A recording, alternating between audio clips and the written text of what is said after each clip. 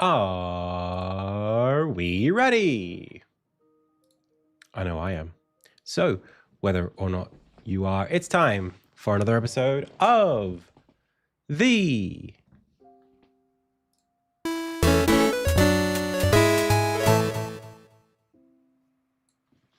Indie Tales Game Dev live stream. Whoop, whoop. Hey, my name is Adam. One second. Whoop. There we go. Let's try that again. Hey, my name is Adam.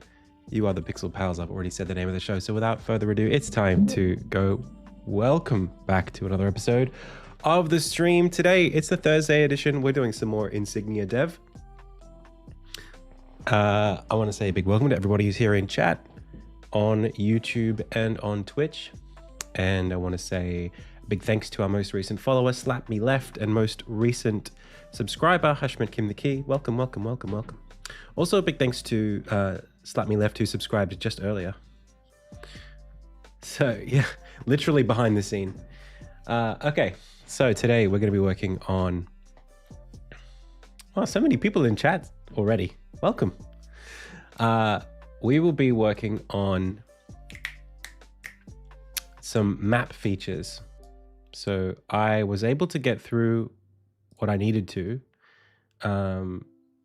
One sec. Cool. All right, looks good.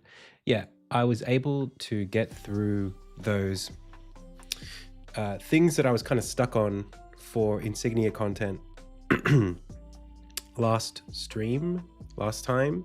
We were kind of just like getting through these like teleport cutscenes and stuff. Those are kind of hacked in at the moment, but the system that they're kind of built upon is really scalable and working the way it's supposed to. So I'm happy about that.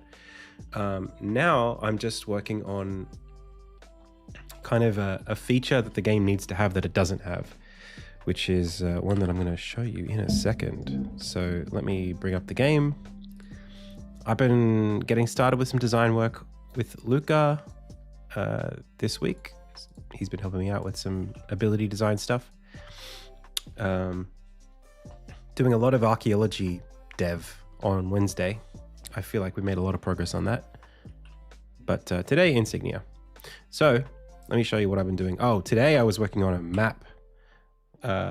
Little, what do you call this? Dithering solution. It's not perfect yet, but it's pretty close. And it moves with the map, creates a little parallax. So this is kind of a work in progress. I just sort of spent a bit of time this morning working on this thing. It's mostly just a way of creating some kind of like visual permanent thing that when I move the map, you can see where you're going. Because if I press J, see how like, if this cloud layer wasn't there, you would just not be able to see what went from, like you wouldn't see where you went. Like you wouldn't know how far off screen you went to get to this node. So I just needed some sort of permanent context. So I just mucked around with the shader this morning.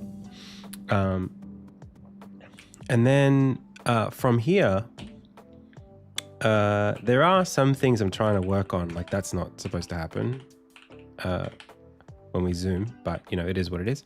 So maybe actually I might change the color of this thing. But anyway, today the task is this feature here where we're going, sorry, oh my gosh, oh my fault. Okay, when I go over here and stamp this icon, that doesn't get saved anywhere. That happens the same way every time. So, you know, it's like, oh, you just unlocked a new space, but it's like every single time it does that. Because there's no save layer to the icons. I also have a new sort of feature thing that I've been building with the teleport at the end of the last bit. So like, let's go find our teleporter. And then fast travel unlocked. So this is what I was working on yesterday. So this creates a new thing. Tells us we just unlocked something at this space, and then it shows us another place, and then an end sign you can unlock there, and then another place, and another end sign you can unlock there. But all of that's a little bit rickety at the moment. And again, there's no permanence to any of that. That's just stuff that happens to be. I can plant it on the map, but when the map gets dismissed, it just disappears. So we need a way to make them more permanent, which means we need. I'm using Unity. Yeah, I'm using an engine. So we need some sort of like backing value to set that stuff up. And, you know, it's one thing to be able to just save a bunch of icons to the game, but I think actually what we want to do is think about today, like how the, I want to call it like the quest management happens on the map. So a lot of games will do this, right? A lot of games will say, you'll have your quest, and then you'll have like quests A, B, C, D, E, and then you might have the option to like track or something like that. And then you'll go to your map, and then you'll see the little icon for the thing that you're tracking on the map there. So this will be like, oh, it's E.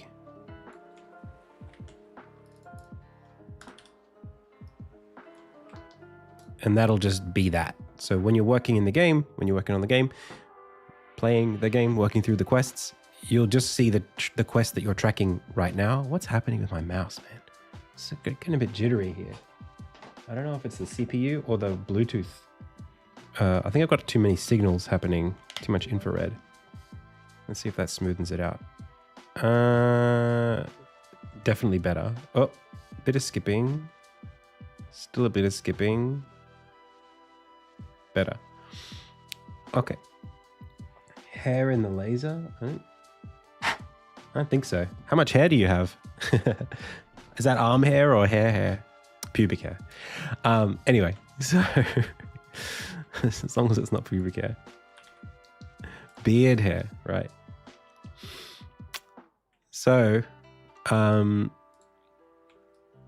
yeah. So basically there's this idea of like tracking a quest, but I want to be able to sort of plant on the map specific. I mean, I guess there's like options here for me. So in that thing I just showed you, the question is when you do this, and we go over here and we check out this new, oh, that's not supposed to happen. Check out this location and plant something on it. Is that a quest or is that just a marker? Underneath all of the game's features, there needs to be some sort of like set of things that the game caters to.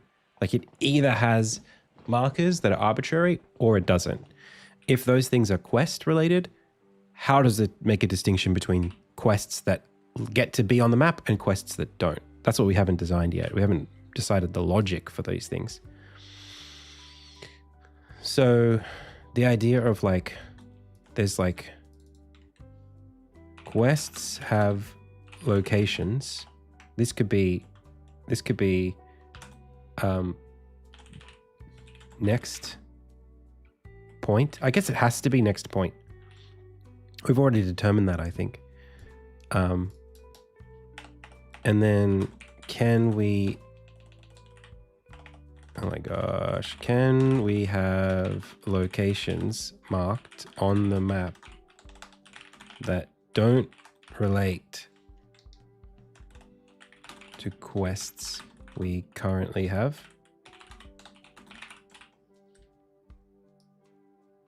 Or quests at all? And then the question is like, if yes,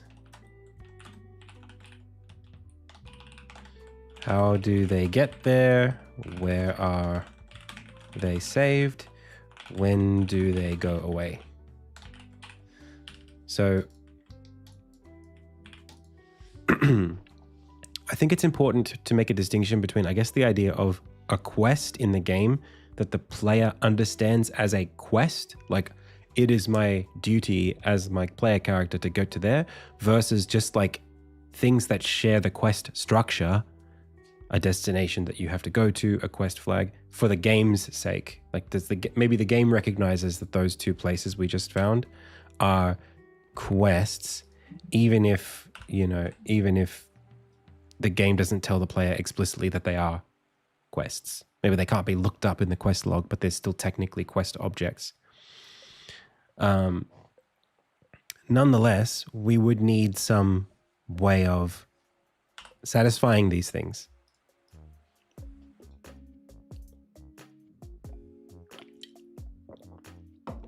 If we were to have quest related things.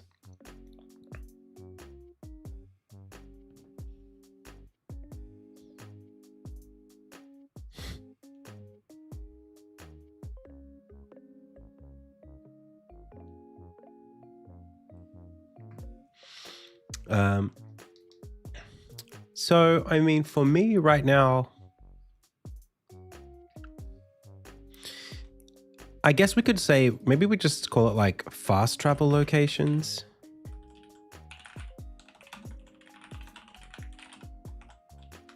So it's like things that have map markers. So quests,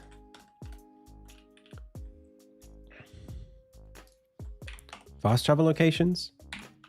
I mean, that's what you are unlocking when you do that. So maybe it's just all the fast travel locations happen to have, they just happen to be things that can be saved to the map and they never go away. They're just always there.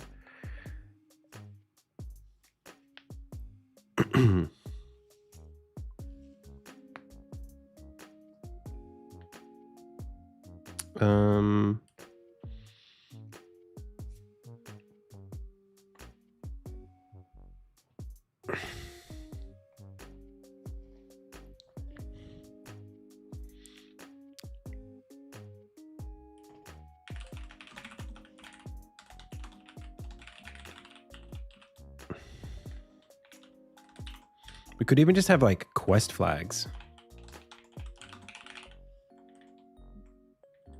Just completely arbitrary.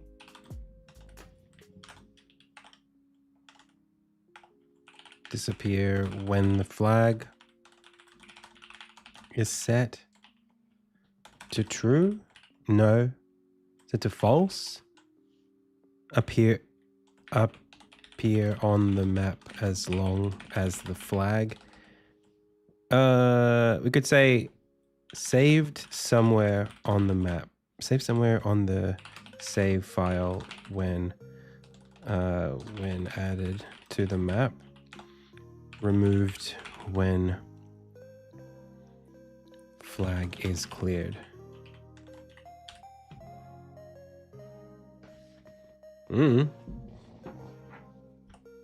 Is obtained.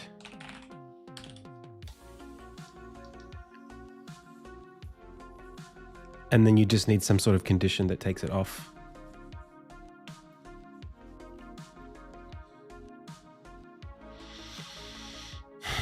It's tricky. I mean, for now, I guess the current scenario, what are we trying to solve right now? The thing we're trying to solve right now is how to represent the markers on the map that reflect destinations you haven't been to that hold a fast travel, an ensign, basically.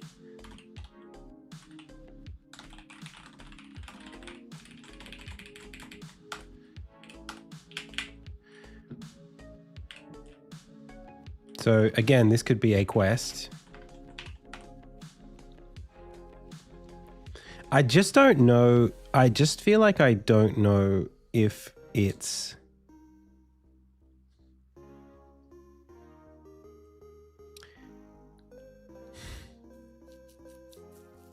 like, because right now when you get here, there are two places that you unlock, right? And quests are very linear. So the idea that like when you get this quest, 2 places unlock, like this bing, you have to go there, and also bing, you have to go here. It feels like calling that a quest is a bit confusing if the quests are all linear. And also like if I split it into 2 quests, then it's like, well, do they contribute towards one at the end, or they're both part of the main quest line? I just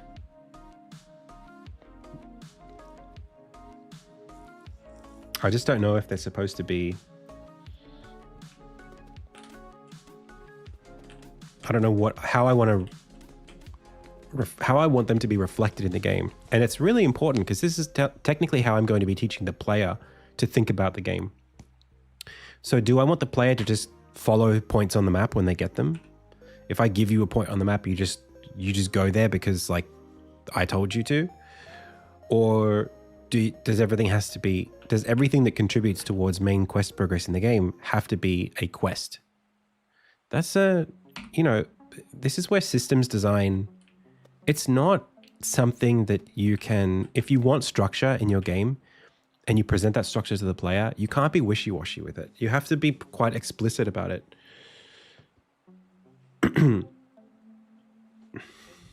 I was watching the Animal Well documentary yesterday and today, and something that struck me when I was watching it was kind of just how carefree the design seemed to be.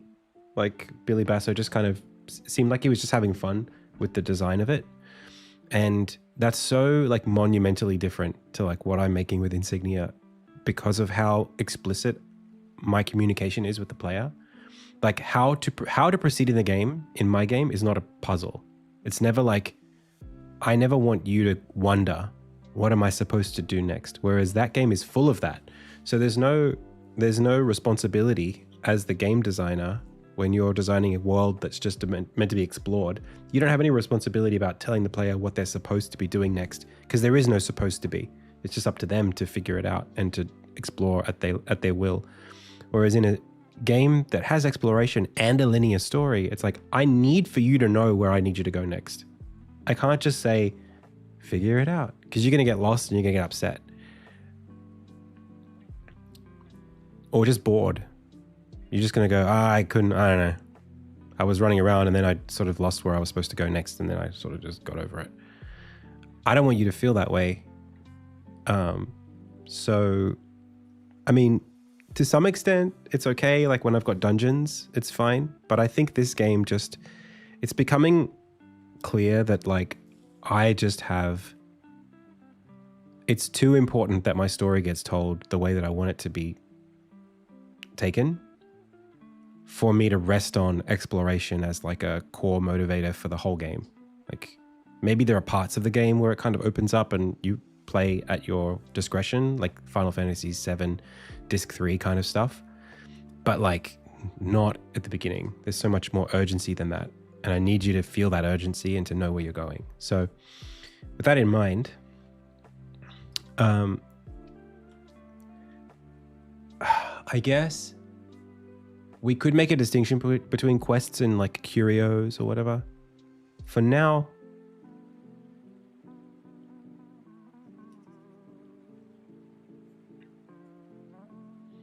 I think what I'm struggling against in this second, like this very moment, is how heavy the quest system is.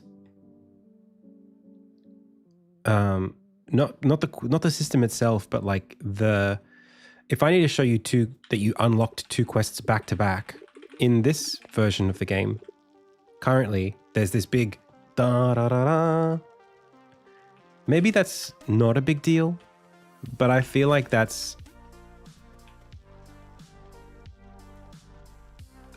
doing 2 of them back to back is like a little overwhelming.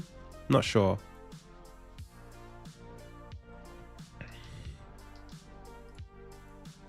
Maybe I'm overthinking it. Probably am. I always overthink things, don't I? All right, well, let's just do quests for now. So when I go to like whatever, some quest, I have locations, and then I have the quest giver, and then I have NPC icon or a custom icon. So if I want to plant 2 quests on the map, then I should just have maybe the flags can be like,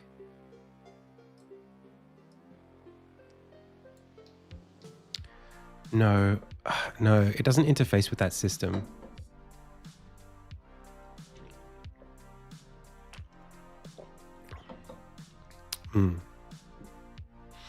I guess there's 2 options here. One is when the player unlocks these quest markers, like all the way back here. Here's my question. When they do this, not this one.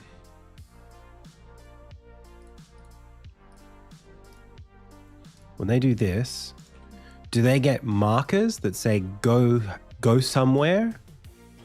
Or is it that they get those specific symbols?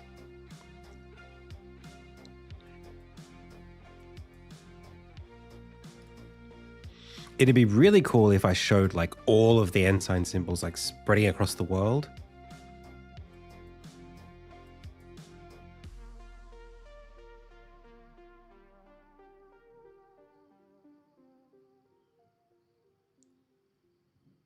Especially if there's like 16.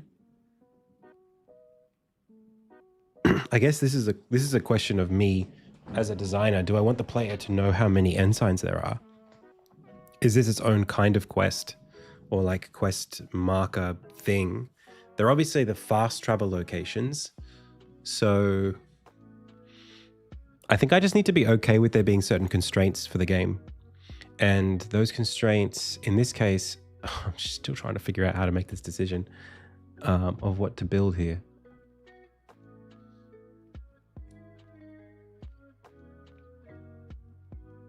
It would be really cool to have the different symbols. Yeah, man. Like this moment here.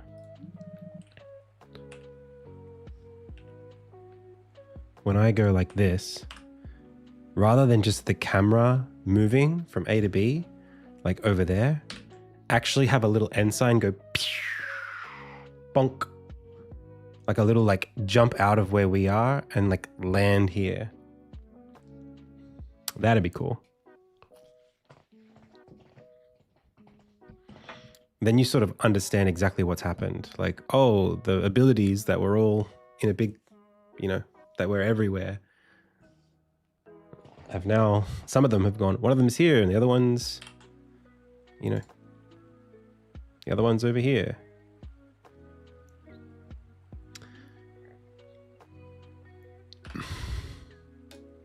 So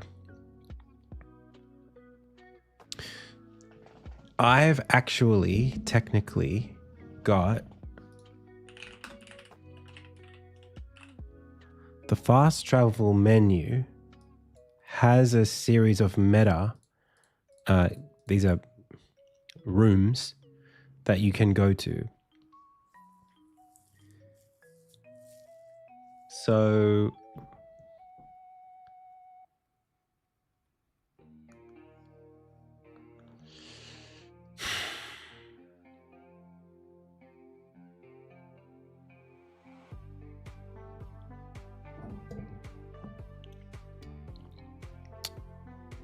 I'm not going to talk, I'm just going to think.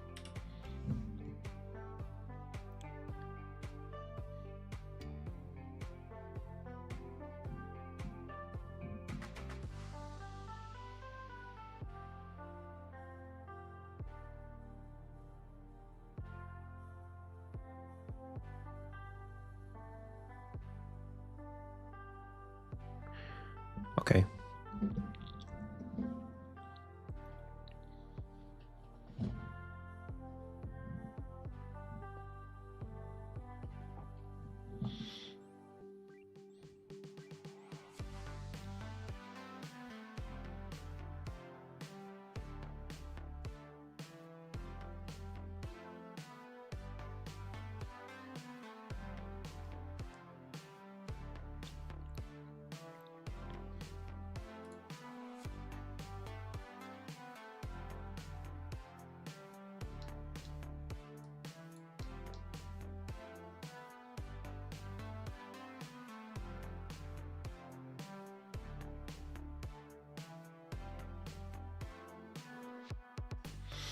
All right. For now, they're quests.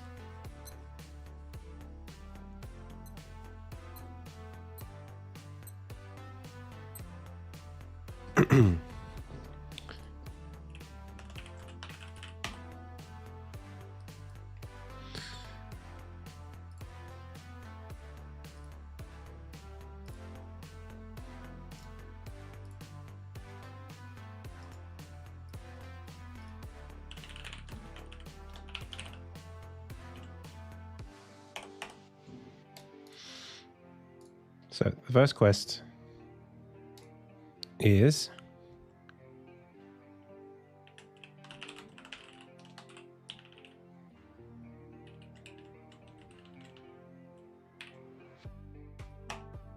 I don't know why I'm going to call it that, but I'm going to call it that at the workshop.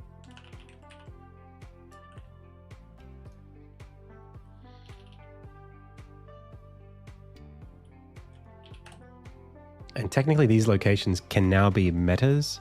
They don't need to be like these abstract locations, but let's just let it be. There's no quest giver. I guess it's technically ethereal voice. And then we need a new quest flag called Teleport to Crucible. Find Crucible.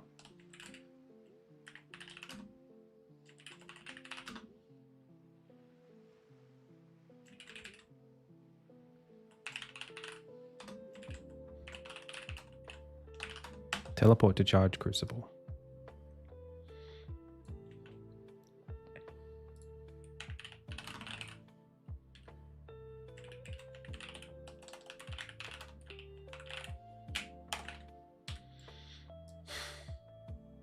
Okay.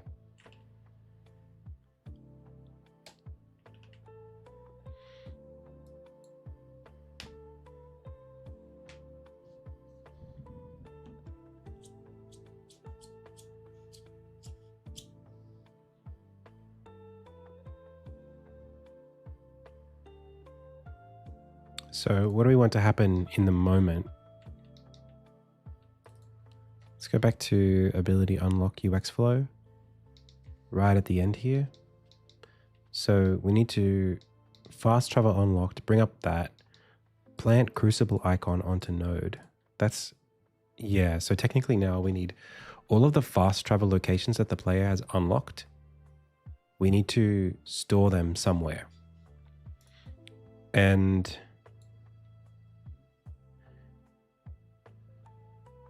when I say fast travel,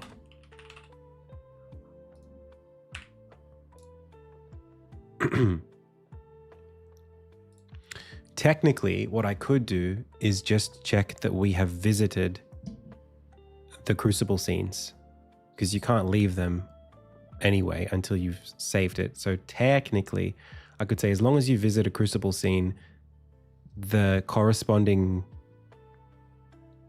fast travel location can be unlocked. Otherwise, actually, what we could do is just check against the flag for the ability, or check the ability against the meta.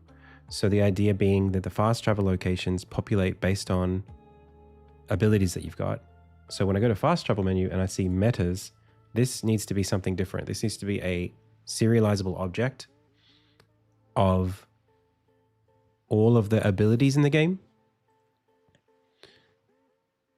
against where you unlock them from, or where their teleport points are. So this is no longer a list of scene meta. We're going to say like public class fast travel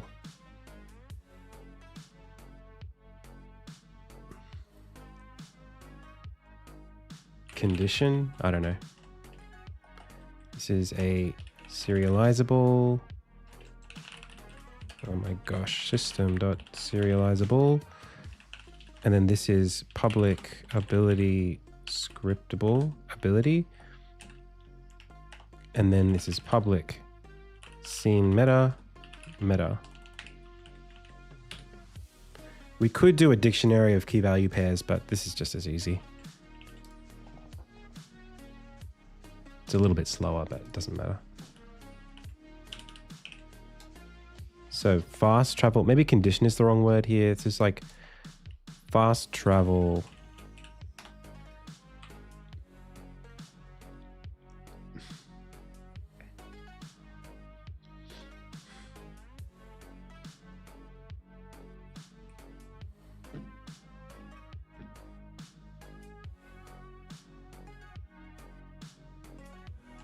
Meta.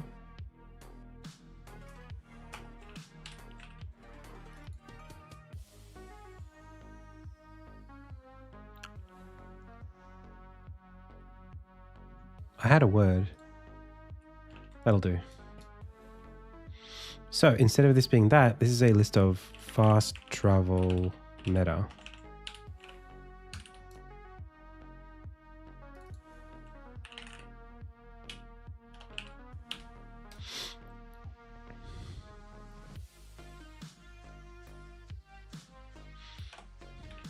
And then we have to say for each meta in metas, if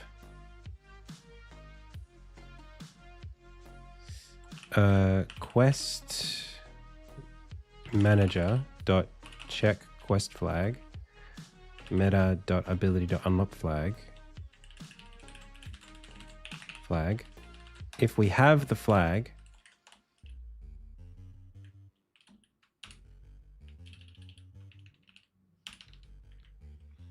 then add this to the listable.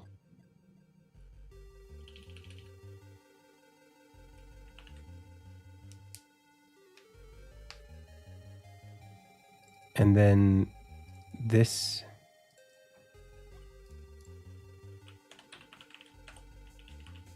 adds that.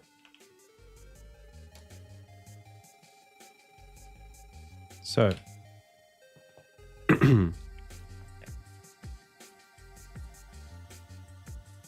let's see if it'll let us put in a bunch of these.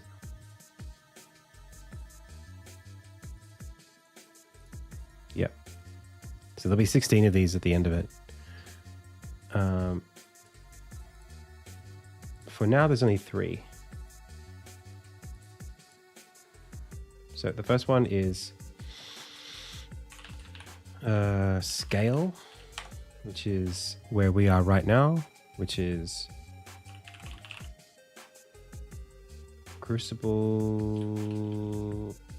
I don't know what this is called. The scene. What is it called? Oranstead excavation entrance.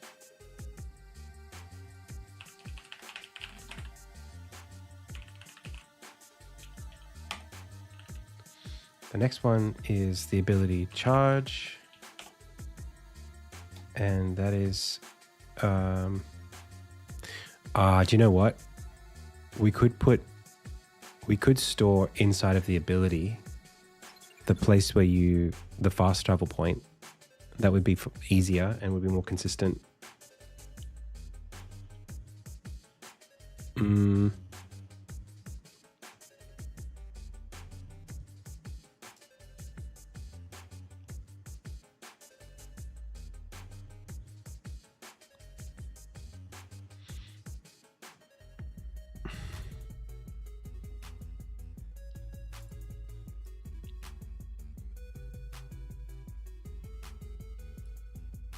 Let's just do this for now. So the charge ability is workshop.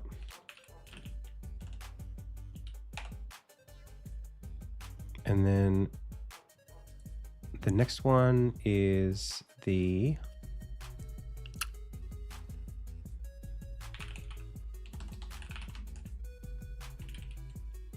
scriptable is arise.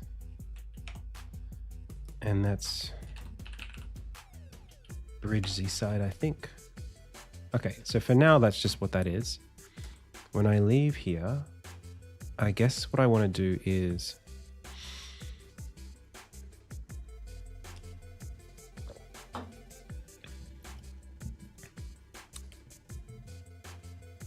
Yeah, so that will work. Now we just need to create the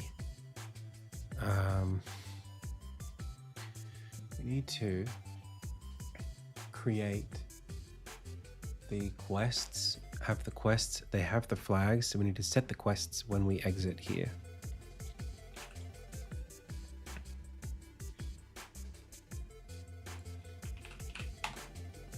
But you can't have a quest currently that doesn't...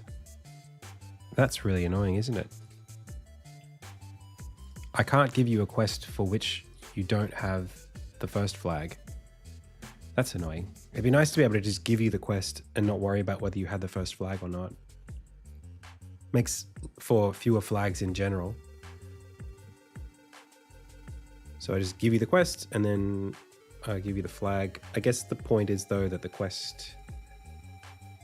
yeah, all right.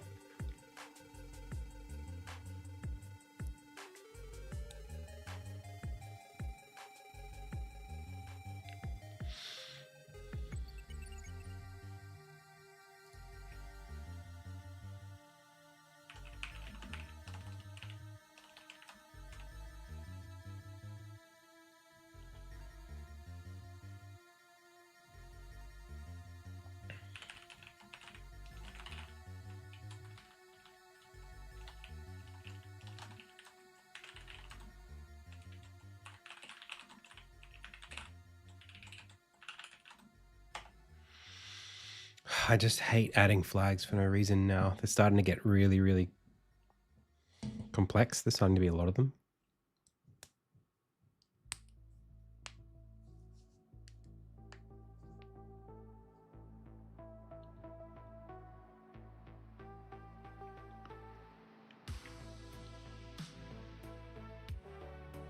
All right.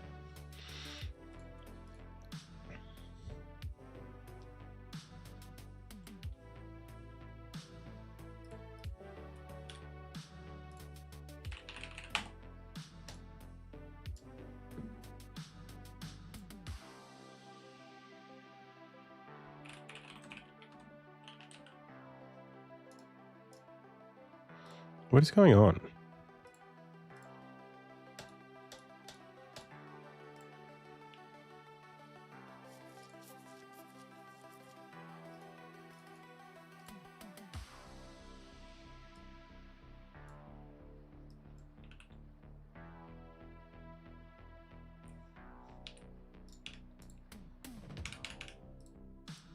Why can't I select these?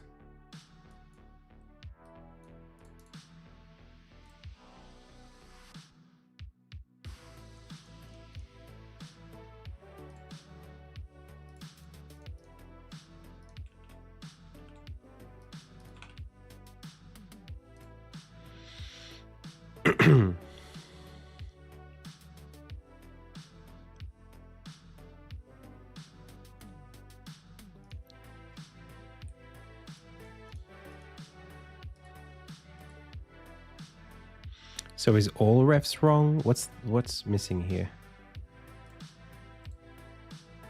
The given key was not present in the dictionary. So if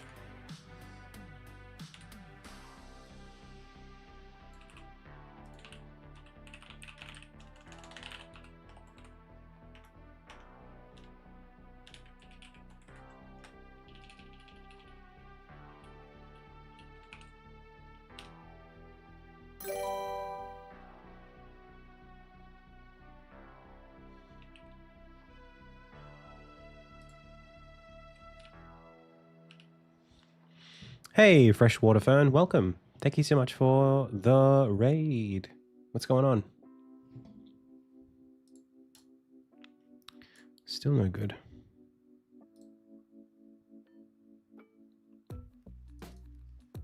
What? There we go.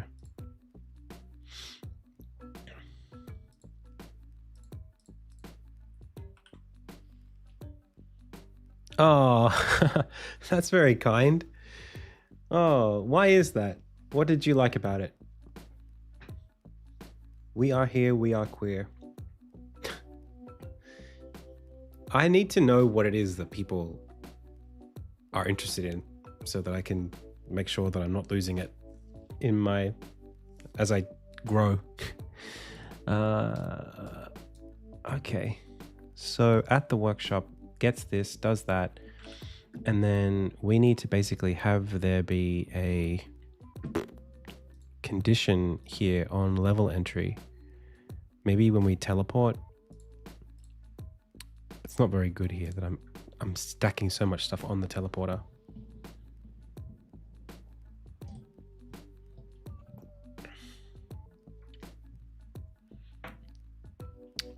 Oh yeah. Yeah. Oh, freshwater fern. That's actually really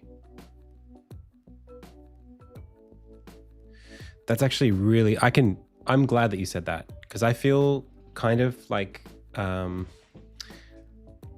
I feel like my whole like MO, the thing that I care about when it comes to content creation and like my role in it or whatever, is that I'm able to help people understand or relate, I guess, to like the more complex and difficult parts of game dev.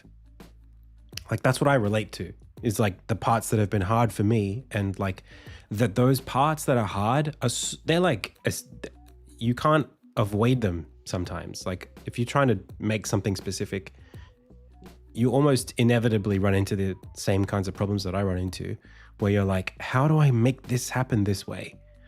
And yeah.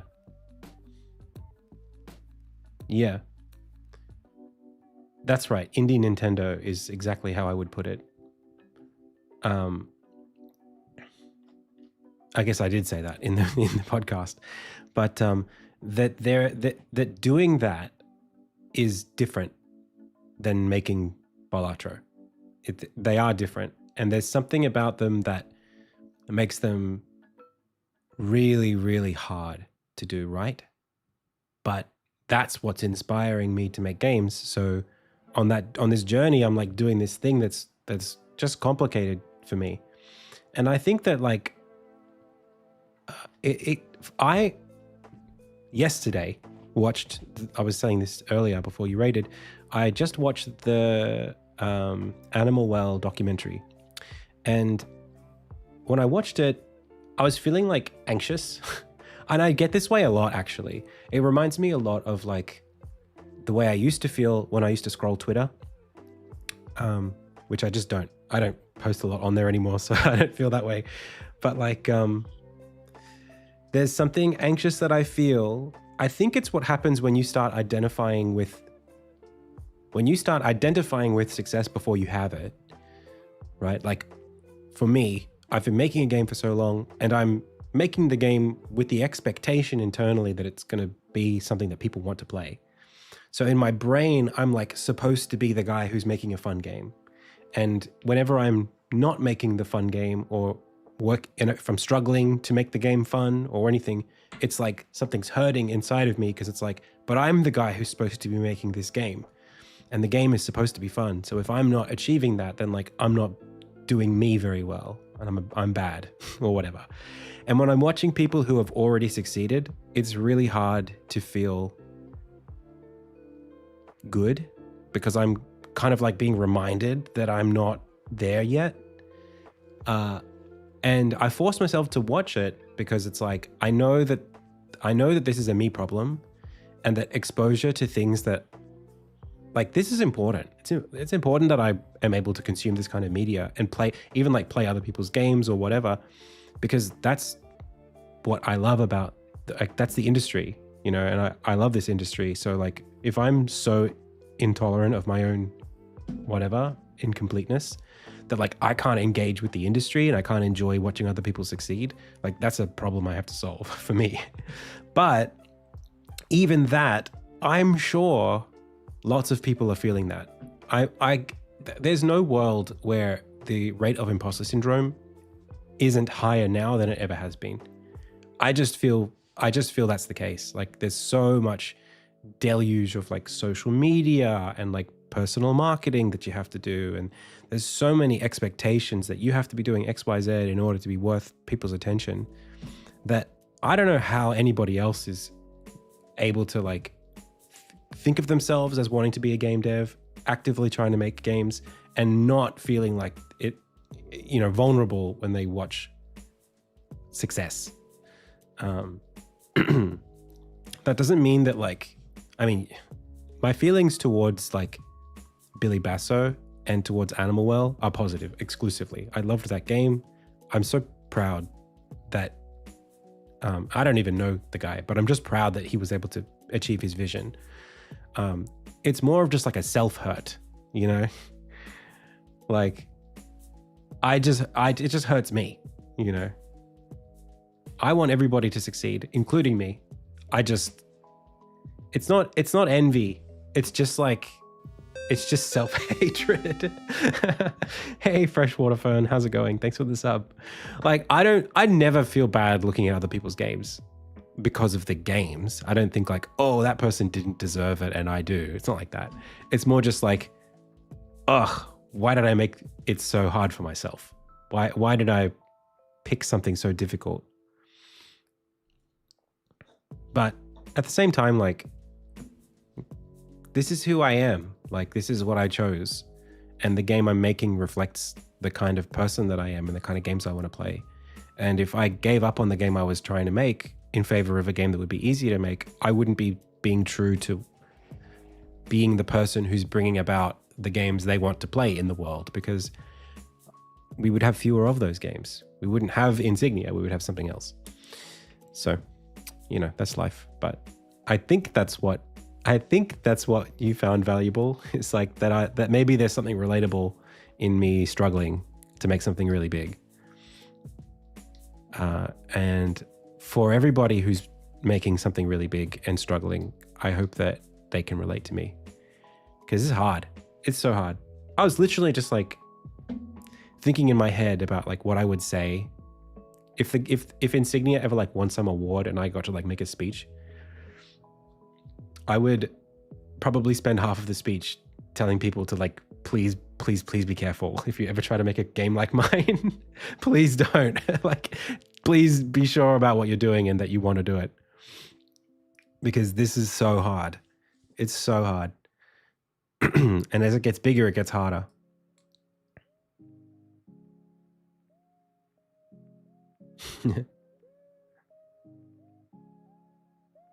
Yeah. Well, I'm glad if you guys relate to it. Okay. So,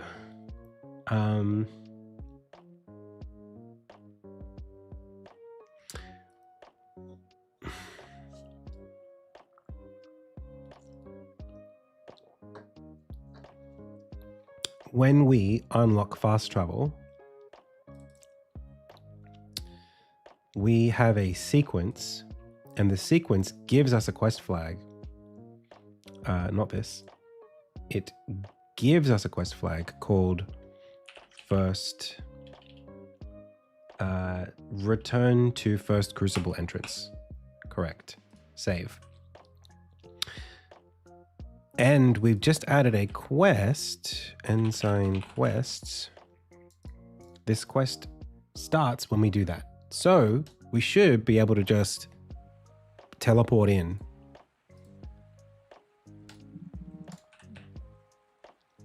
Wasn't supposed to do that. Oh, we got the quest. It happened a bit quick, didn't it?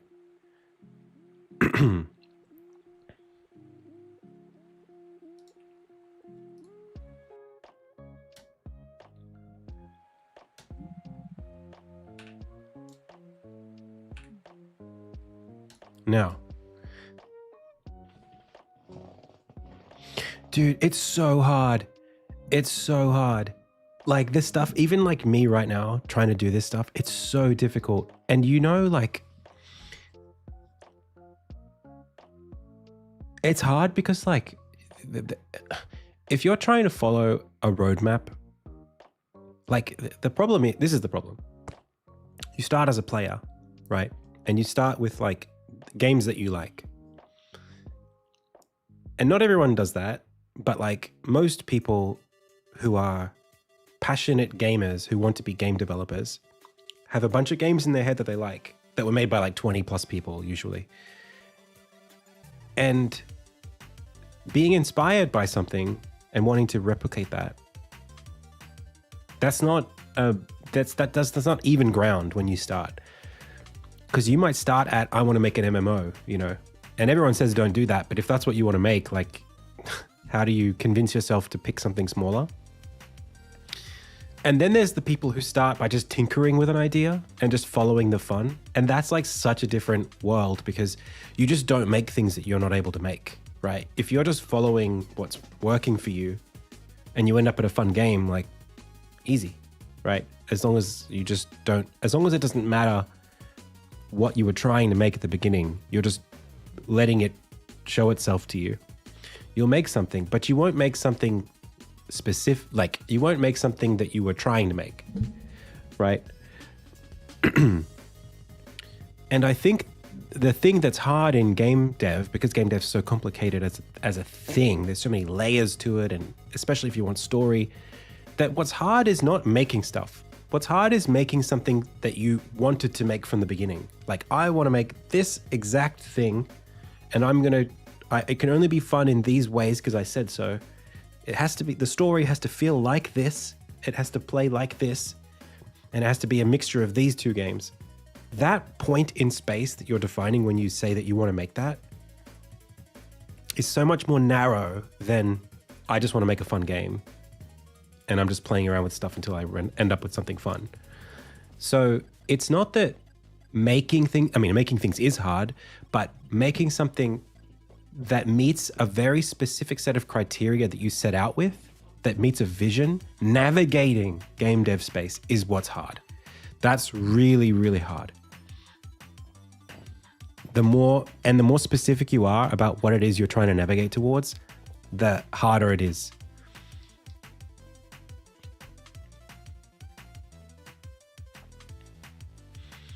Like being a good designer, director, engineer, all at once, artist, such that you can just go like, well, I'm trying to make this. Like what happened with Insignia was like the first version of Insignia's combat was just like everybody else's combat. You press the button, the hitbox comes out on frame 1, enemy takes damage. If you just follow that insight of like, well, it's fun when you press buttons and the big hitbox comes out, you end up making a really, really fast game like Hollow Knight. You end up making a game where you're sort of weaving in and out of hitboxes and you're hitting the attack button a lot. You sort of end up making like a beat 'em up. If you just follow the intuition of fast feedback is good, it felt good when I pressed the button and a hitbox came out, so I'm just going to lean into that. It's no one's intuition to make a slow game. Like a slower combat system, you can't like follow the fun and end up there. Or at least it's much less likely, because it requires a lot more finesse. Animations take more effort to be slow, especially in pixel art. A slow and smooth animation takes way more frames than an animation that has like 2 keyframes because comes out on frame 1. And that for me, making the decision that like, oh, people are playing my game and the combat's really fast, and I don't like that. Instead, I want it to be fun a different way. That's why it's hard. Like the point where you say, no, actually, this is for this kind of player. And even though these people are enjoying it, it's not for them because it's supposed to be like this. That's what happened. That's what happened with Insignia. Like it literally, there was a point where I was making the game and it looked cute the way I wanted it to, but it was brutally hard in a way that I didn't want it to be, given how cute it was. Like cute and hard was confusing people. Because like, you know, people would come at like a convention and like there'd be like, you know, a guy and a girl, a couple might show up, and the girl would see it and she'd be like, oh wow, look at all the cute characters, and she'd sit down and the boyfriend or whatever would stand and watch, and like she'd be playing, this is just like hypothetical, but it happened a few times. You know, the girl would be playing and she'd be like, oh, this is really hard. She'd be like, oh, I can't beat that that monster, and so she'd give the controller back. There was like one woman, girl, someone around my age. I was like, what, 27, I guess, woman, 27-year-old woman, who played the game in like 2018. And she was like, oh, this is like cute Dark Souls. Like, it feels like the original Dark Souls. It's like really slow and weighty, and it's cute. She's like, I love that. And I was like, that's awesome. This is for you. But then it was like, but how many people? She was like one in like hundreds of people who had played the game at that point, who like totally got the vision and was totally on board with it in the form that it was at the time. She it clicked for her and her alone because she like happened to be the overlap in the Venn diagram of demographics that my mechanics had sort of catered towards. Like, it happened to be pretty and cute, and it happened to be feeling like a bit of Dark Souls at the time because I had like a great sword in the game. And she appreciated that overlap in a way that like most people couldn't. So like, as a designer, then you have to either decide like, yes, I am making this game for just her, and that's fine. And if there aren't that many people who would like to play the game at that point, that's okay. Or, well, you know, I want to preserve what she likes about it, but I also want to make it more accessible to more people. That's hard. That's hard. And people will think, like, I spend the next like 2+ years more. I mean, that was 2018. I've spent 7 years now experimenting with different systems and playing with different ideas and designing and redesigning parts of the game to be more harmonious so that the audience who can appreciate the game can be wider while still having the game be fun. And it's led me to like all of these different systems and like ways of explore. Like, the game didn't have a map until like a month ago. Why didn't it have a map? It's like, well, it kind of didn't need one until I had exploration, but there kind of wasn't a need for there to be exploration until I had a lot of different puzzle kind of mechanics that I wanted to spread across the world. It's sort of like things cascade. You make decisions, and those decisions beget other decisions. And it's sort of like, it does creep. It is a kind of scope creep, but in the service of trying to reach something specific. And I think at that point, you have to be able to recognize that it's like, sometimes that is a long process. Like, there was one critical design decision that was like, I have these enemies, right? It's my player, this is my enemies. The player's jump height has to be at least double their head height for like in-game mechanics reasons. Like, it felt fun to be able to jump a certain height. So you can, and the enemies have to be about this big. Like, a big enemy is about this big. And either the enemies can stop you or they can't physically. Either you can move past an enemy by running past them, or they physically stop you, or they do damage when they touch you. And the way that I needed it to be was like, I need for the enemies to not stop you most of the time. And I need for the player to be able to jump about this high, which means you have to be able to essentially jump over any enemy. Like, it's just like, that's just logistically, you have to be able to jump over the enemies if those other two things are true. But I cannot have a game where you can just jump over the enemies and run away from them. Like, that's not a good outcome. So it's like, I need for you to be able to run away from an enemy, but I need you to have to fight them. So how the hell do I solve that? This is like 2022, October 13th, 2022. I was like, oh shit, I'm stuck on this problem and I can't make the game fun. I can't design any more enemies. I can't make any more levels if I can't solve this paradox of like, you have to be able to jump a certain height to do all the platforming, but you can't just run away from the enemies. How do I incentivize you to fight the enemies? And some of it was like, maybe when in combat, you can't jump very high You've got a bunch of states and then like a mode switch in and out of combat. That felt bad. Some of it was like maybe I hide crafting materials and quest items inside of enemies. That doesn't feel right. And then it ended up being special moves are inside the enemies. If you parry the enemy, you get access to the special move. And those special moves are necessary to interact with the geometry. So the level is a puzzle and the enemies are the keys. That took like 3 months, to get to that point where I was like prototyping that as a system. Where it's like enemies have special abilities that you need to, like, that took ages. If I wasn't trying to solve that problem, the game would be finished by now. Because I would have just kept building on it, from like 2018 and back. Like I could have just built the story, done. And then if the gameplay's fun or not, who cares? But for me, it's like all of this stuff that's like, well, I've decided that I want the game to be very specific. And I've decided that I want it to feel intuitive to players, or for the game to communicate very well to players. All of these little intricacies. And I want all those intricacies to have lore behind them. And I want that to be intuitive. Man, then you get into like complex territory that just takes a long time to trudge through. But that's what's hard. It's hard to design and develop that with all of those constraints. And it takes a lot of circling.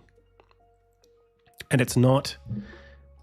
We have a chatter here called Elzak, who watches sometimes. And I think last week we got into a bit of a argument about games that are hard to make versus games that aren't hard to make.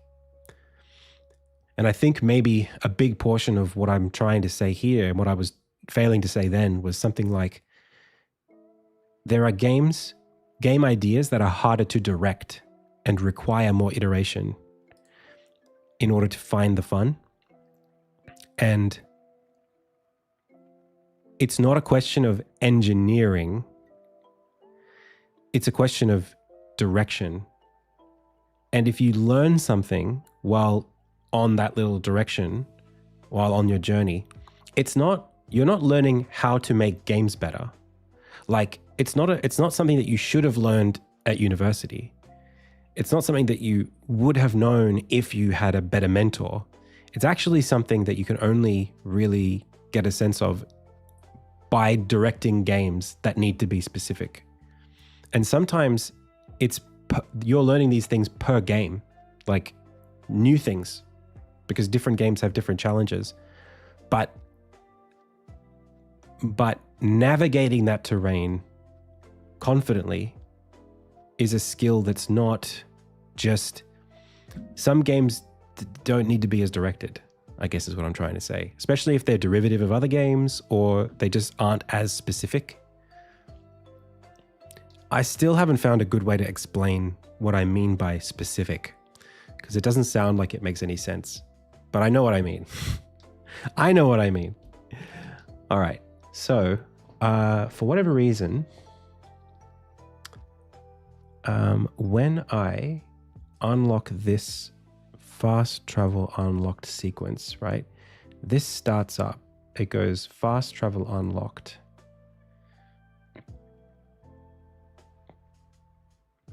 I think this needs to wait for timeline end.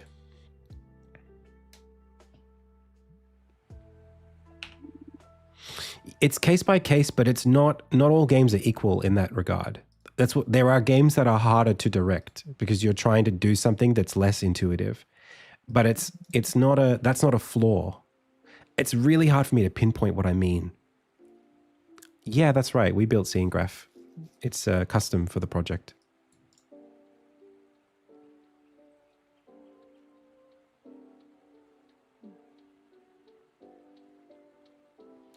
There you go.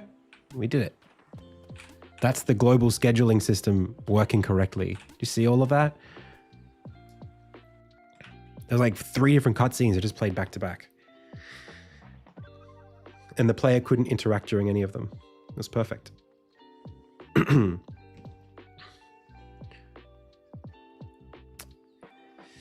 Yeah, it's something like... I think you can. There are some workflows, structures that are harder or easier to, I guess, navigate. So like the thing about keyframes, like animation, if you use like 3D models, right? Let's say you have a character that's rigged, right? Like, and Elzac was talking about how Dead Cells used unique technology to animate the character, and that would have been complex. And because that they're doing that and Insignia doesn't have that, then it would have been harder for them, or like a different kind of challenge. And how can you evaluate the challenges? But as somebody who is an animator, I can tell you that like editing rigged animation is like orders of magnitude easier than editing sprite animation, particularly when it's slow. So like sprite animation, you have to redraw. If you need the character to raise its arm on this frame, you have to redraw it on that frame. You know what I mean? You have to go, okay, 1, 2, 3, 4. I've got like 12 frames or whatever for this animation. And oh, actually, I want the character throughout all these frames to be leaning over a bit more. I have to now edit 1, 2, 3, 4, 5, 6 frames or whatever. Whereas here, editing these, just like you just move the anchor down, and the transition from drawn animation to rigged animation is prolific throughout all animation, like movies, TV shows, video games. There's a reason why Capcom makes Street Fighter in 3D and not in pixel art. So even though this presents a unique set of challenges, rigged animation is specifically designed to be more editable, right? It is a cost-saving measure. It's more efficient than doing it by hand. So when I say it's harder to make a pixel art game than it is to make a 3D game for animation, there's something true about that that's objective. It's not just like, oh, you know, everything's equal because you can't tell.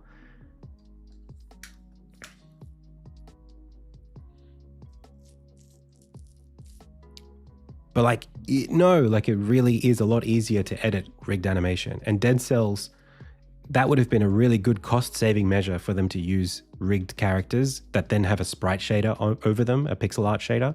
That's easier than doing what I do in Insignia, where I have thousands of frames for Armin. Like,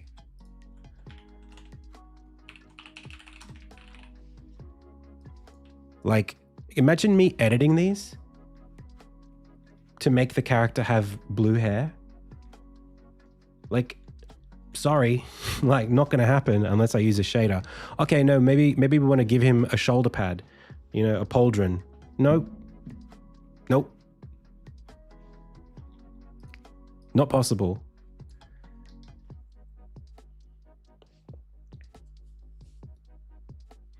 So it's, you know, I'm not going to get dragged into it, but that's just how I feel about it. There are certain things that are harder to do than others.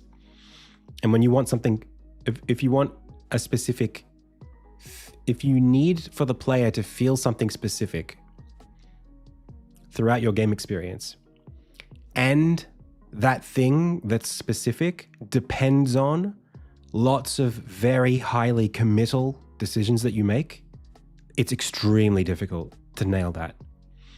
Like, this is why I really feel like this is why George R.R.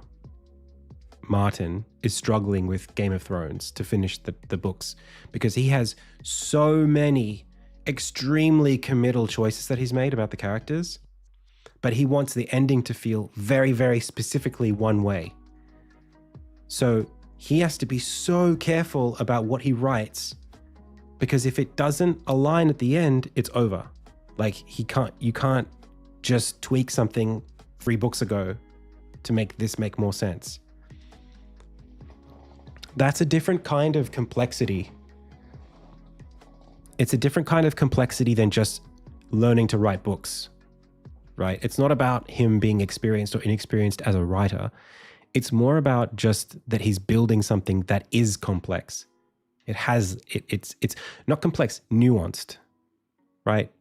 There's so much like nuance that's like, it's like pinpoint precision levels of nuance where like certain things have to go so smoothly. They have to start like the thing with, it's not even in the books yet, but the thing with Hold the Door and Hodor in the Game of Thrones show, that was brilliant TV because all of the pieces of that puzzle felt like they were so far apart and they fit so neatly into place when that part of the story happened that it's like it feels like a full court basketball shot.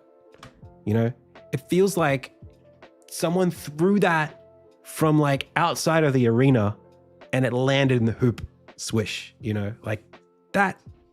Well, and there are so many things in Game of Thrones that felt like that, where they just like clicked so smoothly into place, but they were so, the level of planning that would have had to go into place in order for those to start where they started and end where they ended. That's hard to do, but that's what makes it brilliant.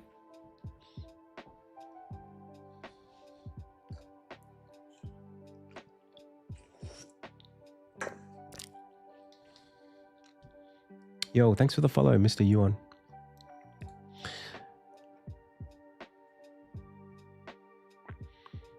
It's hard. That stuff's hard to do.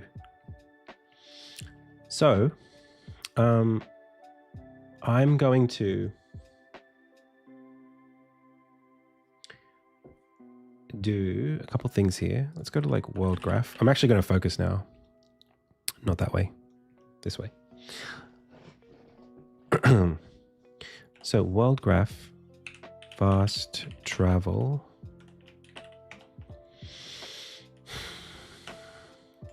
I haven't yet like described this thing, what this thing is. It's kind of like storytelling architecture, sort of, or like design architecture when making very specific things. It's hard to explain. I actually had, I have one more thing here. I have one more thing I want to talk about. I had when I went to design school, the head of the design faculty at university had research that he was doing. Like his own, like their own like PhD, not PhD, but like research thesis. And the thesis was something like, if you listen to a recording of a designer talk about their choices, and then you plot the congruence of the things that they talk about, a good designer will have more networked ways of describing things. They'll have a more holistic way of describing what the thing is. So it's almost like you can appreciate the level of experience of a designer by how well they're able to tie ideas together. And they had this like very stratified scoring system for this, where it's like an expert level designer can do this, theirs looks like this, and a simple designer, like a basic junior level designer, does this. And I had this thought of, and I didn't know this was the case at the time, but this is like my first year of design school. I was like, shouldn't this be dependent on how complex the idea is? Like maybe there are some things, if I'm asking you to design or explain tic-tac-toe, there aren't that many ideas. So your version is going to feel really perfectly balanced. Your explanation of tic-tac-toe is going to be really easy to be nuanced and holistic, and you're going to be able to talk about all the themes of tic-tac-toe very easily because there aren't that many. It's like there's noughts and crosses, So like understanding how to explain that is very different from if you were explaining D&D, right? Someone trying to verbally explain D&D and its concepts and the rules and how the rules are designed and why they tie into each other and all of that, you're going to have a harder time doing it. And that's a skill.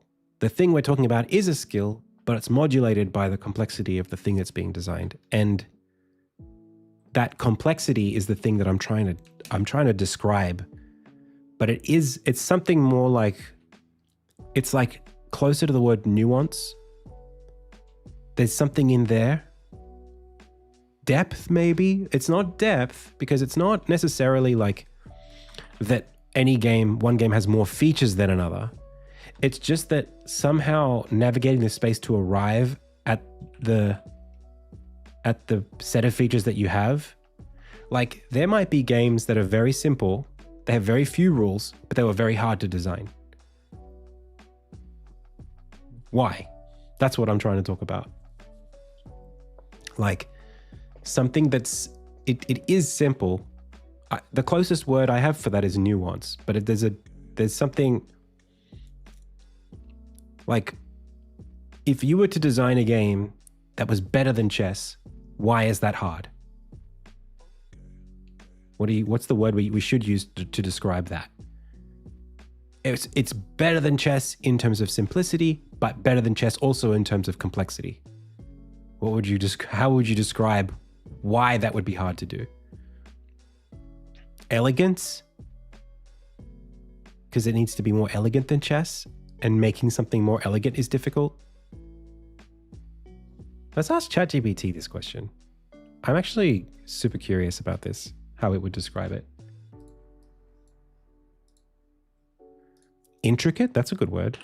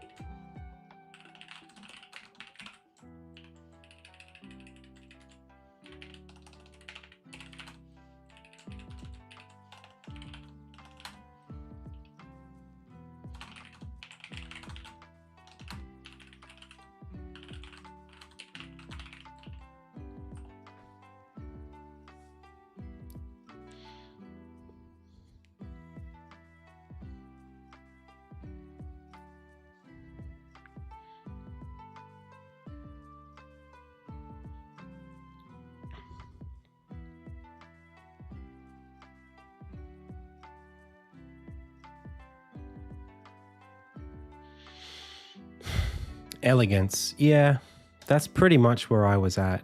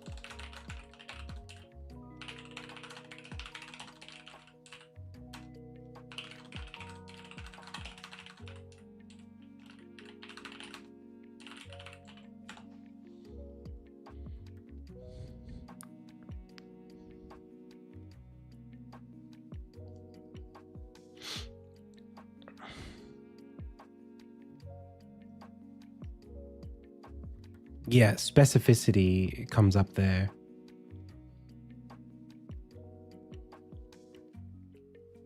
Rigor, optimization. Well, I think both of these things we've touched on require the same kind of design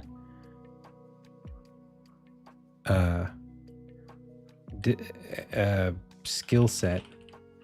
I'm just trying to name what that property of requiring such a skill set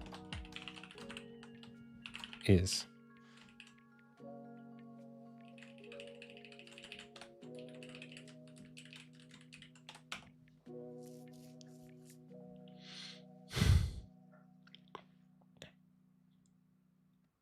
Yes. Parsimony. That's a word.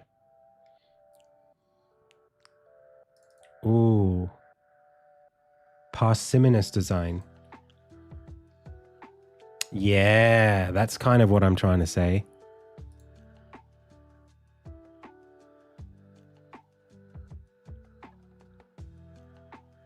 Ooh, that's fun.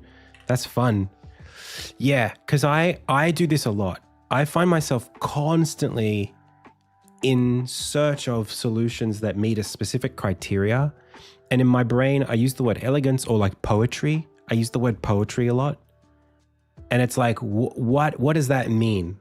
You can't just call it poetry, but what is it that you're trying to do?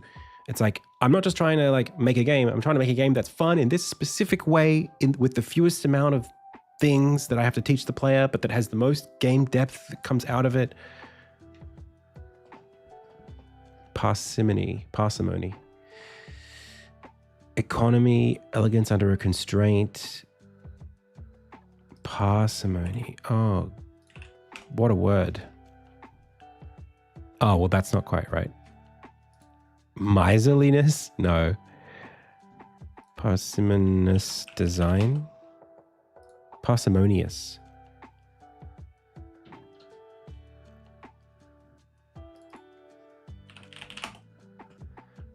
I'm willing to spend resources. And not quite right. That's not really what I think I want it to mean. But sparing. It's not quite right, is it?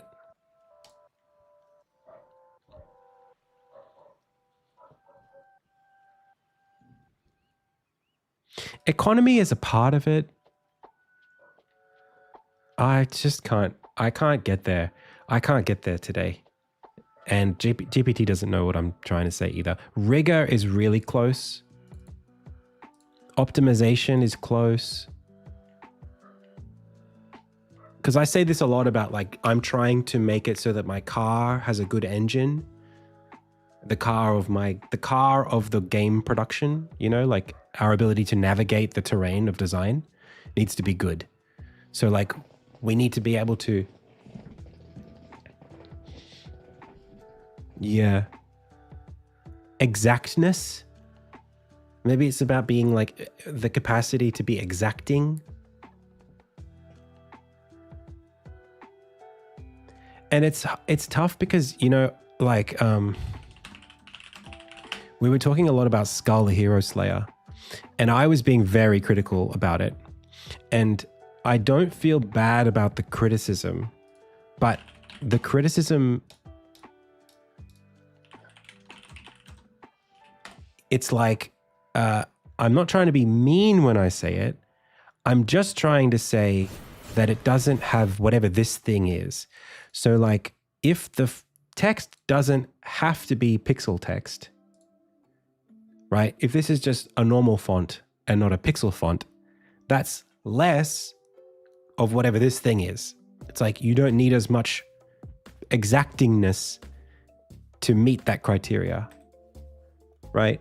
If the visual effects aren't like pixel visual effects, but they're kind of like templates, or like if you're using like a Gaussian texture, like a blur texture for a lighting effect instead of a pixelated one, that's less of whatever this thing is.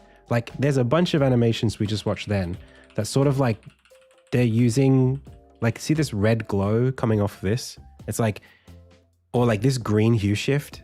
It's like all of these things require less specificity, less code or less design. It's easier to, and this is the thing that Elzac didn't like, is I was saying the word easy, but it's like, they don't have to be filtered through some design process to meet that criteria. Like this here, see here? This is these pixels are 2x these pixels. So it looks weird to me. More, they're like 3x. It's like a weird multiplier of the UI. The portrait is x times bigger than the UI. For me, I would be like, oh, I should do a second kind of portrait.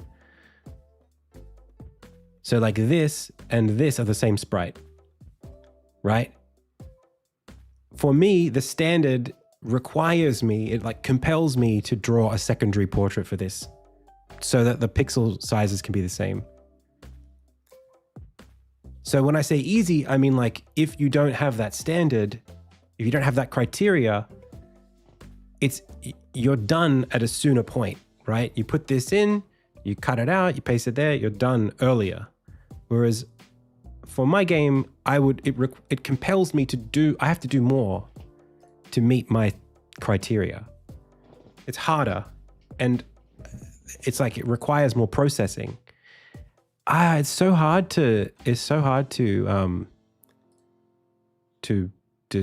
describe what that means.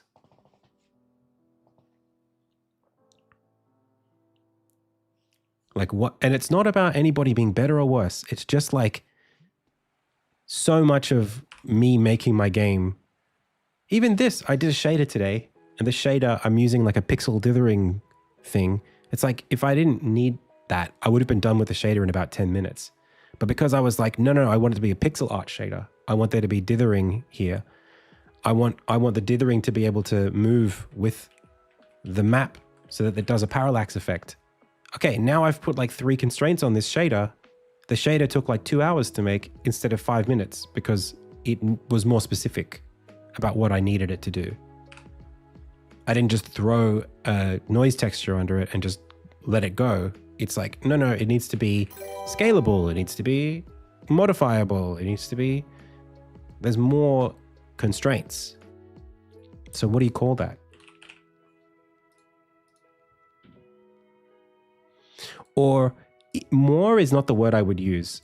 It's like tighter. Maybe that's the word. The constraints are tighter.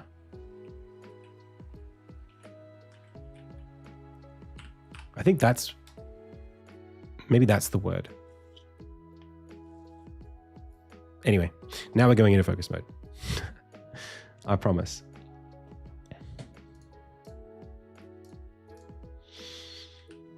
Okay. So, when we go into this thing,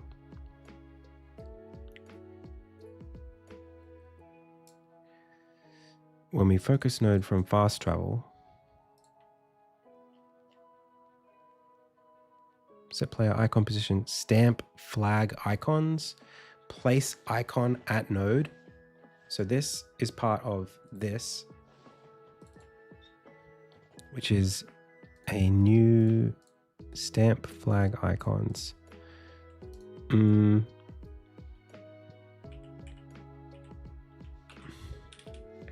Actually, I have no recollection of what I...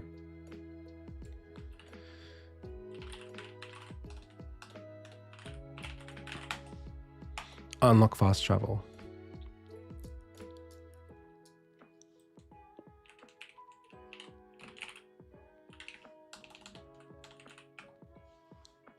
Show ability beacons. This is what I want.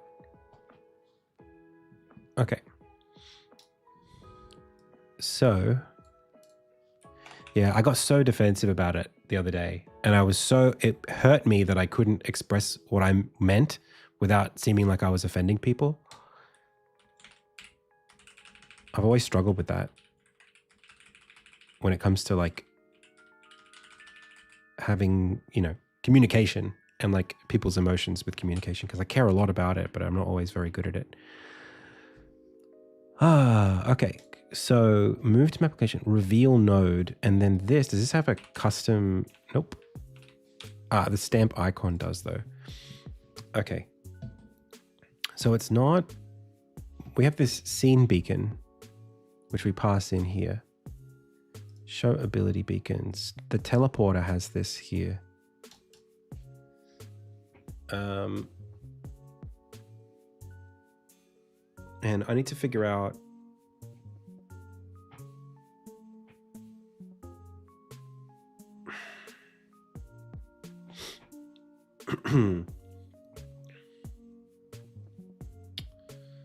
what is the goal? I guess I wanted to use the fast travel to create these. So this list of beacons to show should be, I think, populated a different way. Because if I go to, it's not about cleanliness. It's not that, because cleanliness makes it sound like everything else is dirty.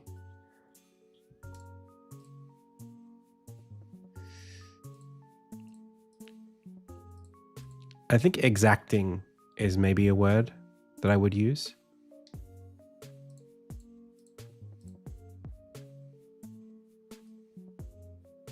And you can't use precision because people think that means tight, as in tight gameplay. It's so, man, oh man, I could write a whole essay about this thing. It's so frustrating.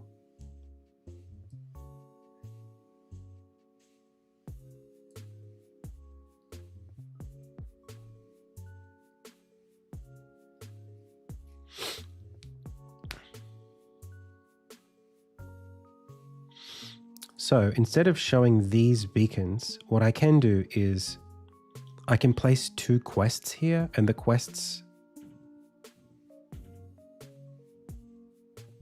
as long as the quests have the destinations set correctly, then I don't have to design these twice. So then I guess here we would need some kind of, I guess I just have to start implementing the next beat.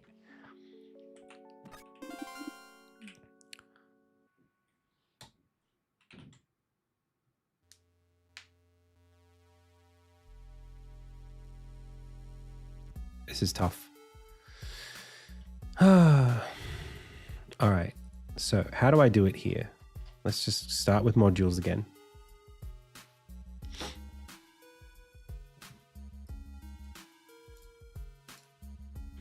Yeah, I often try to use the word, I find myself trying to say the word default a lot, like not the default, like the default thing to do would be to do this, but I'm trying to do this instead.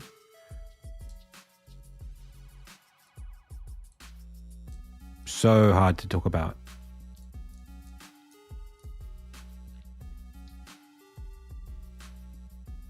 And it's not novel either. And novelty has a part of it.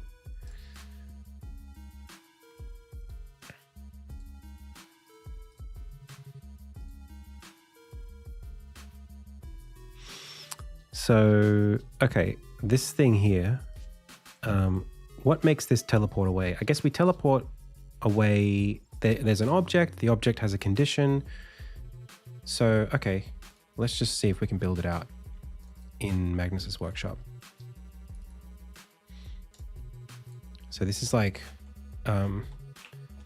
teleport to Crucible. And then this is going to need a sequence instance with a sequence player and a director.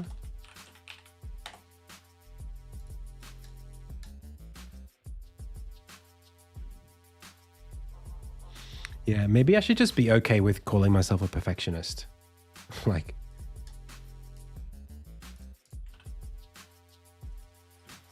it's just not It never really captures what I'm trying to say when I call myself that. It kind of has a negative connotation.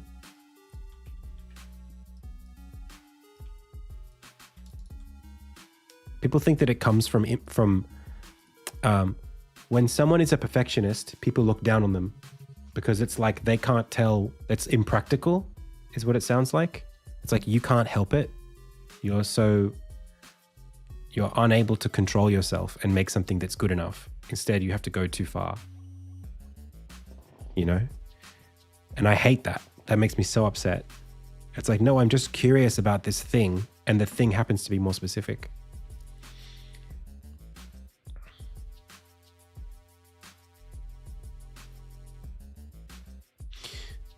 Specificistic. Ooh, I like that. I'm not perfectionistic. I'm specificistic.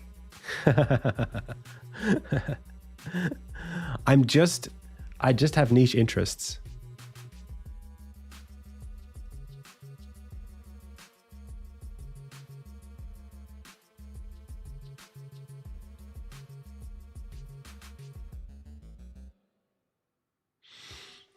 All right. I might keep that, actually. Specificistic. I might use that.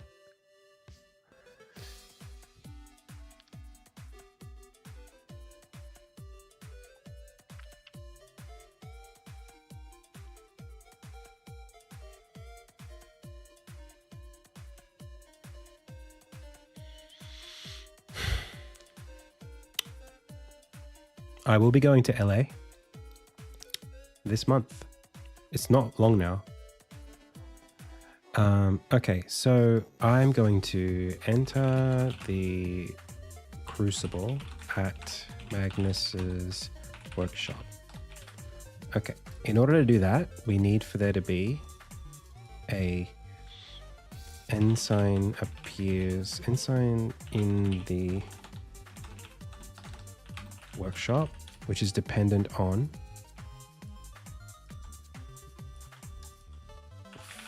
returned to Crucible entrance first.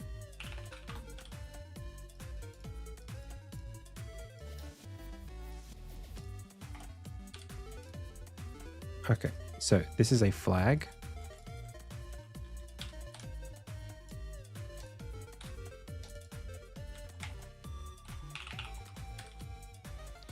Then next time you're here, show up the thing, right? And then when you interact with the workshop,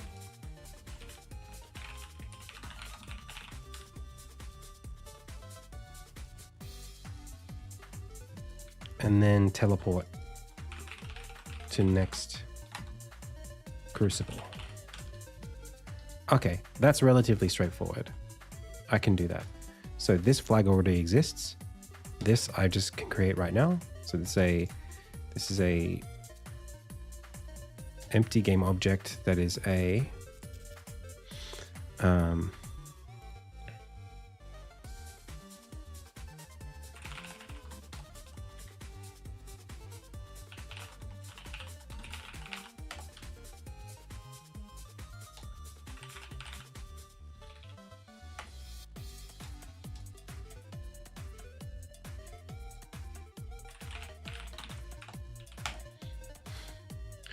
So the condition is twofold.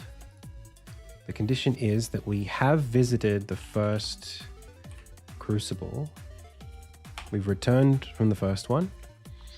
And we haven't unlocked a rise. In this case, it'll be charge.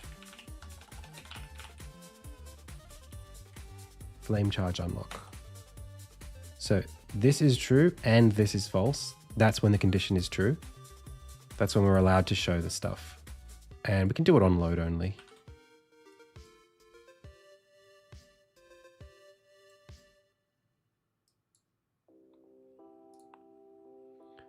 Okay. And the transforms we're going to toggle are going to be called ensign.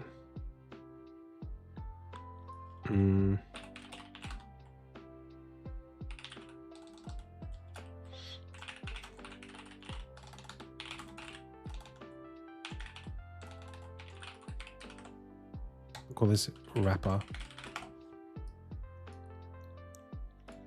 So this toggles this transform. And I could put this underneath that, and that makes a lot of sense to me. So then this teleport to Crucible happens inside of this as well. And I guess I would have Armin say some stuff here.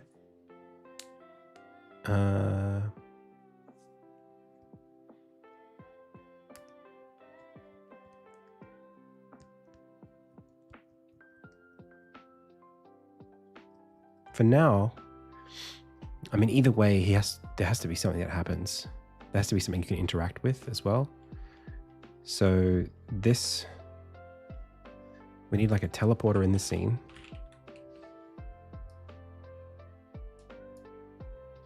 And the teleporter has a intro and outro sequence. The intro sequence is here, and then we don't have a fast travel unlock state. None of that's there. Beacon state, none of that happens. Beacons to show, no. It's really just that the teleporter is there, and that's okay. Let's go back for a second and save this, make sure we don't lose anything.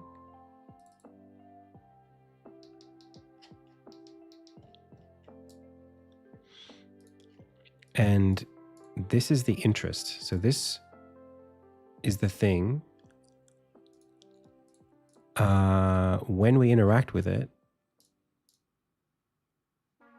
I think this Crucible cutscene, Discover Crucible, Oranstead Crucible, Sequence player, doesn't have an interactable, okay. Teleport map tutorial, Crucible cutscene components, Discover Crucible. So this has a condition interactable, which is the anvil. So you have to interact with the anvil in order to start this. And the anvil right now, if we go back to here, not here. Go back to here. The anvil, I believe, if we take a look at it, is just a normal anvil. Okay. And it has an interest too. Now, I think for me, what I would want to do is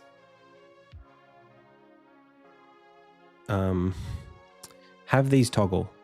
So this forge, this show ensign condition, I'm going to have another condition behavior.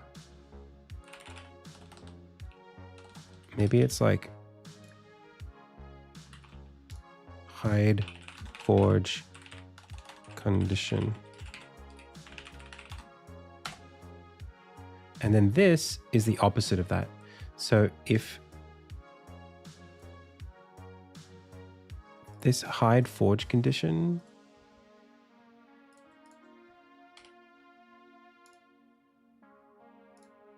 turns the forge off. So hide forge condition, we'll call it show normal forge condition. So show normal forge only in the event that we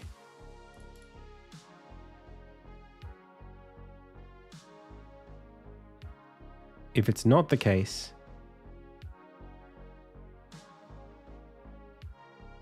that this is happening. So if we haven't returned from there and we haven't unlocked that,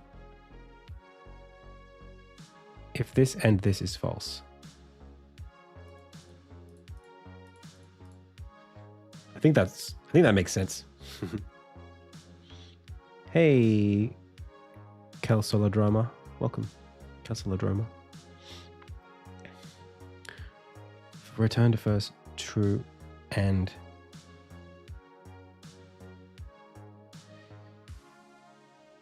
this has to be false. And that has to be false. For this to be true, no. Or Either that's false or that's true. To make this true. Okay. That'll be okay. I hope that's okay. So if I log in here, it should still work.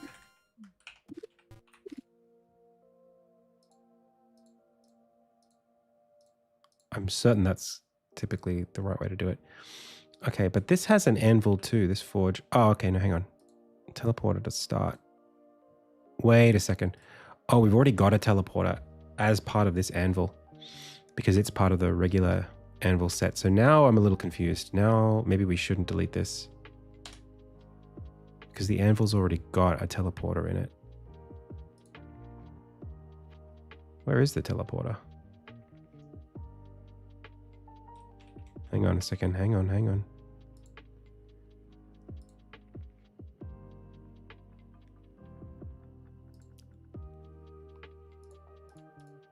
Why? It shouldn't have a teleporter. I mean, an anvil doesn't... It doesn't... Oh, it's got a little teleporter component on it. Well, they are, I guess. Okay. So it's got a separate component, and that's fine.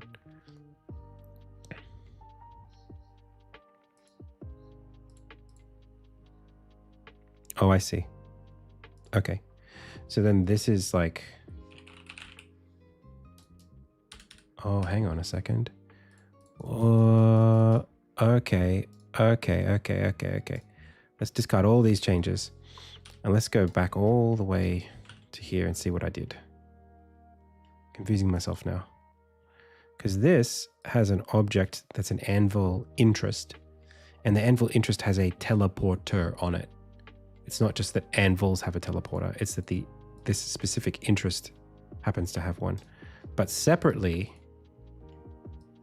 this crucible also has an anvil, but this one is like the first one. Crucible has a... it doesn't have an anvil. It doesn't. Okay. Then I think it's probably worth taking our forge, taking the anvil, removing this teleporter from it, and the scene link, and instead adding a teleporter prefab, because that's how I'm doing it right now.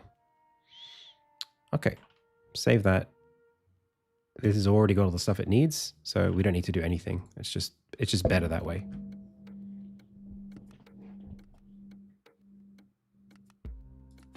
Okay. No errors. Very good. So now because we've got the teleporter here, we don't want to delete that. So this is no longer a problem. It's just really that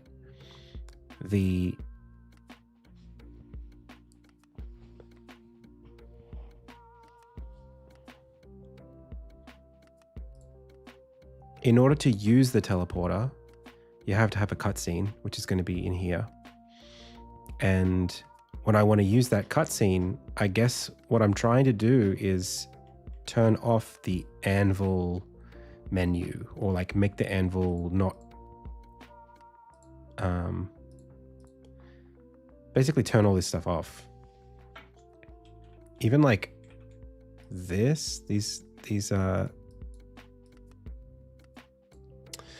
where are they? So we've got interest and then these wrappers. So the interest, I think we could turn off. We could turn that off. Oh yeah. So now, to go back to where we were, this is like,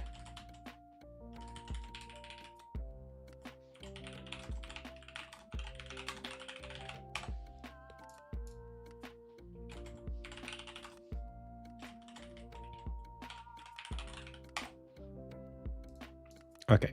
So the thing here that we're trying to turn off is the interest. Okay. Now,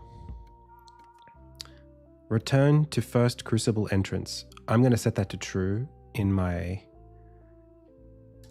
test progress. Save it. Ah, yes, sexy. That's what I'm looking for.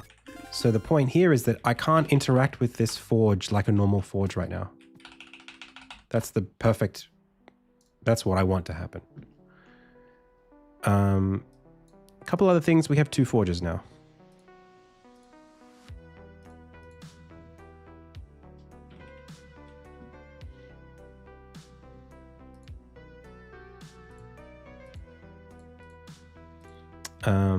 I like this one, but this one here is currently a whole layer of the game, I'm pretty sure.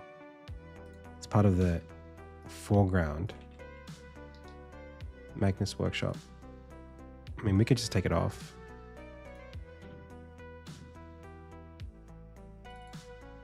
Wow, that's crazy. I don't have the thing here. Okay, Magnus Workshop. .ace. You gotta be patient because the game is very specific.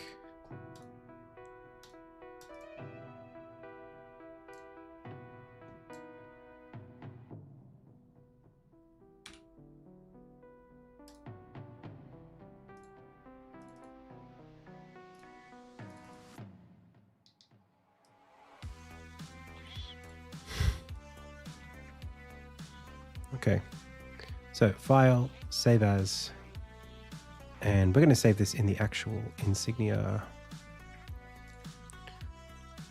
sprites background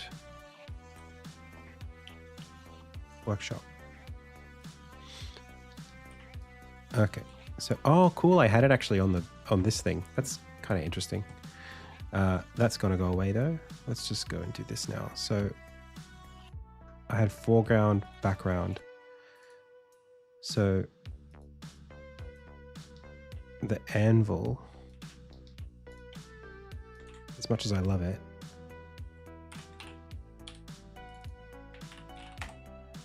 going to small and lock.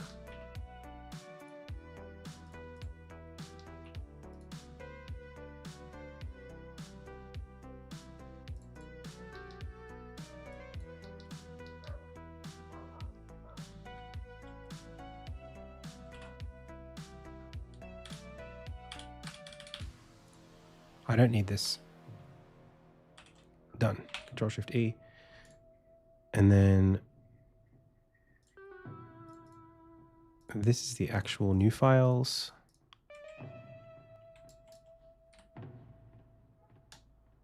So now we can put these 2 in there, but I don't want the background. So BG.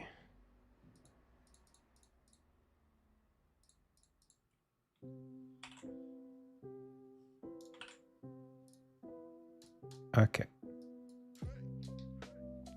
Been a long time since I've updated these.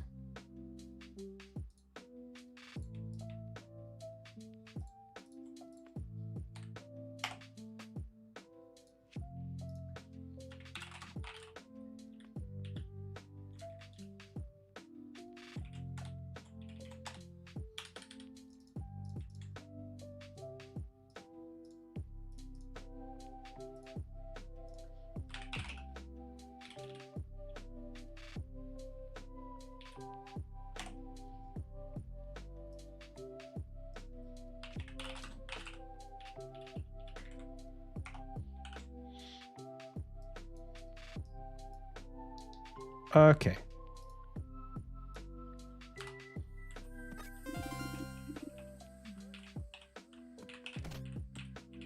Still looks good.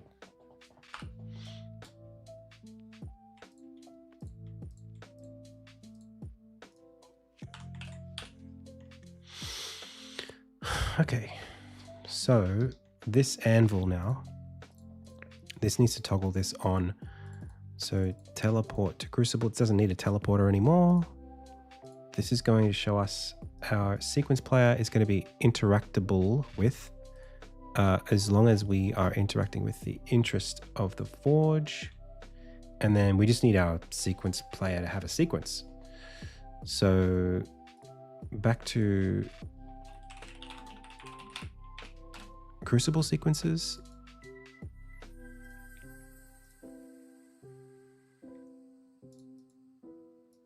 got one called Magnus's Workshop.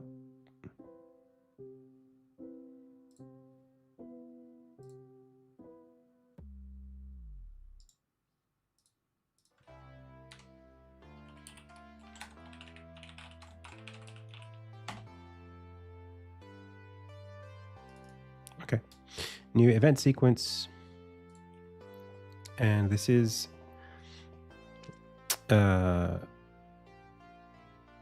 discover workshop ensign.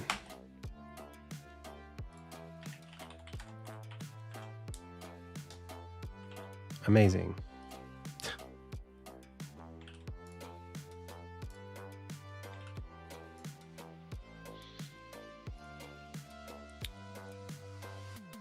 Add a timeline, save that.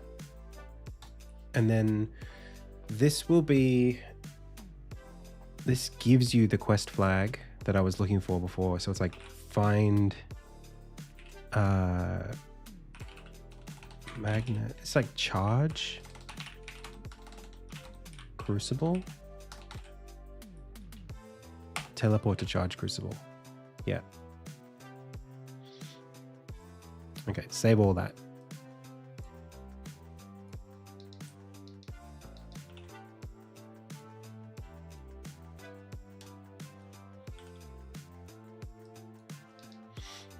So now when we go to teleport to crucible, this is the one that I had just, set up. So this is now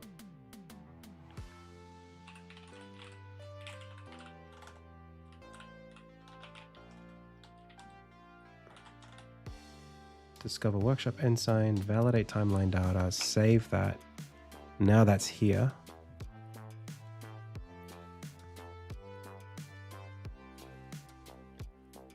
Ding, dang.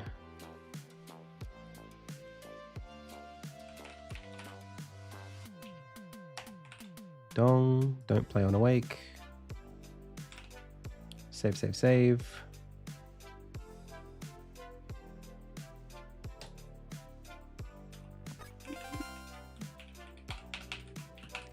Can't interact.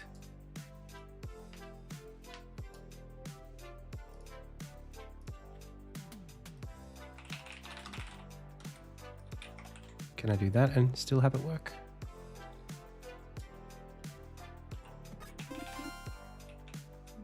Oh, but it's the same interest. Damn. That's the thing I'm trying to interact with, and I just turned it off. I guess we could just do another one.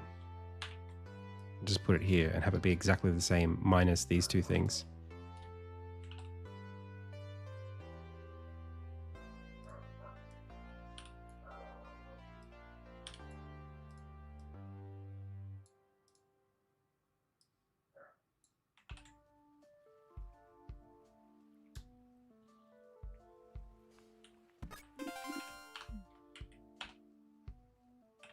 There you go. Okay, that's starting, which is good. So now when we go here, we want to grab, this is clip not found. That's because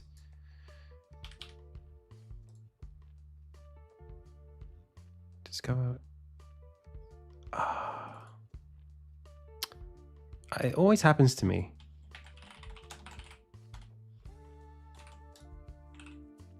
Something happens where like maybe I press Control Z or I don't know what I'm doing, but all of my stuff gets, like the first time I create one of these, all of the instance things get reset.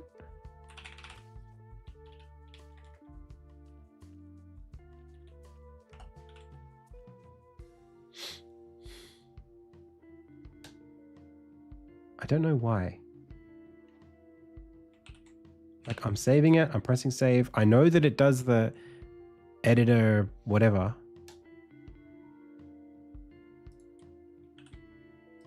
It like makes the, what's it called? The values. It sets the assets to dirty and then refreshes the asset database or whatever.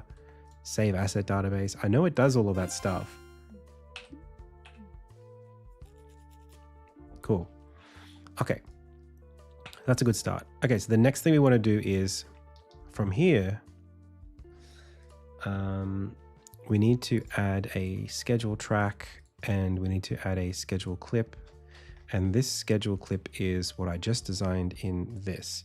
So interact with the ensign, teleport to next crucible.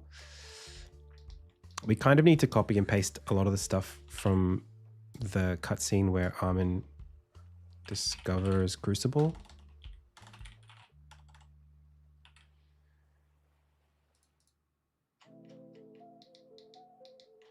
So this is Armin hammer striking.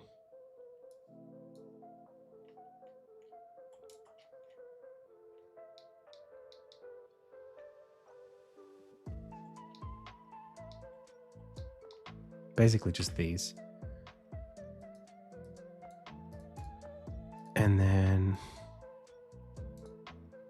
here, here, here.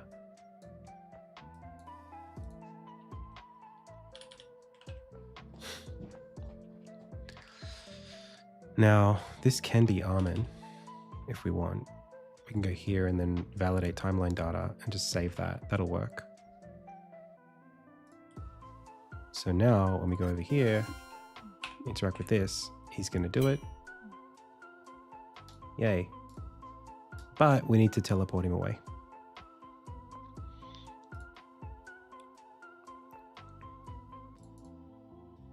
So this is actually teleport away sequence right there.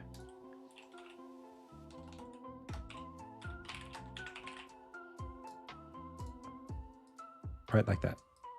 Boom. Sure. The grind is good. So actually it's pretty straightforward. I think I just did it. I don't have a teleport destination just yet, I don't think. But this will now do that. And then he's going to get lifted up into the air and teleported away. And then... oh, we haven't added it to the build settings, but somehow it knew. Oh, because the teleporter... this is connected to there. Hopefully that's still good, but this needs to be added to the build. Wow, man. You see, when you're doing good engineering, it's like... things just start linking themselves up when you're setting things up properly. So like, I didn't even have to think about, oh, you have to go to this scene because it's already set up in scene graph. So he's going to rise up, teleport away, and then boom, we end up here. Now, why do we have two Armins? Do we actually have two Armins, or is that just like a sprite that looks like Armin?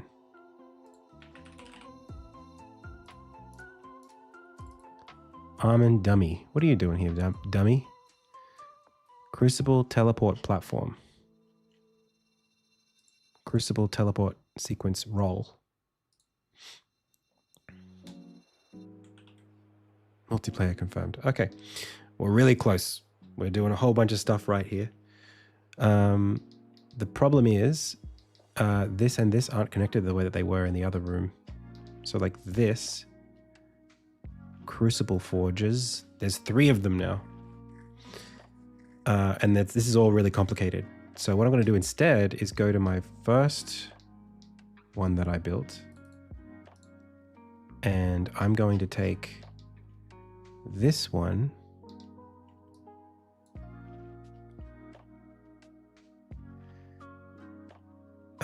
Object crucible container. Take that. And I'm going to take the teleport platform as well. And I'm going to, I'm not going to copy the teleport platform. It's a prefab. The prefab variants don't have any overrides in them that I know of. So we should just be able to take the crucible container, copy twice just in case the first time it wasn't listening to me. I'm going to take the forges here, make this disabled. I don't even need it anymore. I don't need you anymore. I don't need you anymore. Okay. I'm going to place this guy here. Maybe even, I don't know, like that. Save it. Something bad happened. We don't care. On the Crucible, we've got some things here that aren't working very nice because of some shader issues, but that's okay. We need the gem. We don't... Oh, I don't know what I was going to do with that. This doesn't have any flags, any lights. Can I just press play and have it work? Sounds good to me. I don't know why this isn't working, but that's okay. We'll come back to it later. So, the Crucible has a teleporter, and the teleporter has a spawn anchor, and the spawn anchor is this teleport platform, I think. Yes. And the intro sequence is this. And the ability unlock state, I don't know about that yet. So when we come in here for the first time, nothing's going to happen because we didn't teleport here. That's okay. We're about to teleport.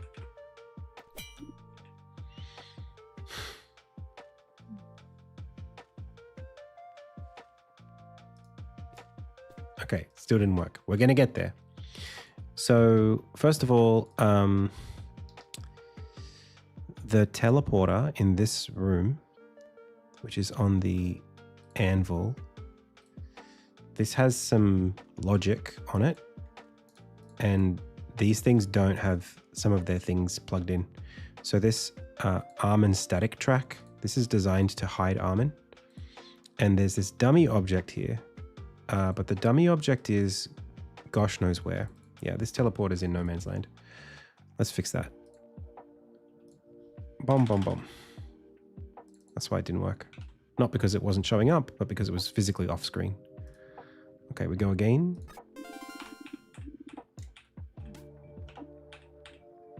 Clank. Lift it into the air. There we go. Teleport it away. Okay, so now we need to hide Armin and teleport him in. So the first thing we need to do is on the teleporter, which is part of the Crucible, it needs to know that it was teleported to, which it doesn't right now. This teleporter needs to go to this. I don't know why we've got two of these. We need to solve that too. So let's go scene link. One. Oh, and then there's a bunch over here as well. Okay. Those three come from this Crucible Forger's object, which I'm just going to straight up delete because let's be real for a second.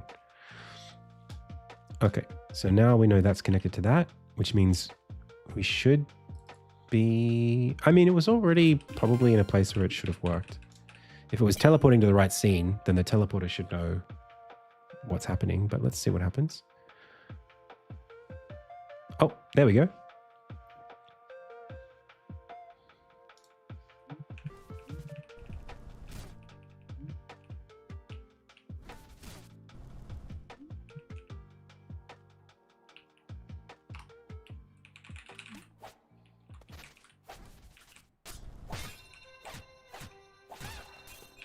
Nice. Okay.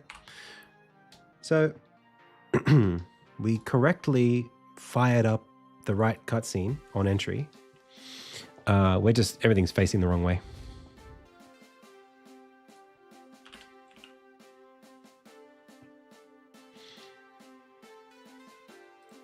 And a few other issues like that intro cutscene. Well, so much is wrong here. That's wrong. That's wrong. That's wrong. I mean, I could just delete these and nobody would know.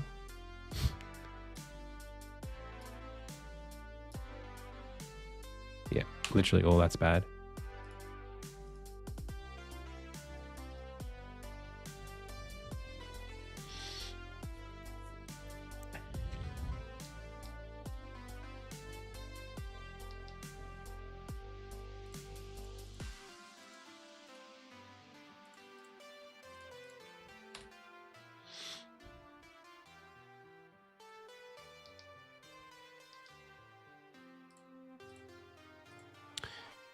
So,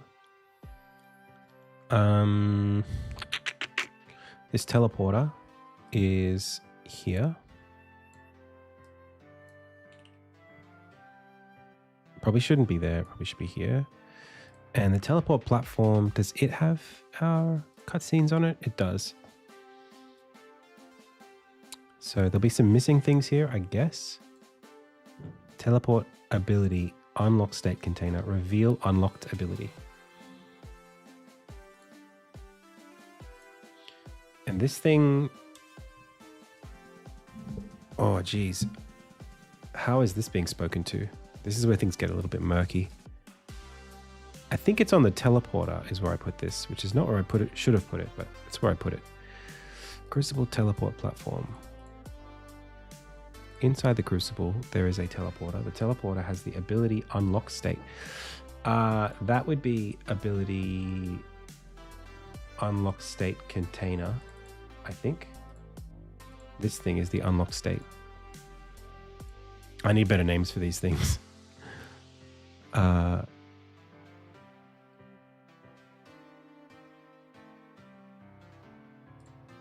then surely we have an ability that we need to unlock that I've set. Fast travel menu, unlock state, fast travel. These don't matter. Beacons to show, that's not relevant. Crucible beacon state, that's not relevant. Teleporter link. How does it know what ability we want?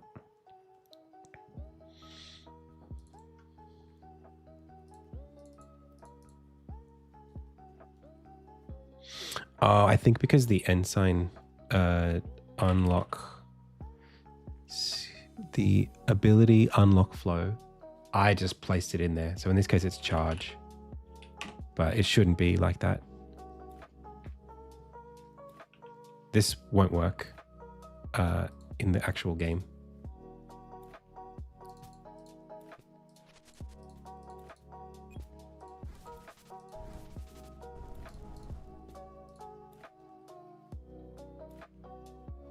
Hey, welcome 626. Life's good.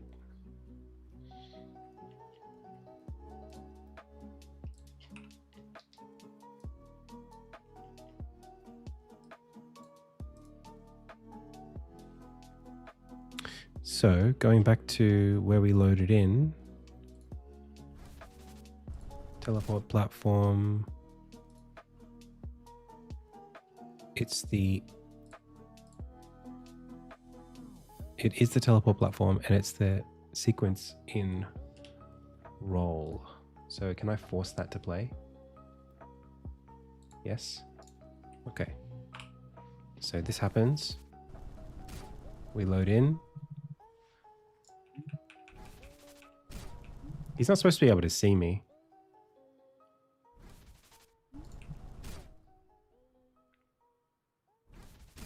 And then we unlock charge. And then I can, yeah. Now I have charge.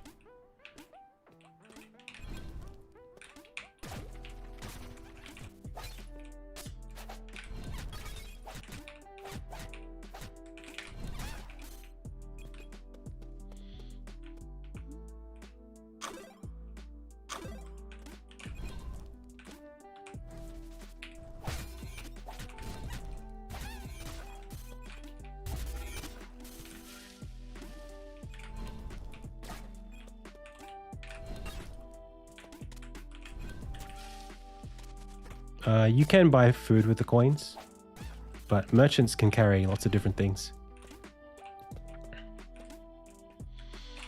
Okay. Good.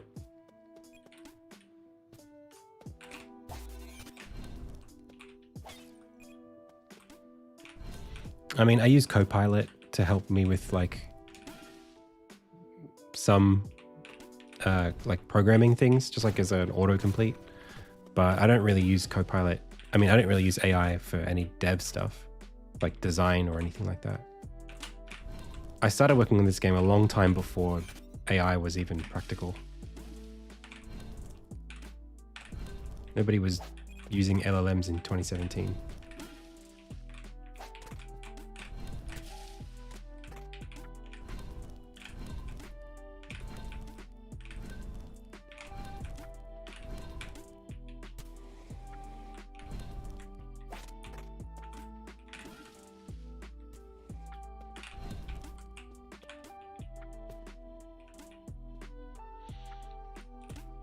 I could see a valid use case for things like helping with animation, like filling in frames and stuff like that, but I don't think so. It's probably the most expensive and time-consuming part of the development, but like it might be 100 grand's worth of money, more, maybe 200 grand to finish all the animation in the game. At least like Australian labor hours. Like if I hired only Australian animators and I paid them $30 an hour, there's at least hang on, 15 per person per chapter, 2 people per chapter, so it's 30k a chapter, 4 chapters, 120k. It's about that much.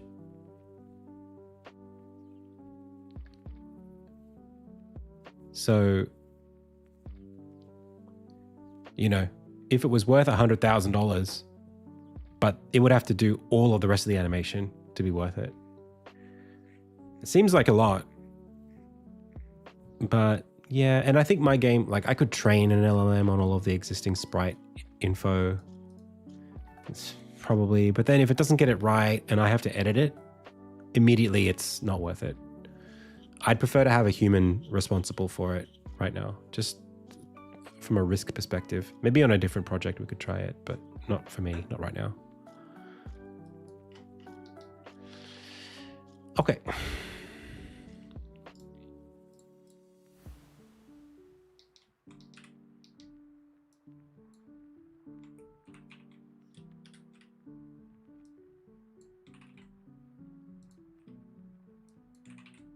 Yeah, without question, it's the most.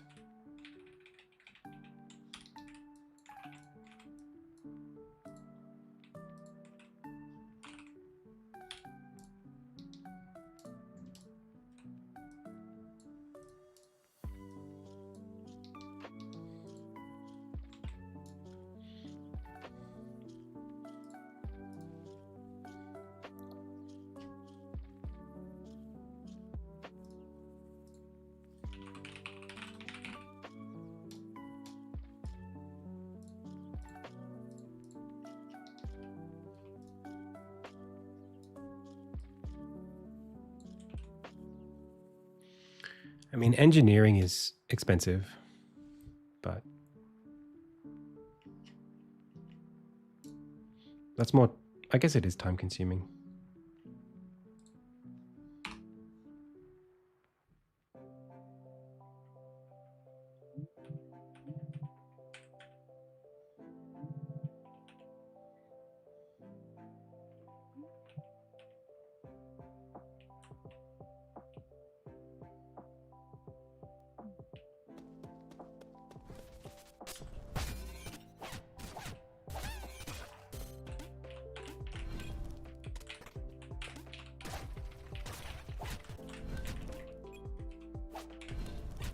Oh, that was pretty neat.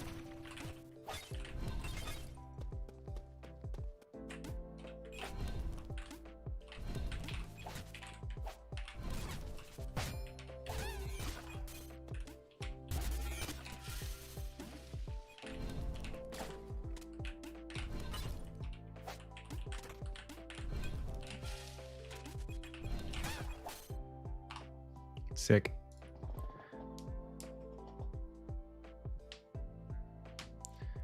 All right, good.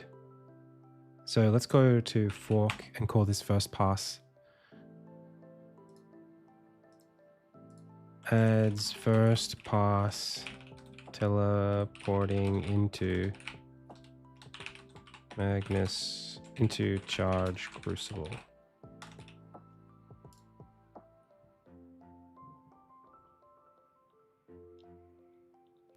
What? What do you mean multiple scenes? You mean multiple scenes at the same time? Like asynchronous loading multiple scenes?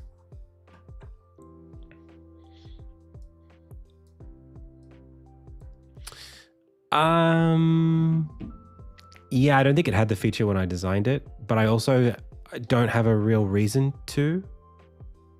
Like, do you mean just for like seamless movement between level geometry, or like what would it get me from a design workflow perspective, it's not actually advantageous to do it that way. It's better to segment all the game content.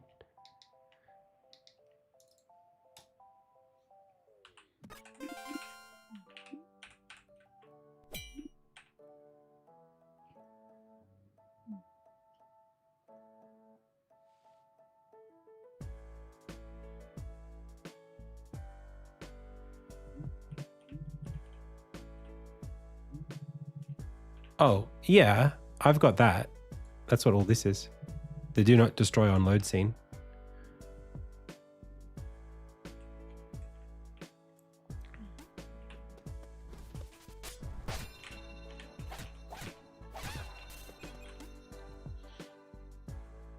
That's what I've got my static objects there too.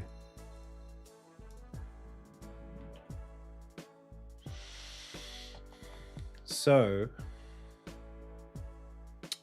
I need now a feature to, I've got a slight problem where the new quest that I just completed is set.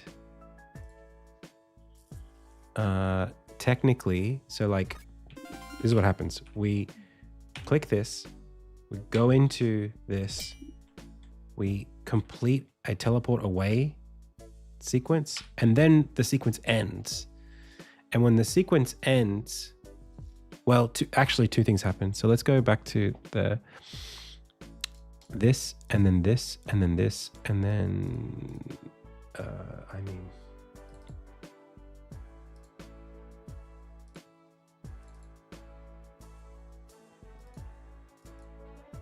so this point here, this schedule track, this starts the thing that teleports us away, but it's contained within another timeline. And this is part of this workshop thing. When you complete this, you get this flag called teleport to charge crucible. Because I'm setting this flag before you leave the scene, the quest is completed before you leave the scene. And because the quest is completed before you leave the scene, the quest toggle, the quest complete thing fires off. So when I do this, the banner starts. Hey, Private Orange. Balloons. Yeah, I worked on that game. How's it going? So one thing we could do is maybe check that there is player control or that we're not leaving the scene. Because the global schedule, well, it still isn't going to work, because if we look at the global schedule, right, check this out. Okay. Watch what's on the stack. So discover workshop ensign, and then that goes here, and then quest UI state straight away, and then crucible teleport in sequence. So the order of the things on the in the queue, as long as that quest gets triggered, it's always going to play before we leave the scene. I actually think I want, man, I got this problem. Whenever I make something a quest, if you complete a quest, I'll just make it complete when you come back. Why don't I just do that?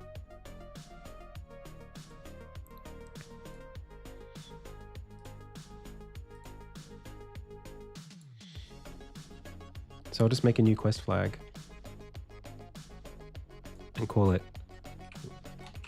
return from charge crucible.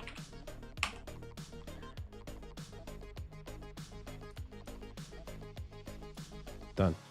Now you won't complete the quest until you get back.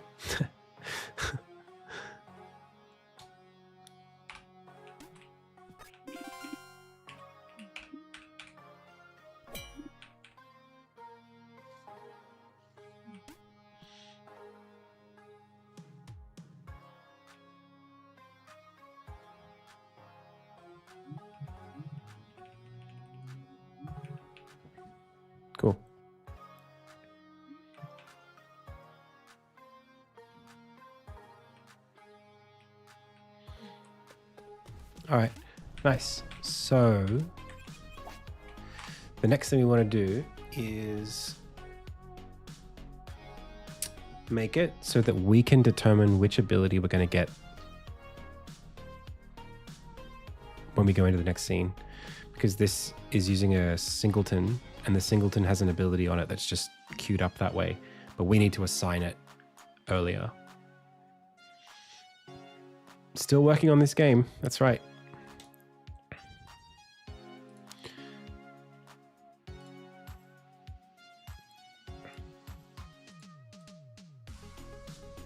My Taj Mahal.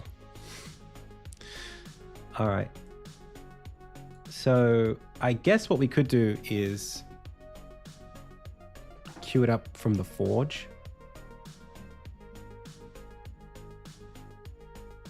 This ability here is set up that way.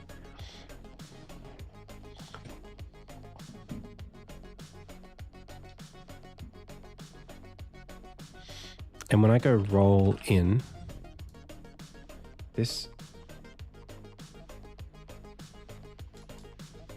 here, this timeline. Yeah, I think I got it.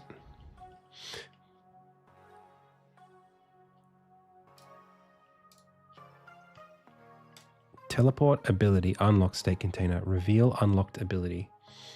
So this comes from, right now the teleporter sets this, I'm pretty sure, but the Crucible can set this because that has access to the ability that we're going to try to unlock. So instead of it going teleporter has access to ability unlock state, the Crucible, which has the ability, where is it? This has the ability scriptable. That needs to be able to return the state that we want. So what we need is a public schedule state container. This is called, wait a second, what's this unlock schedule container that already does what I want it to do?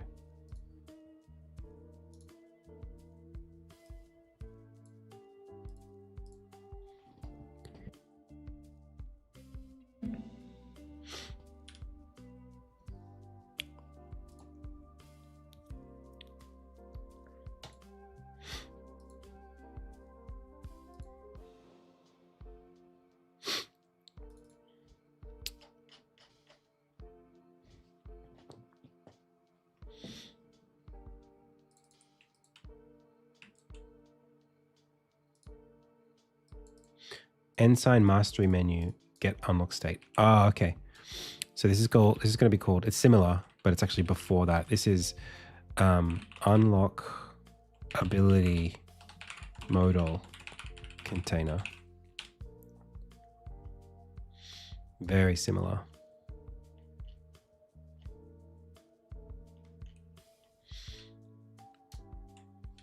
Where did I put this again? Responder forge finished. No, this is going to be on setup.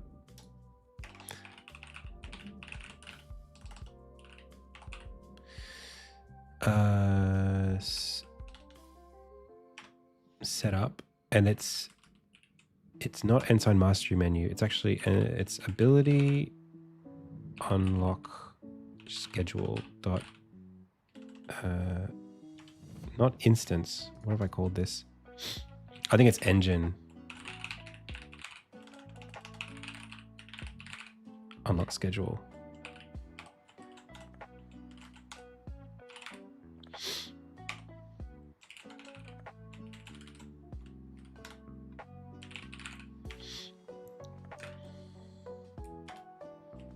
Well, first of all, we could just do this.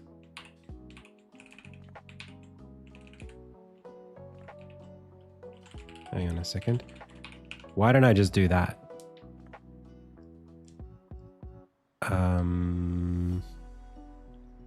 I don't know.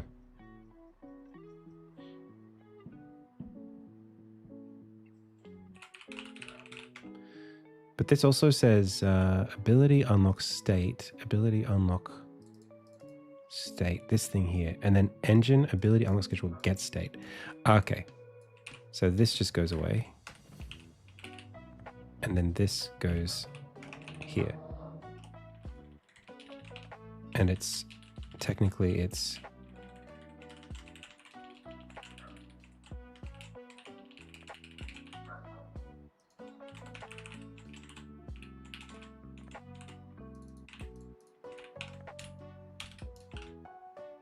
like that.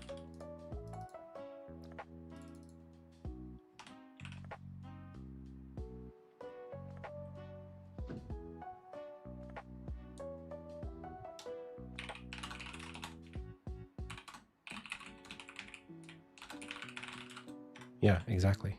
Thank you, Copilot. So now we'll never have the wrong ability when we load into a level. It'll always unlock the correct ability.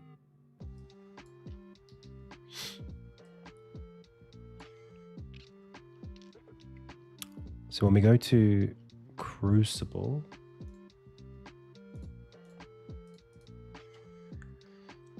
it needs access to the teleport platform's ability unlock state container.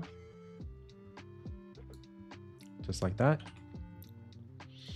And then same thing on the other one.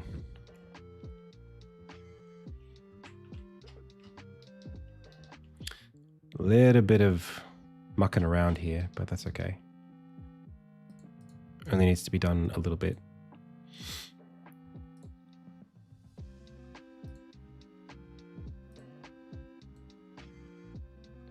Unlock ability modal state. Yep, that's the one. So just to confirm, when I force this,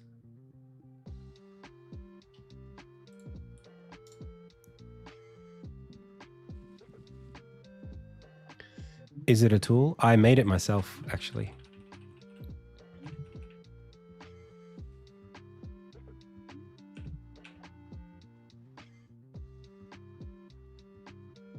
Nice, that's correct, which means it'll be correct in the other scene as well.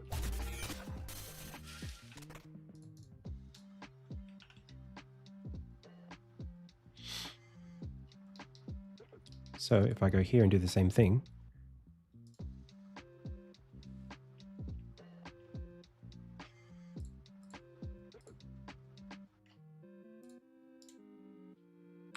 and we're going to make this red soon.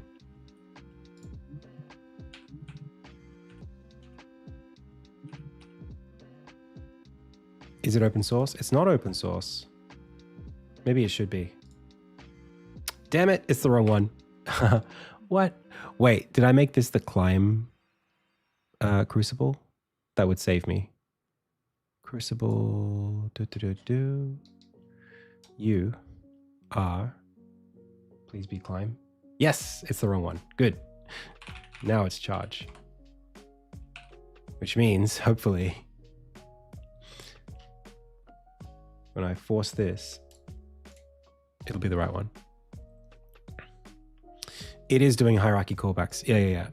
It's exactly that. It's just adding little game objects, organizing things. It's doing a lot of little bits and pieces just to make this more workable for me. Nice. That's the right ability. Nice. Rice. So now, whenever I put a crucible in the level, you'll unlock the correct ability just based on the crucible being in the level.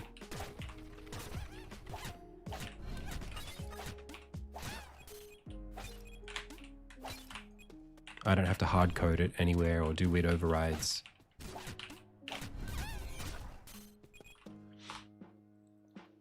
That's right. The double spacing is just two objects. This sprite happens to be tall enough that it is drawn over. I like position this icon here and then it gets drawn down into this space, I'm pretty sure. So what I'm doing is I'm actually checking the types of the objects and I have them in a dictionary, and the dictionary has a label and then the kind of class that it is. So if I put this chest out of the object section and then I press save, hopefully. on save, it remaps back to where it's supposed to be. So I don't actually worry about hierarchy management. I just place all the things in the level and then they go where they're supposed to go.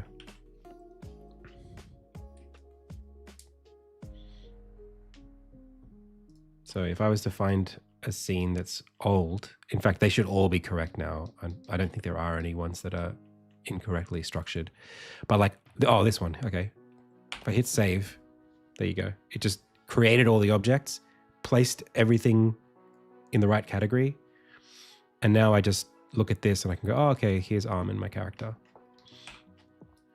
Whereas before, you know, I would have had to obviously find him.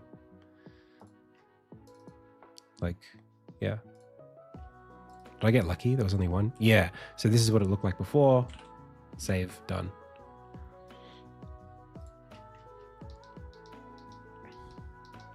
Took about a day to set up. It's not that complicated. So we come in here. We unlock this. We do this. I don't know why this is getting all jittery, but that's okay.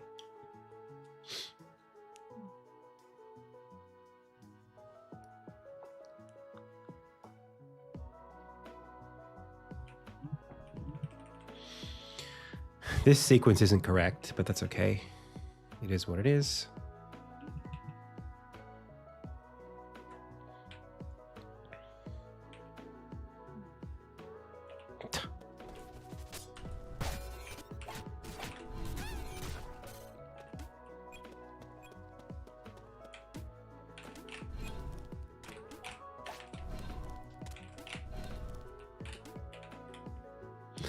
Okay. Good.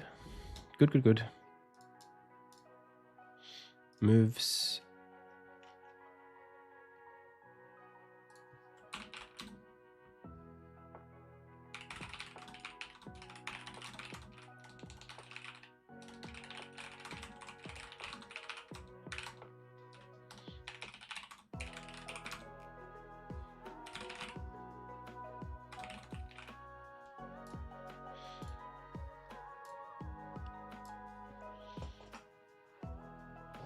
All right, good.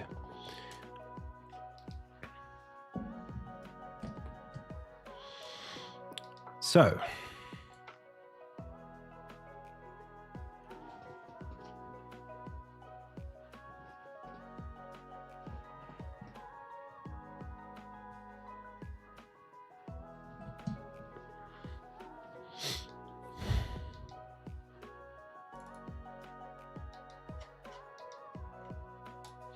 I load into this level.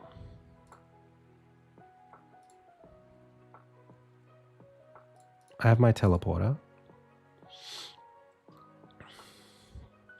I have my tutorial sequence. Why is that empty? Teleport map tutorial sequence. What are you doing?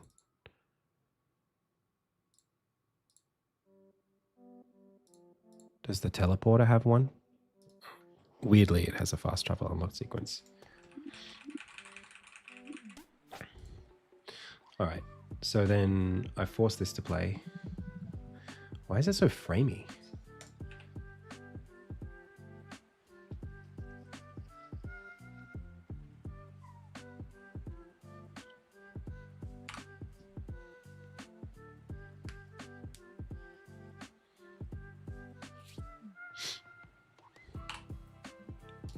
Unity, please. Let's close it and reopen it. Okay, so now I just need those two moments to be a little bit better stitched together.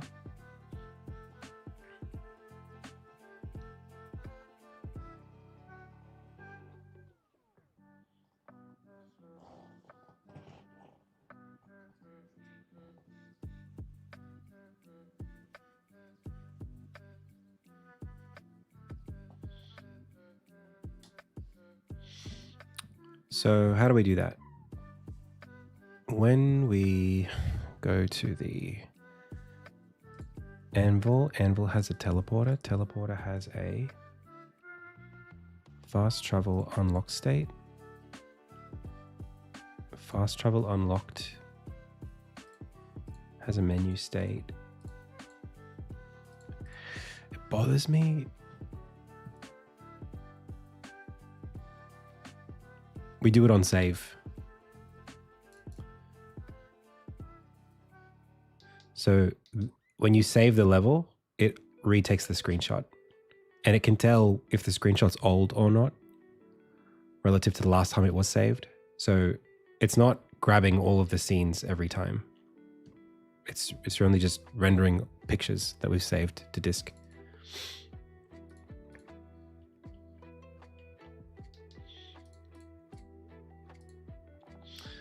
Okay.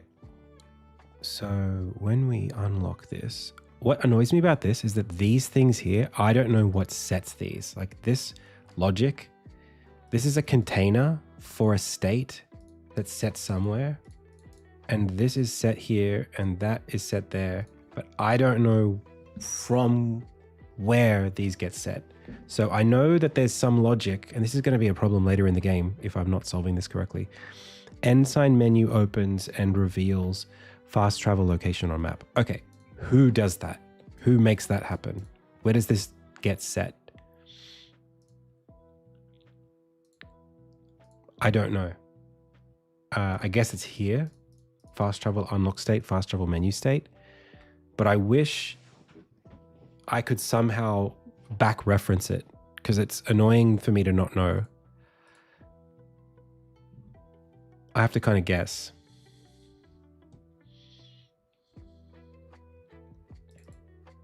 In any case, fast travel menu state and unlock state are here.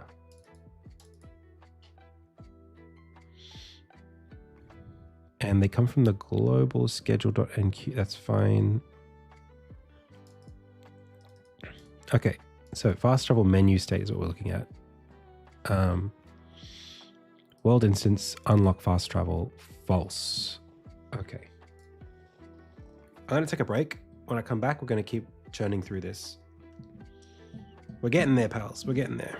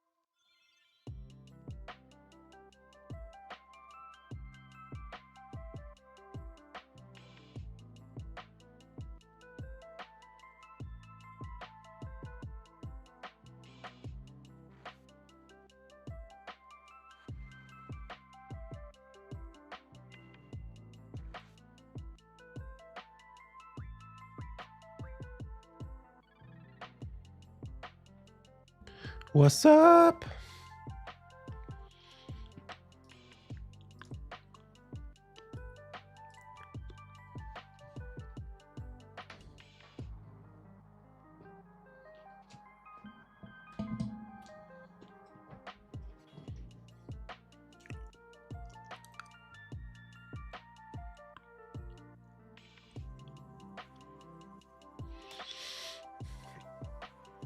Hey.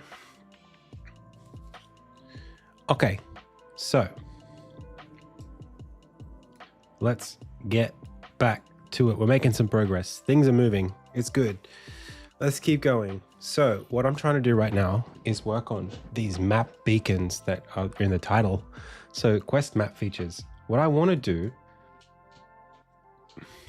is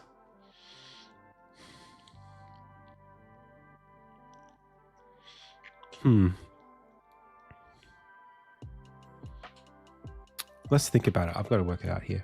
So not this one, but this one. We've just unlocked fast travel.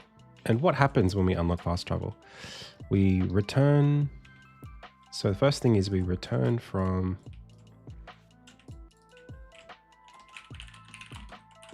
the Crucible. So we teleport in.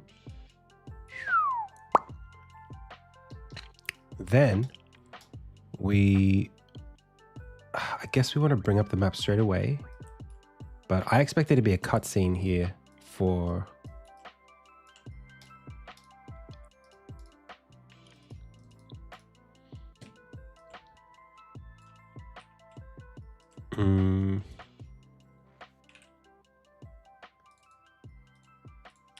I guess inside of this, it's like Armin says a few words.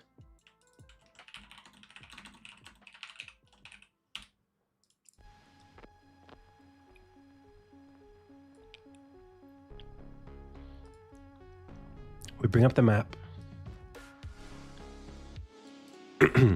and we plant Crucible icon into the node. So there'll be like some sort of like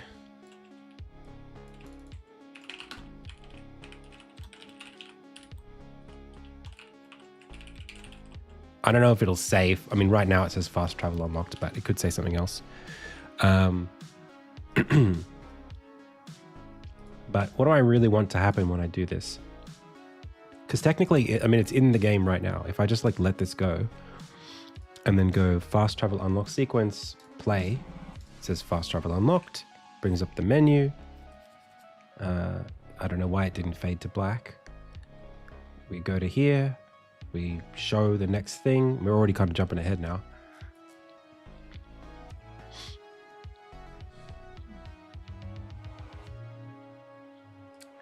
If we go to this sequence, there are two things that happen here.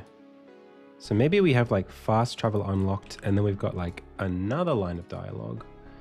If we clone this one, where we say,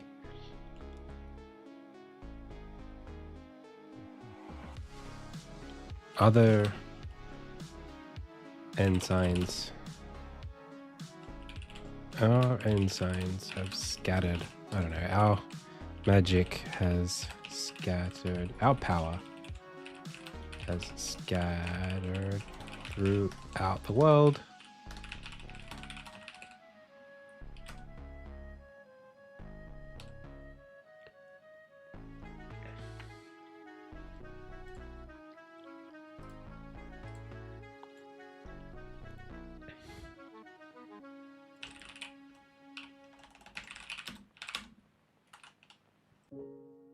Oh, look at this. I love pressing this button. See ya. A light, our beacons, and it's got to be some direction, right? This is what we need.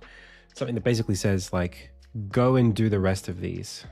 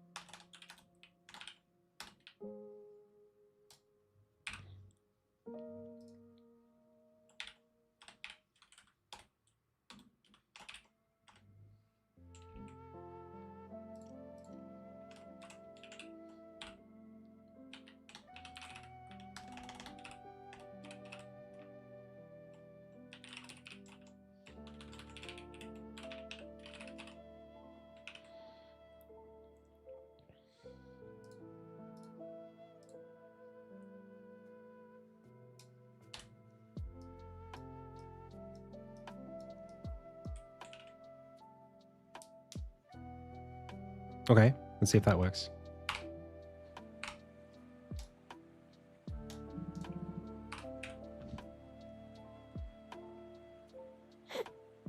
I don't know why it doesn't fade.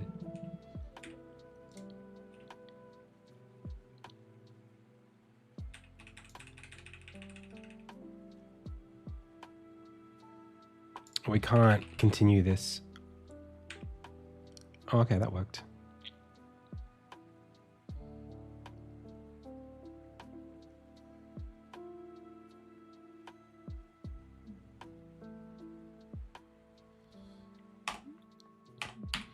So I guess, what I need to definitely happen is when we stamp those things, they stay stamped. So let's put down the features that we actually need today.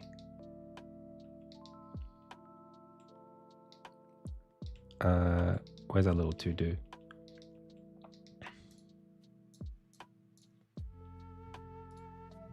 Okay, hang on a second. That's done. That's done. That's done. That's not done yet. That's not done yet. That's not done yet. Ensign full into Anvil. The modal maybe. The modal menu. That is done. You. No, it's not. You. Done. So, where's our little horizontal line? I can't forget what I'm doing.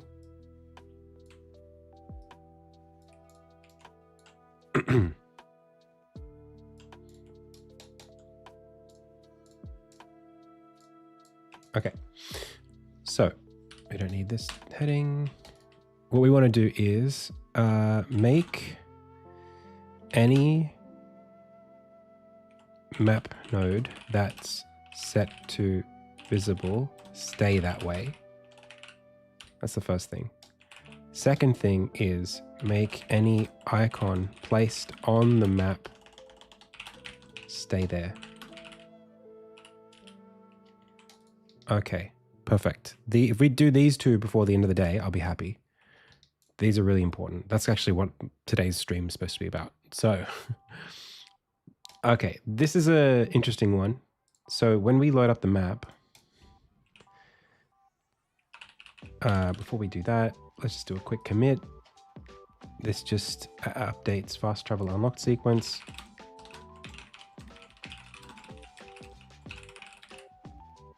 We also need to do one more thing, which we probably won't be able to do today, maybe tonight, which is allow dialogue to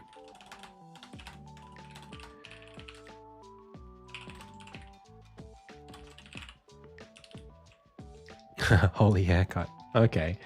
Okay, so make any map node that's set to visible stay that way. Okay. So did I do a commit? Yes. If we go to world graph set visibility happens on the node, and this is just an enum that just sets it to whatever, but this gets set based on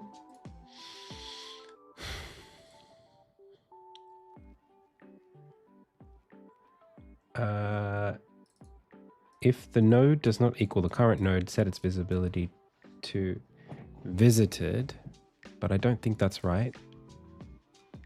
Map node.access.visited. Reveal node, not that.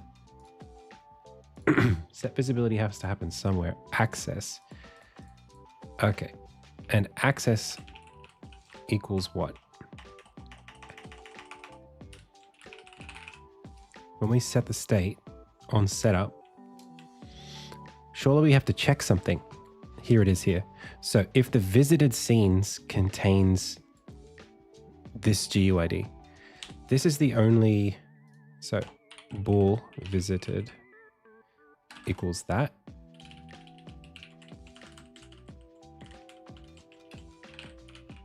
So if we have visited this scene, then we can set it to visited.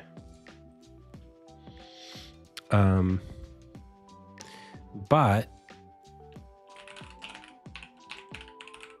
there's another condition here, which is that this scene happens to have been revealed as part of a quest. So alighted, revealed by quest.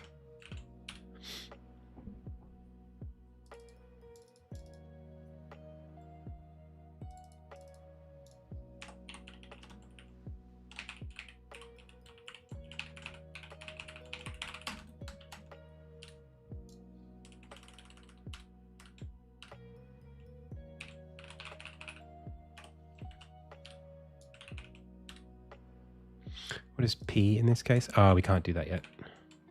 Or otherwise we have to do this here.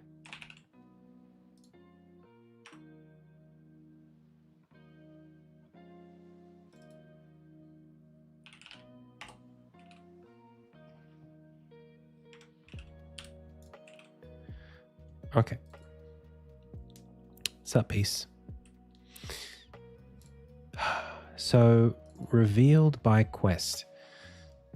We have to check.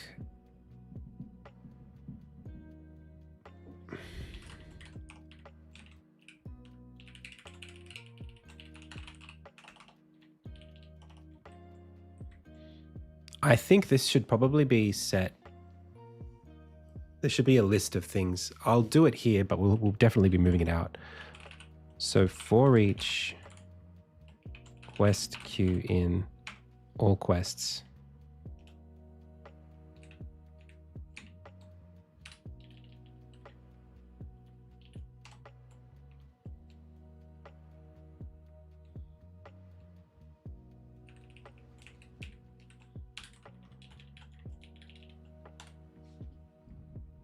Do I use vibe coding? Not really, no. Like agentic modes with my IDE? No.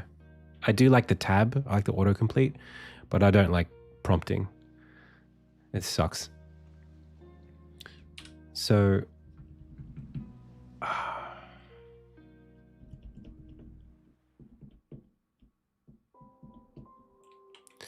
when we visit the first quest here, when we do this,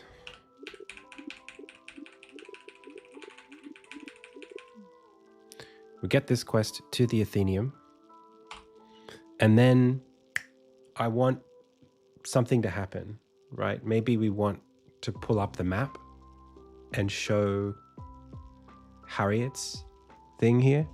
What is this? Never seen that before. I've never seen that before. It's not moving here. It's not moving there. It's not moving there. It's not moving there. It's not moving there. Why is this jiggling? Oh, okay, whatever. Okay. So what we want to do is, I think, just bring up the menu anytime we do that. So if we go, go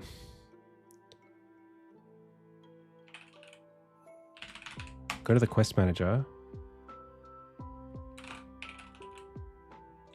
on new quest flag. I guess quest UI is what I'm looking for here. And then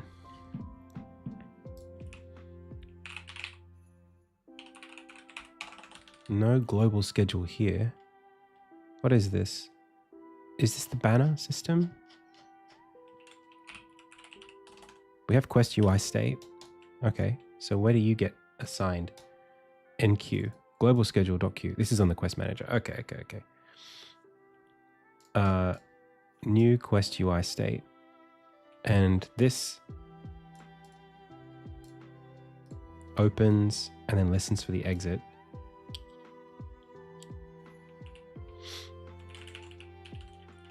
But then straight after that, I think what I want to do is enqueue another one, which is a world graph dot reveal point of interest. And then the flag is q dot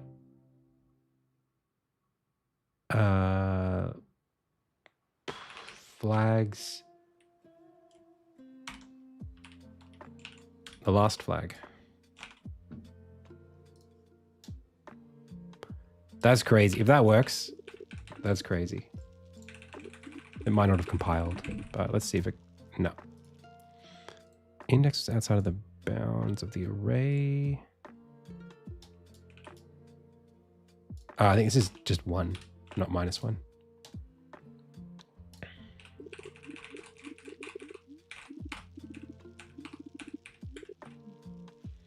Ba ba ba ba. Hey.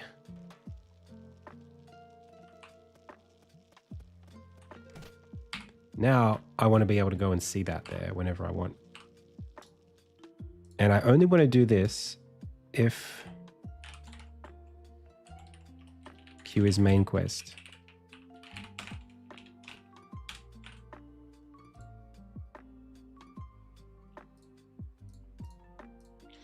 Being able to just do what I just did 2 weeks ago could never just like say, hey, like game, just like the next thing you do, just like queue up this thing and then do that. That was great. That was amazing. So, and then just trust that it's going to be fine and nothing's going to break. Like it just knows how to queue that up, and I can call it whenever I want, and it'll wait patiently for this to be done. It's not a coroutine. It's just like in a queue. Okay. So I need now for when I open the world graph,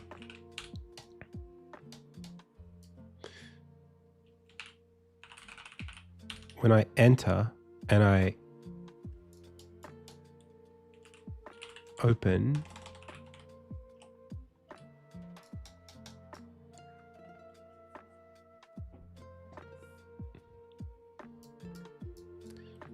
push context, set up prompts, refresh nodes. I guess it would be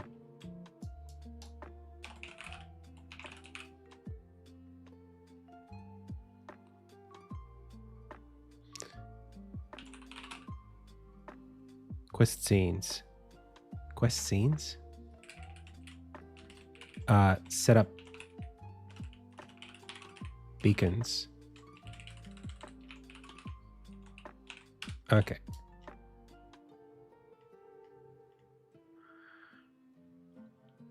Yeah, dude, it's so valuable. That cutscene, the queue is like huge for me. Do you know how many like quest flags that I was creating just to like manage the state of the game? Just be like, okay, you've done this, but you haven't done this. It's waiting for this.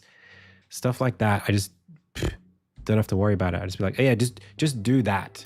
Like the thing that this has given me is the ability to think about how I want something to behave from one module at a time, and then just compose the modules at the end. If I follow your tutorials but draw everything myself, it's my art, right? Yeah, it's your art. When you when you follow my tutorials, I mean, are you copying my tutorial? Most of my tutorials don't tell you exactly what to draw. Most of my tutorials show you how to draw something, but they don't say, put your pixels here.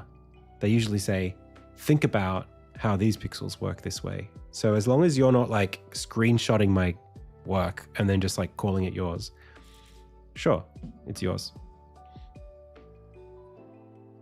Like I don't say like, here's how to draw a house and then like say, okay, first put a pixel here and then there. If I was telling you how to do it that way and then you took that, maybe we could say it was my art. But if you're just like using the techniques, we'd have to see. Okay, set up quest beacons. Let's just go down here and go set up quest beacons.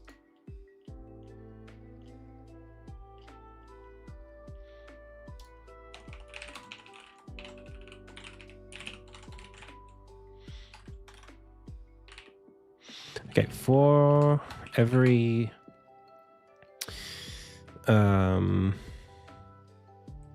sure, active main quest, get the map node for the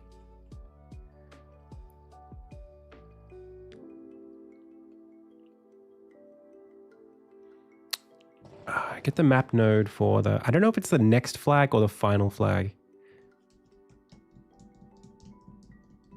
I guess next flag makes more sense than what I was doing.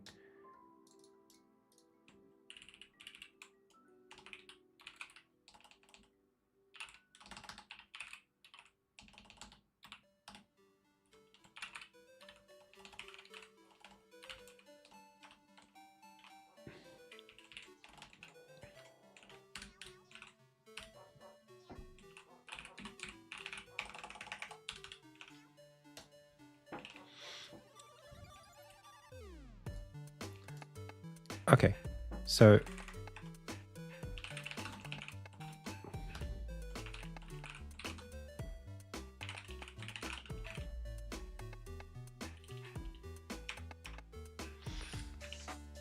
no, I don't have active quests. It's quest log where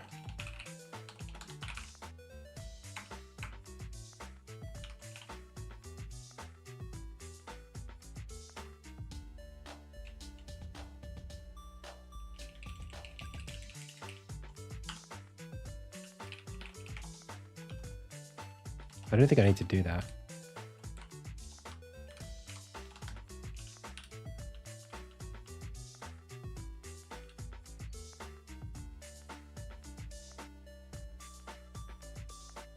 String quest status.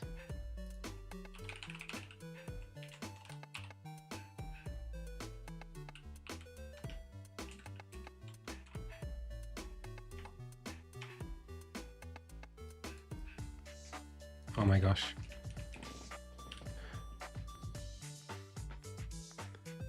Key value pair of string quest status.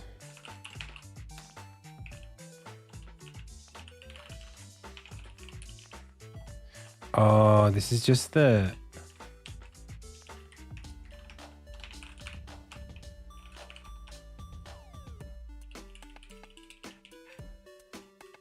That's not very nice.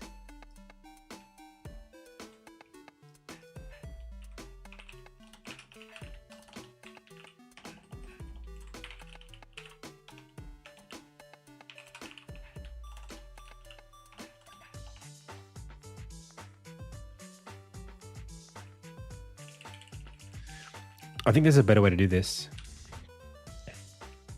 I think if I go for each quest queue in game system dot all quests by GUID dot values,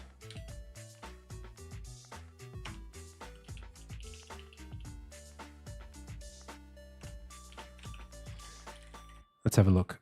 If queue is a main quest and quest log doesn't contain the key, no, and it does contain the key, not quite. If queue is a main quest and game system data quest log contains key and game system dot data dot quest log is started, yes, then quest manager dot get next flag for that quest, and then get map node from quest flag, and then if yes, but don't do that. That is very expensive.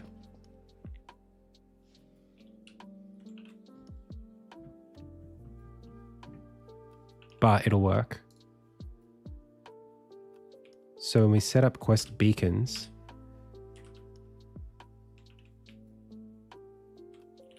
we could say quest nodes equals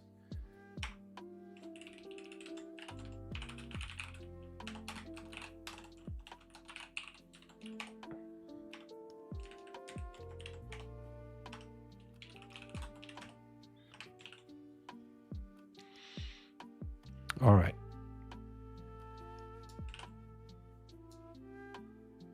So then on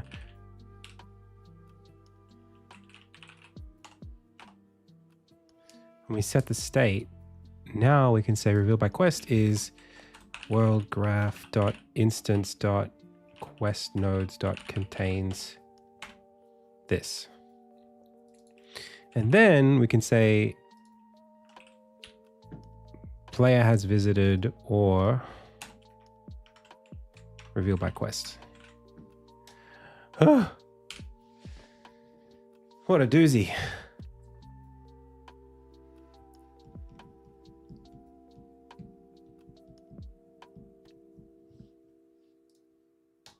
So that's all just so that we can do this.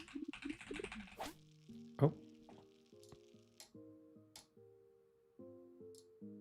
What happened here? Should scale.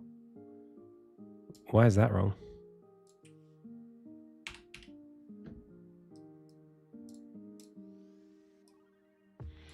Go to next, end sequence, set quest flag, update quest status, reveal point of interest. Okay. Get next flag for each of the flags. If you don't have it, return it. Why is that bad?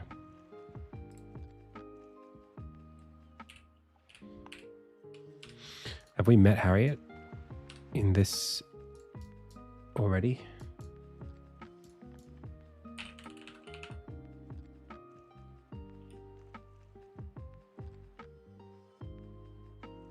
No.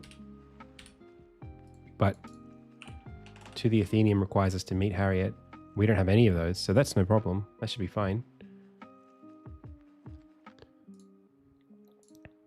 But it says that it's null. Node is null. And node comes from this. Get node from quest flag. That's weird. It just worked. Why would this not work now?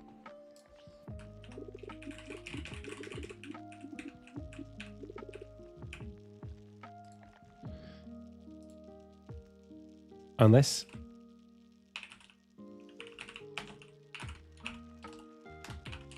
get next flag doesn't always return something.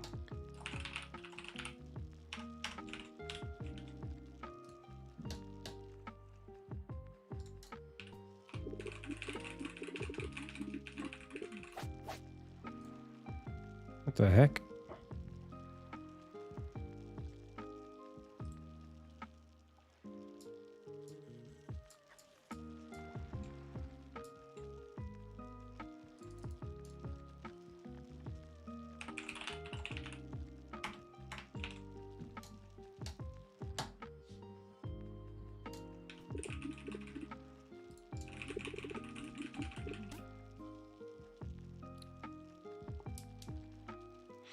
Yeah, I think it should be the last one.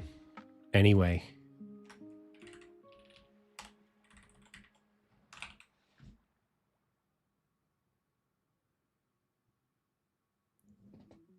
The last one or the next one?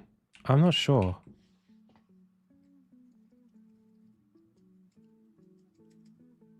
You call get next flag without using the return value. Is that right? You found it? Am I not using the return value? This? Q.main quest, get next flag, Q. Hey, Senio. Is this what we're talking about? Unless I'm confused. Hang on a second. Hang on.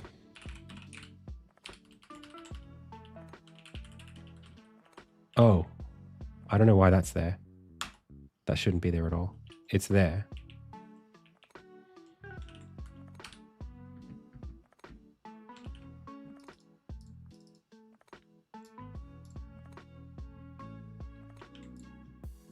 That shouldn't do anything though. But you're right, I wasn't using it in that line. I'm not sure what's happening here. Hey, if you got a quest in Zelda Would you expect for the beacon for that quest to take you to the... It has to take you to where you go next, right? It can't take you to where you have to end up. Unless the place you end up...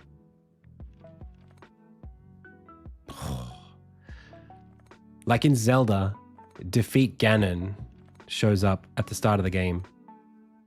And it's at the top. You know where Ganon is, that's where you have to go.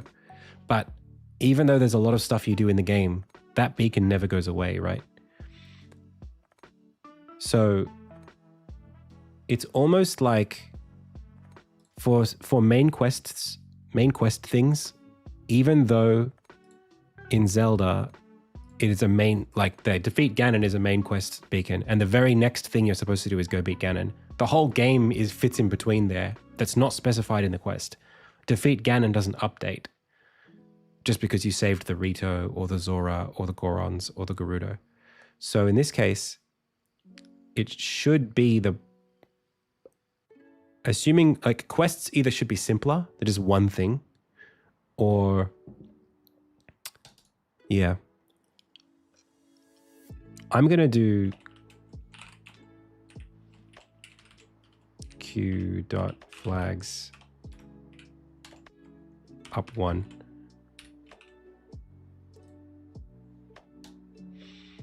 Which for some reason works, I think. I think this will work.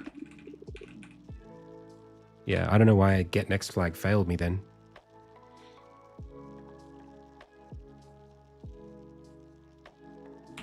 So if I go over here, I should be able to see it. Nope.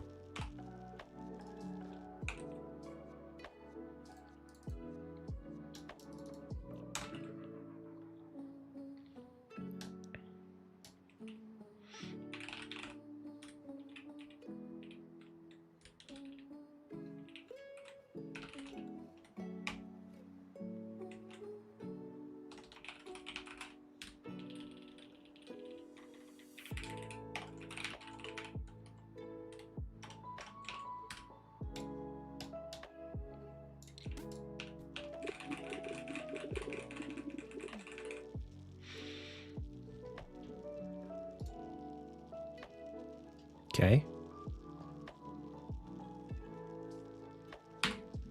Nothing. So nothing's passing this check just yet. This happens definitely.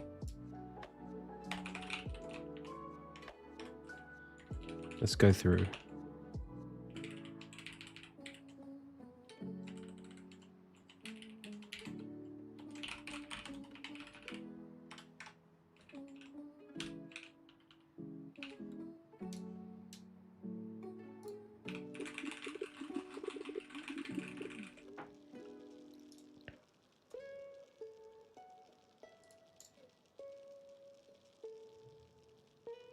It is cool. It's good notation, isn't it?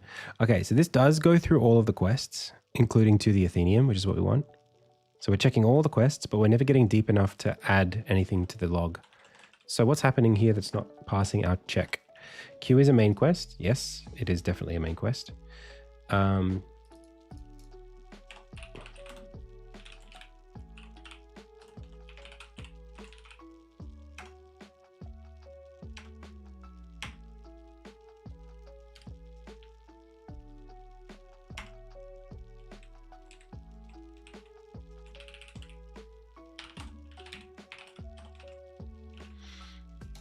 So if it's in the quest log, contains key and is started. Okay, maybe it's not started.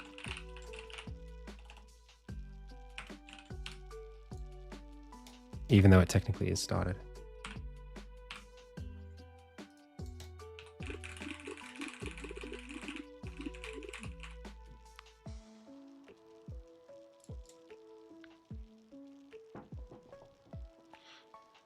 Okay, ready? 3, 2, 1, go. What do we got? Anything set to true? To the Athenium is in log and is started. Good.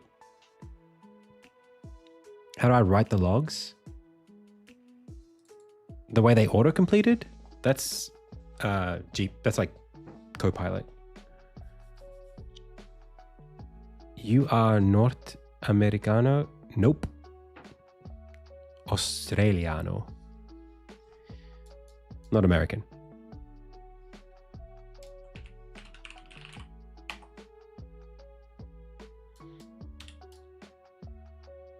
Tropical. Ah, bom dia.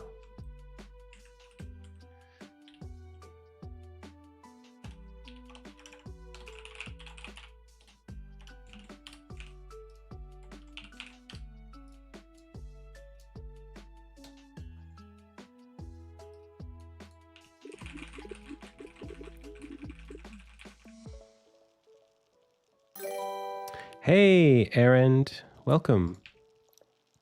Hi. What's going on, everyone?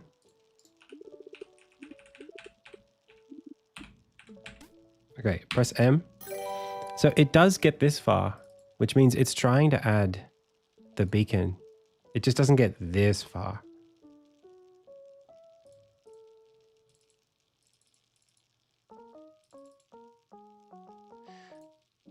Cool. Hey, Nelmeth. Hi. What accent am I speaking in? So, just so that everyone who just showed up knows what's going on. Hi, my name's Adam, and I'm working on this game called Insignia. It's an action-adventure title. It's a game that I've been working on for a long, long time here on stream, but I'm enjoying working on it. I have a team working with me at the moment since we got some state funding, and I'm just now working on adding in some automation stuff here for the map that kind of like reveals locations when you get new quests.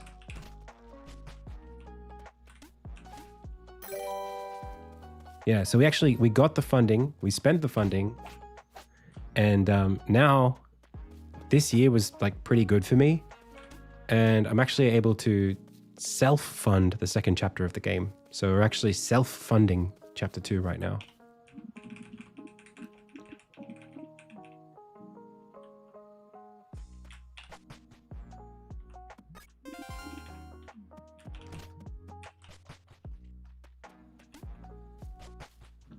Yeah, so this is the game. It's like an action adventure, almost like an RPG,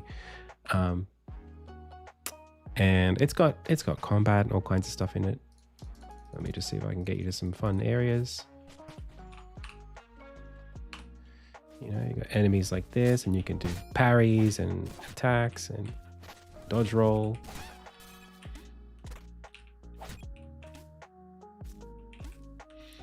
And I've been working on parts of the game. I've got these sort of like the Breath of the Wild shrines. They're called crucibles in my game, that take you to these like special challenge areas where you learn new abilities. And there's going to be like 3 or 4 per chapter of the game. And I'm just adding features basically where like when you enter a dungeon, you sort of get teleported there, and then you can't leave until you've completed the test, and then you can go out and use the abilities in the world. So yeah, doing a little bit of quest map management stuff today, just to help that go down smoother. When you unlock an ability, it lets you fast travel between the anvil, where you, like the anvils are where you teleport from. So it lets you teleport between the anvils of the crucibles that you've visited. So it's like a fast travel system based around where you unlock the abilities, which is actually very similar to Zelda. You can fast travel between the shrines, same thing.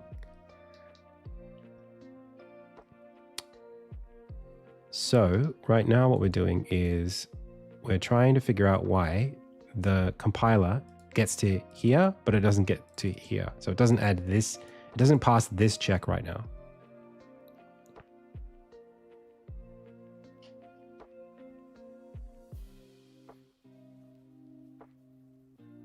It is a lot more of a clue. That's right.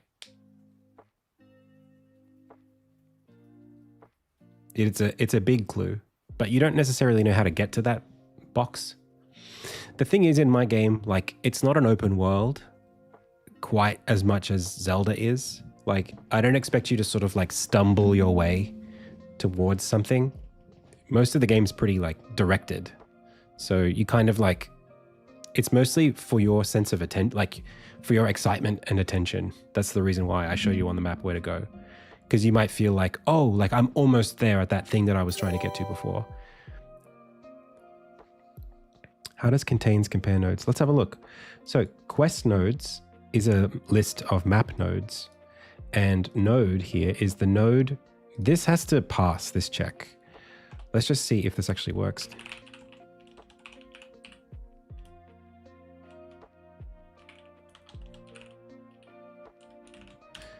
In fact, this makes the nodes have to already be set up for this to work. So when we instantiate the graph that gets set for us, let's make sure that quest beacons doesn't happen before we do that, but refresh nodes is fine. Okay. So it should be okay, but let's go and check, make sure. Setting a quest beacon for this quest.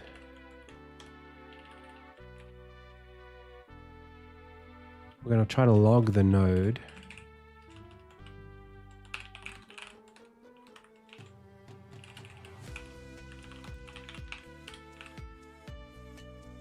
So the node in this case is it's the map little thumbnail. That's what the node is.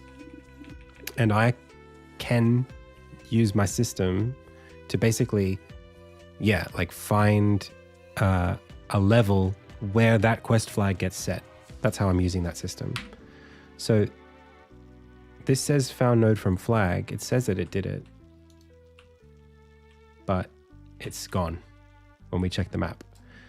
So, but the node doesn't seem to get listed.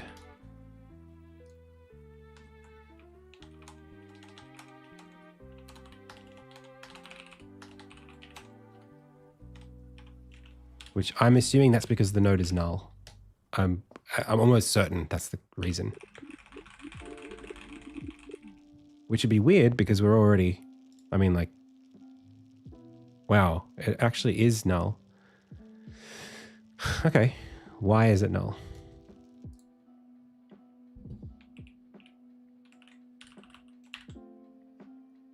Do you still use AI even if you are an intermediate game dev? I don't really vibe code.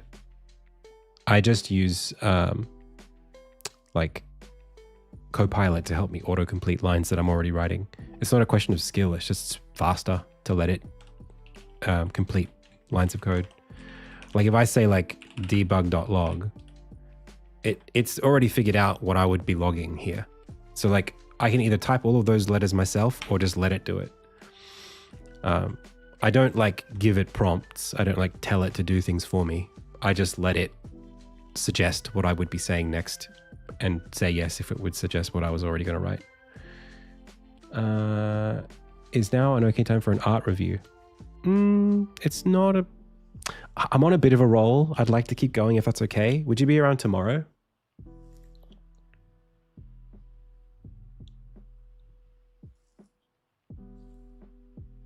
Nice. Thank you so much. Okay. So... Oh, that's really kind of you. Thanks. All right. So...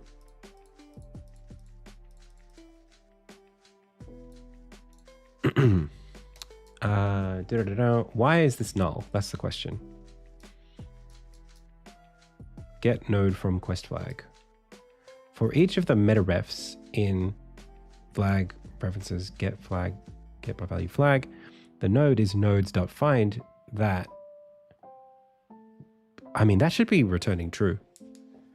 What's the flag that we're checking for this?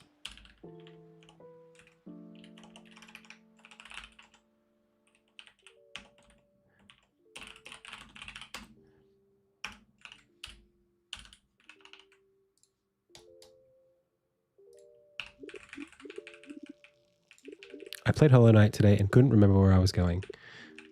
Well, I'm not supposed to be able to see that message. I mean, I played Hollow Knight today. All right.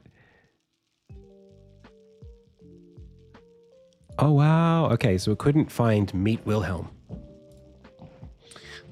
I made a mistake then, because when I go back to Quest Manager, this up 1 needs to be up 0 to get the last item in the list. That's really bad. I've been using up 1 a lot. Wait, but this returned nothing? Wait. What? How am I even showing... Wait, no, that is correct. Up 1 is right. Do you know what? I'm confused. I confused myself because Quest... I'm using get next flag. This was returning null before. It was this one.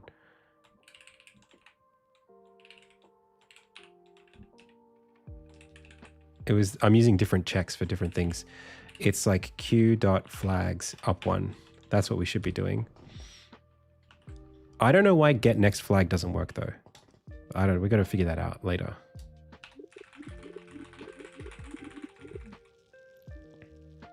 Okay, this should work.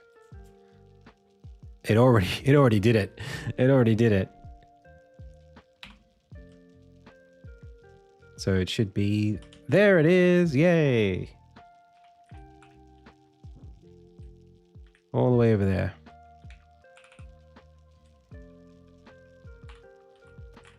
Long way away. Okay, but we've got a bit of a problem now in that it already reveals it before we get to reveal it because it's already revealed.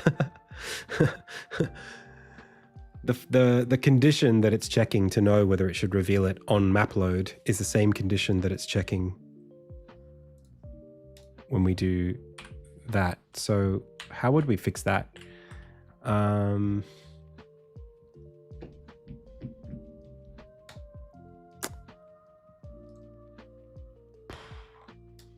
We could have a separate flag called like revealed and just check that specifically and set that specifically. We could avoid updating the list until the player opens the map so that we force reveal it, but we don't update it until after the player has control. We could avoid adding it to the quest list. So like when we go quest manager, this update quest status reveals the point of interest and does that, but it does that after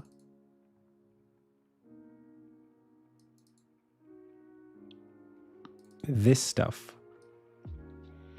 So what we could do is we could put this stuff later and only add it later. So it's technically not in the quest log yet until after we've queued up this.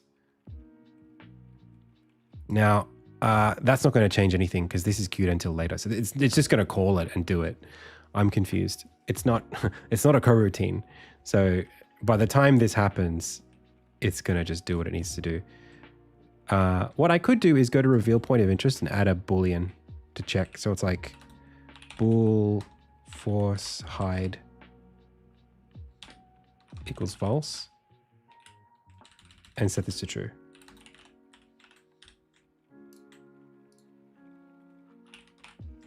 Or like force start hidden.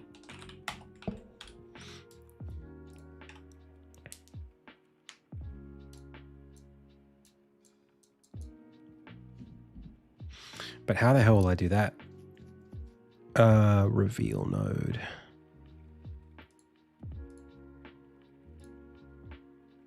I'm gonna have to like, oh Jesus.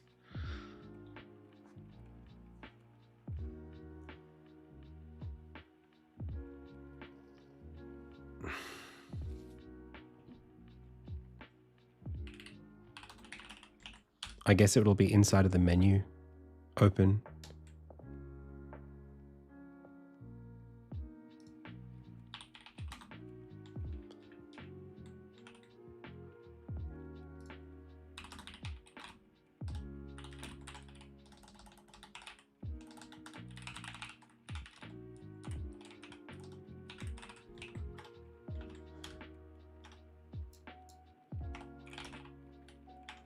Yeah, see, like all of that, I would have written that character by character, but Copilot just sort of saw what I was doing and jumped ahead. And I'm like, yep, sure. Save me from the keystrokes. And then this needs to be opening from cutscene.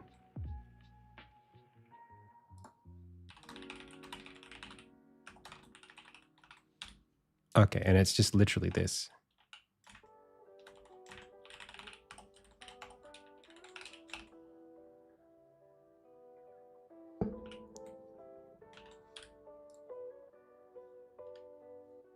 This is going to fail.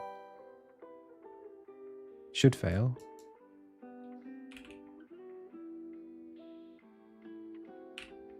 No, it won't fail. It'll just silently fail because that reveal POI here.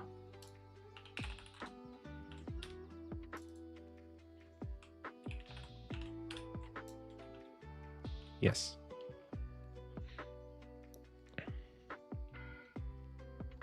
All right, I'm back.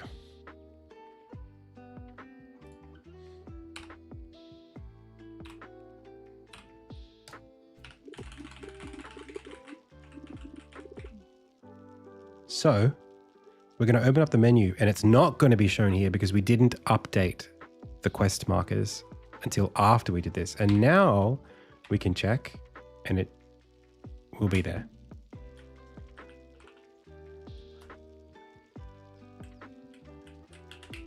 Good. Okay.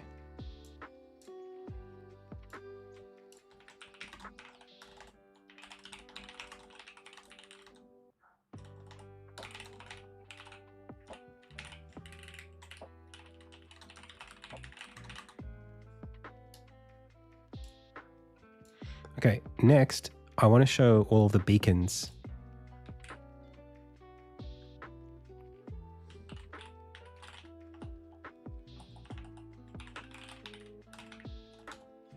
So set up quest beacons.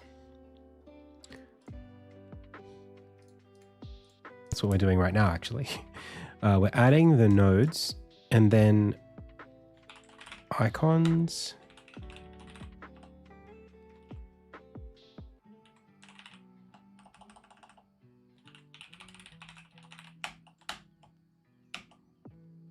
Place icon at node.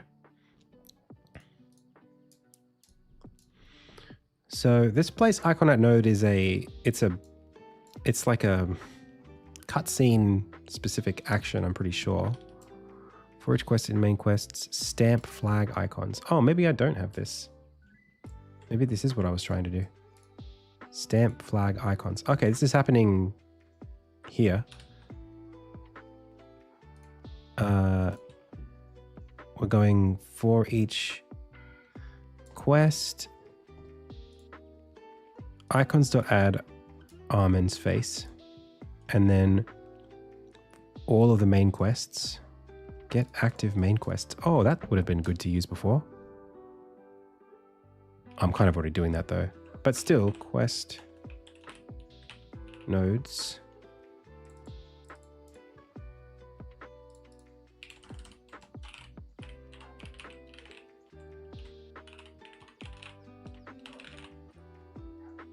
Quest manager.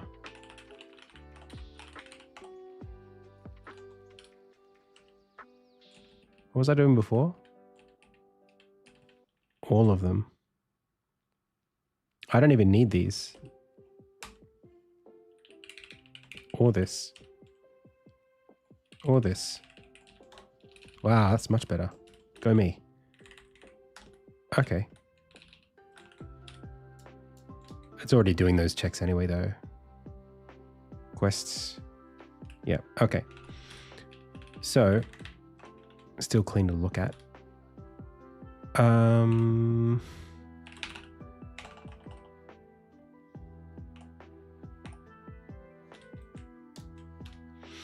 So for each of the thing in main quests, do I use this more than once? Nope, which means I can just do this. Thank you very much. Unless there's we're not changing the quests, right? We're not doing some concurrency thing. Nope. Okay. So get next flag. But get next. Ah, this must be failing. Okay, well, let's figure it out. For int I equals 0, I is less than flags.length, I++, looks good to me. Quest flag flag equals this flag. If this is false, return it. That looks great to me. Why is that wrong? Check quest flag. I mean, this is rock solid, this function. I use this 92 times. There's no way that's the problem.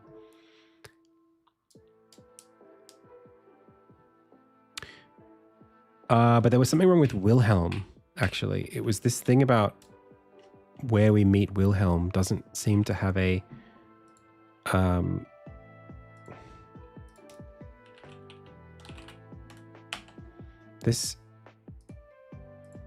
We've got encounter Wilhelm and meet Wilhelm. And the quest that we're looking for is called To the Athenaeum. And meet Wilhelm is the quest flag we're looking at. That's the next one. And it is checked by each of these. But I don't know if... Where is this? Is this in the scene graph?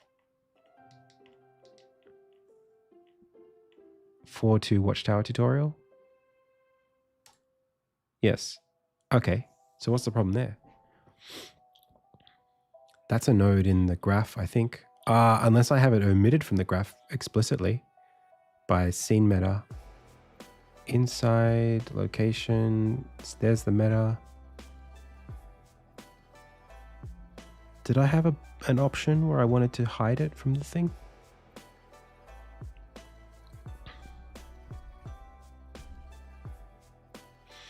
I thought I did have a system where I was going to hide them from scene graph in the game, from the world map. If I go map...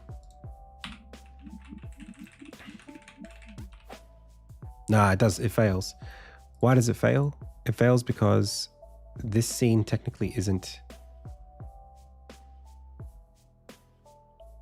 I don't think this meta is inside of the scene graph for the game. Or at least not considered one of the levels that we can... Oh, wait. Is it because it doesn't have a... No.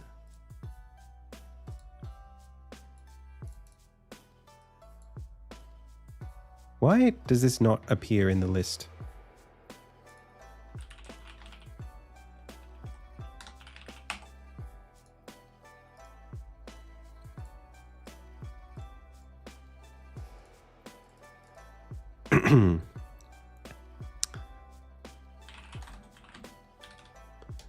For each meta in scene metas, if we can get the scene node, if default container get scene node is not null, then go for it.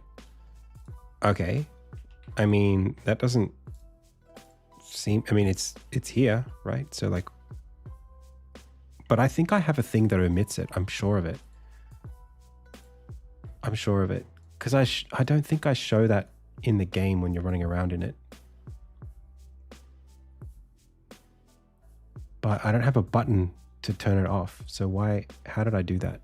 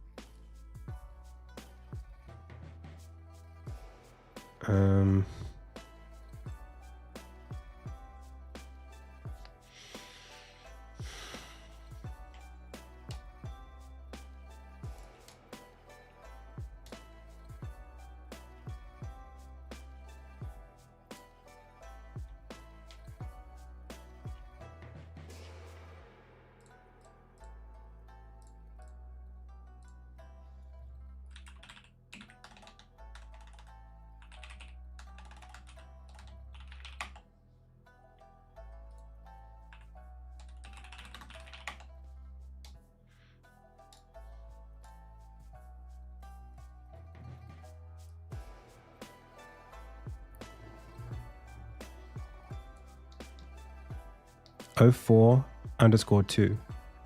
I guess it's not.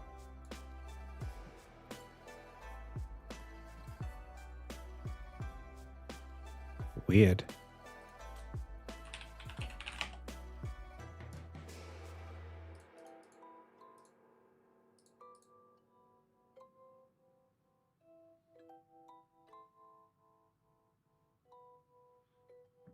Okay.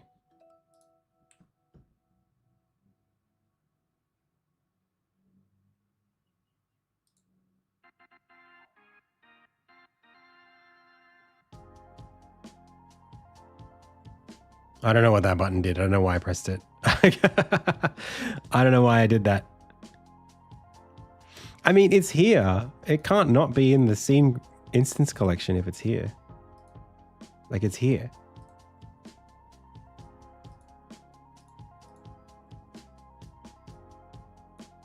There it is there. But can it somehow not be in the scene graph? It's not here. What the heck? Unless I'm just confused and it is in here. It has to be in here. Oh, yeah, that's where it is there. So what's going wrong? Why can't we... I'm really confused. Why can't we get the scene node from this?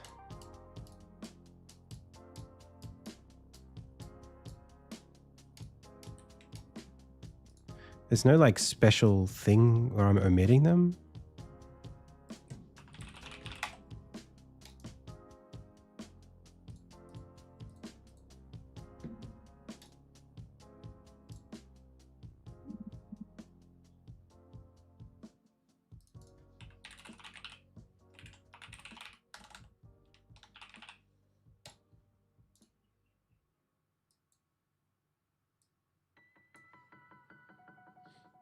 I gotta manually check through here.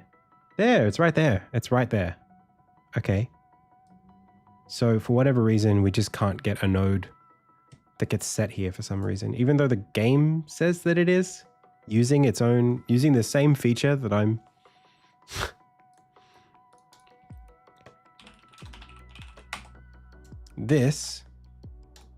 For this to show up here means that we can associate this scene with this flag. So when I say get scene node from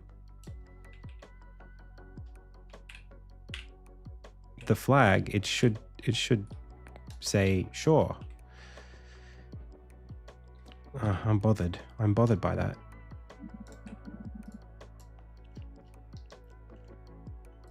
Anyway, I don't know why that's not going right. Let's just get through this and see what happens. So, does this, plants the beacon, huzzah. I come over here, it should still be there. We want that beacon showing up. So,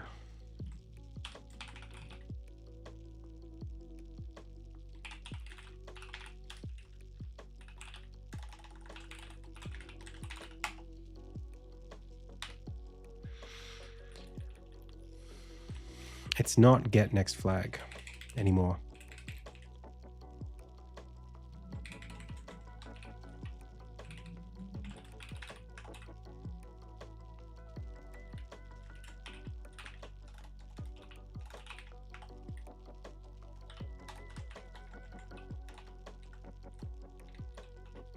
Meh. Okay.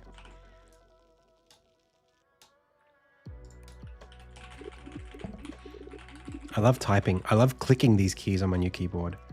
I'm having to learn. Oh, it's already there. See. Okay. So this is correct that that's happening. It's just that this needs to happen. Doot, doot, doot, there.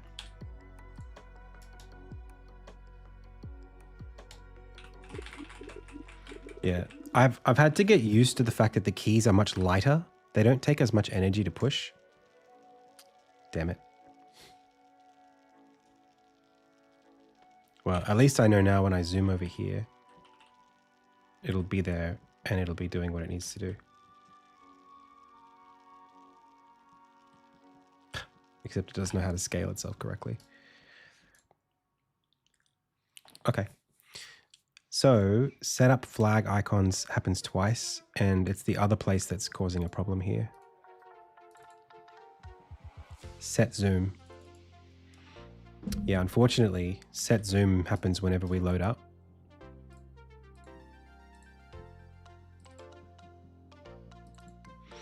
So this flag icons is already getting set.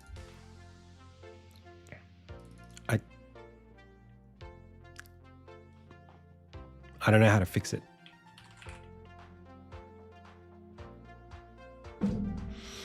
I mean, I could just not do it from here, but it's bad.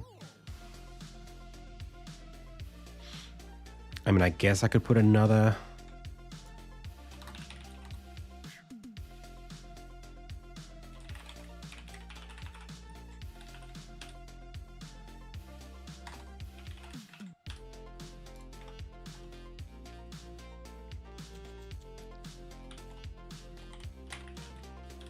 that's not right.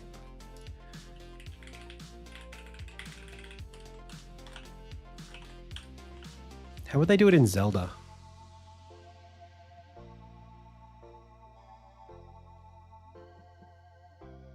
I guess I could just hide it every time.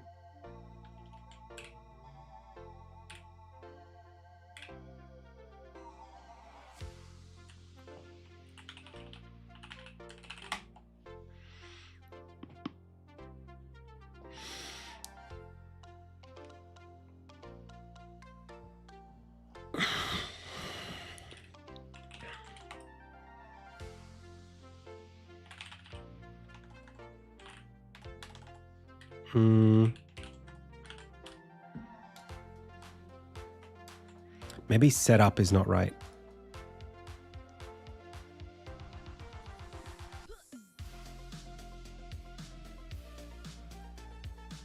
I don't think we need to do that inside of Zoom.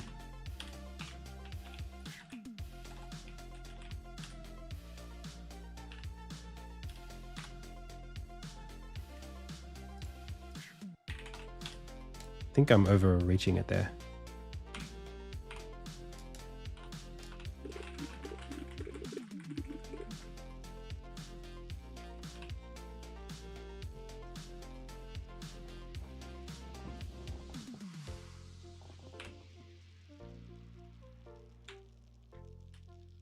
Why is it even... Hang on a second. Is this even compiling? What's going on here? Rescale icons. Set up flag icons if we're not opening from a cutscene. Oh, but I am opening from cutscene in... this open comes from... teleport... no, actually, hang on a second. Quest manager, NQ, new quest UI state, and then reveal point of interest. And then this is opens false true, and true is, and that's true. This is true. Whoops. Yikes.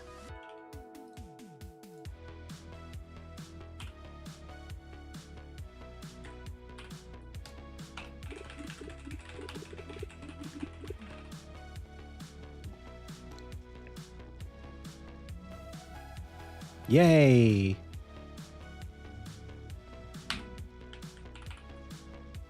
Yay!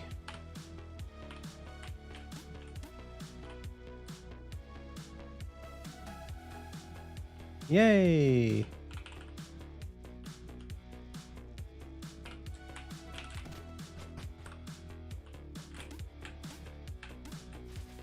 Moonwalking away. Moonwalk away from home.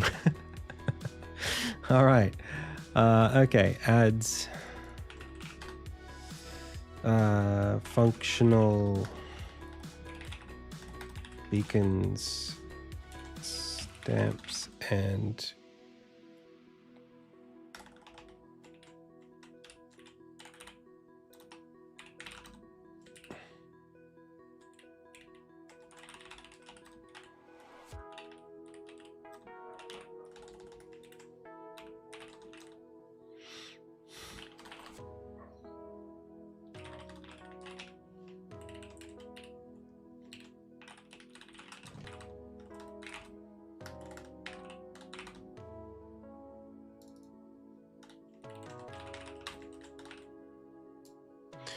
Okay.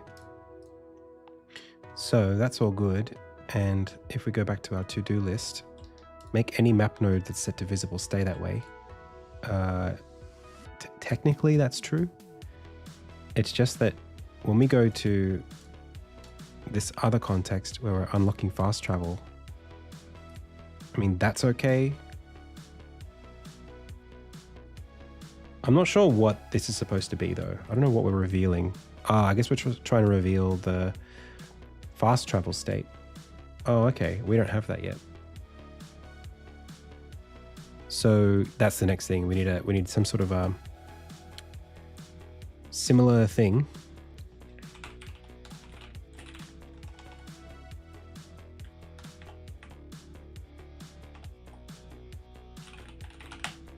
When we set up flag icons, next to that needs to be like, hang on a second, how many of these we have? One. Set up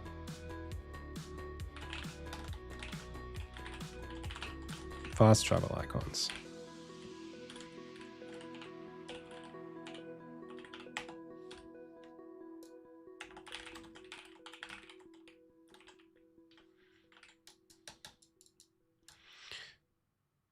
So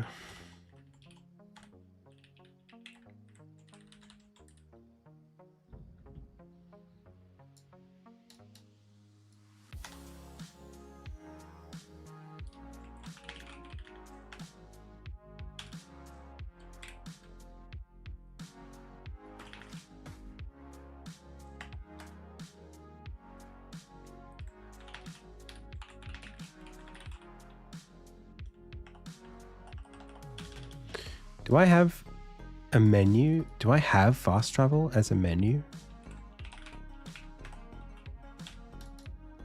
Is this a singleton or anything?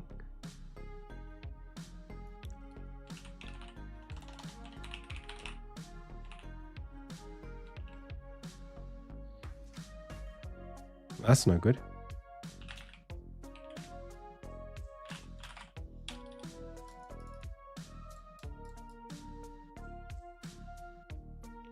Nothing static? Whoops. In that case, this thing down here, this fast travel meta list is inaccessible to me. I can't find it. So I'll need to,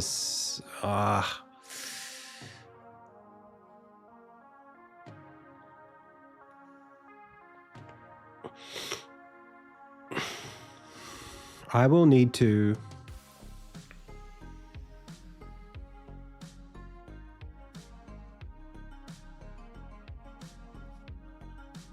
it's probably best to just store this somewhere, maybe in the world graph or just on the abilities themselves.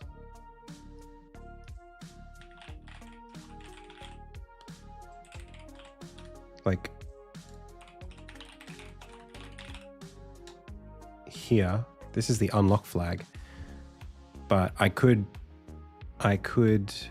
put it on, I could add another flag for, or like even a meta location for where you go after you unlock it. It's not very good, but it is bound one-to-one to this. Maybe instead I'll just do, I guess I'll just make it a singleton.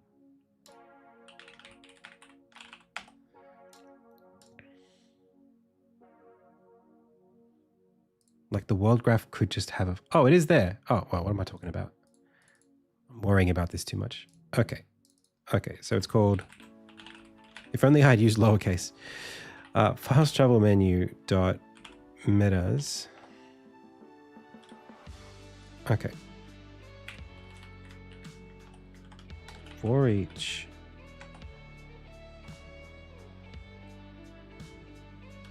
what is this fast travel meta?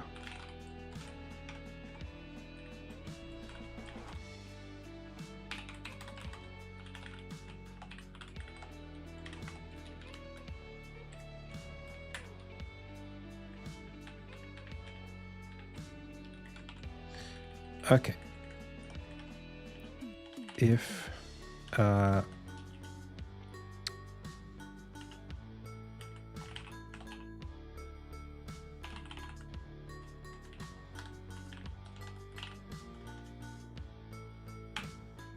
has ability. No, there's an easy way to do this.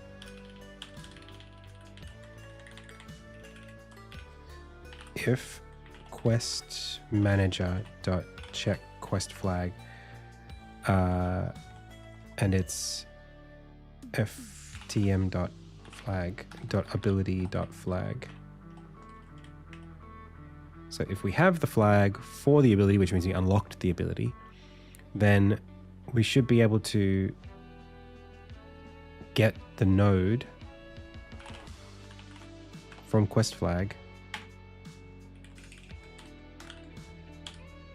No. We should just say oh,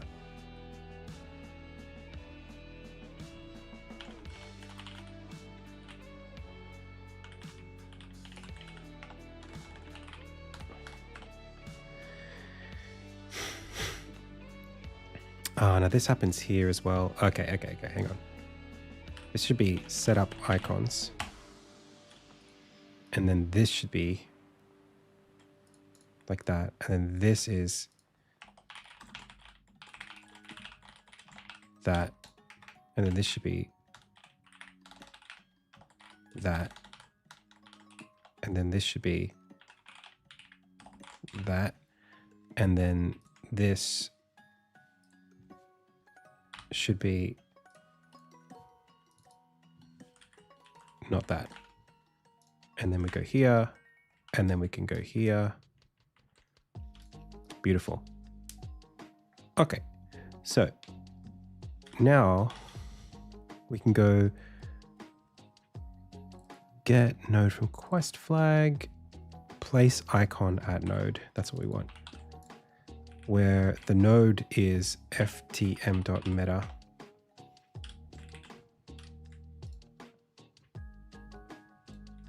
Which is a map node, but that's not a map node. That's a scene meta. Why did it let me do that? I guess because it doesn't know what I'm doing yet. So map node node equals nodes dot find. And then what does this need? It needs a quest. Why?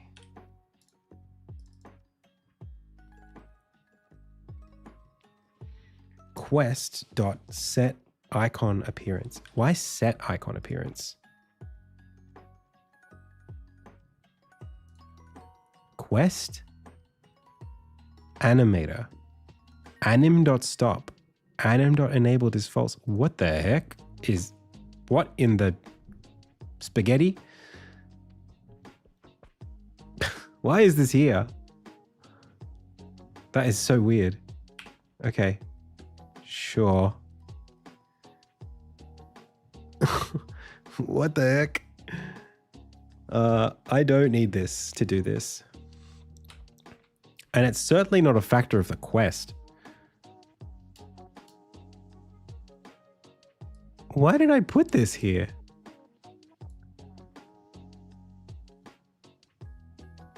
I mean, get is one thing. But set?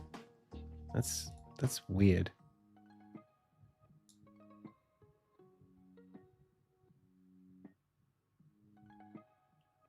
Given an animator? What the heck is that?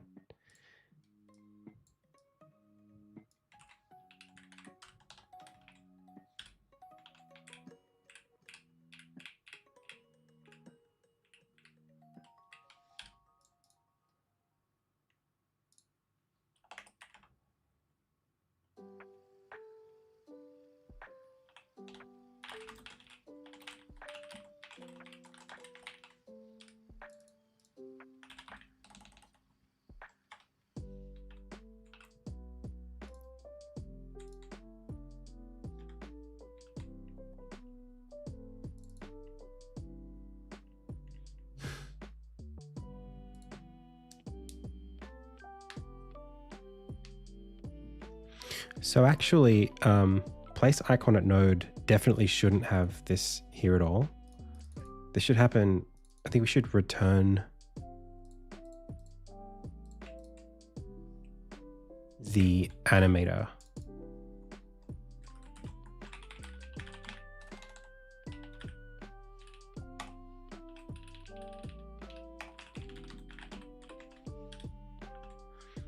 And then take this away.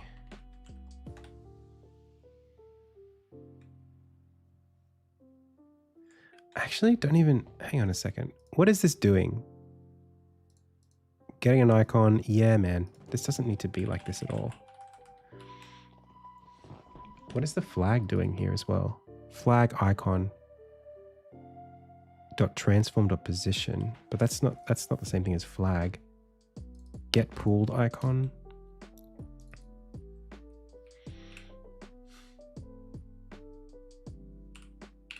It's just a flag dot name. Okay.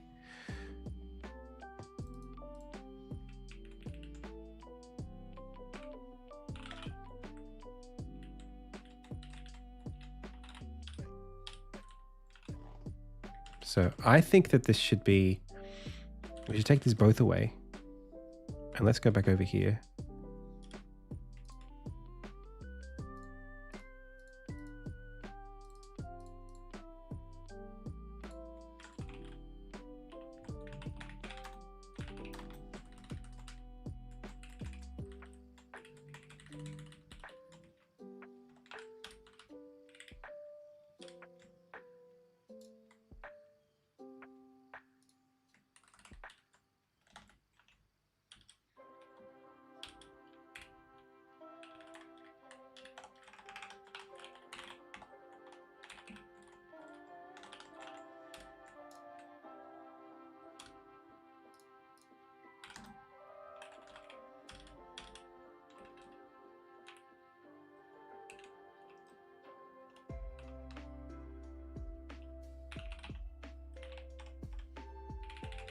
What?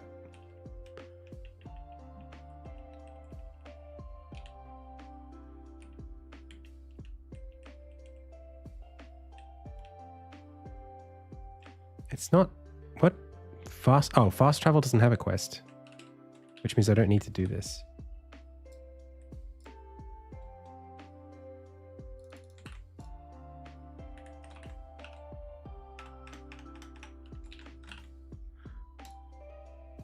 Yeah. Okay. And I don't need to do this. Okay. That's good.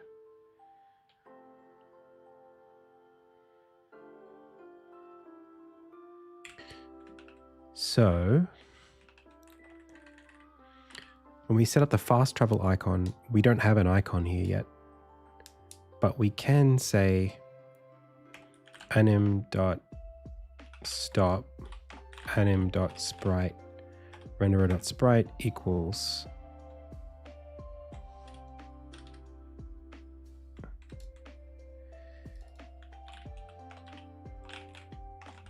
white icon sprite.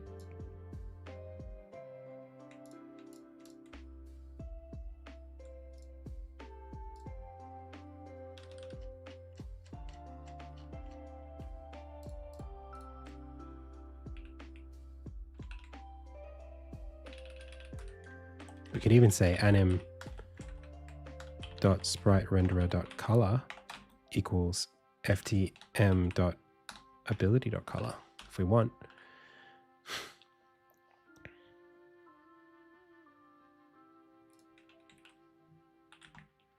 All right, let's see it. I'm Dan McClellan. Alrighty. Okay. So clear all that. Let's go all the way over to here. And then load in. And then go to our Anvil teleporter fast travel unlocked sequence and fire it up.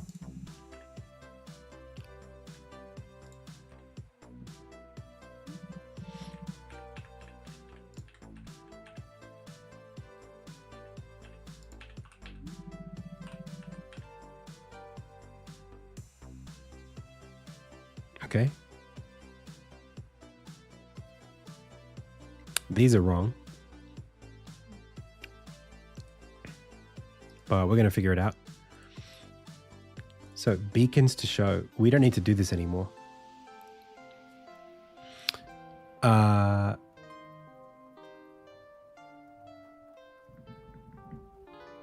Technically, well, no. It should be abilities that's here.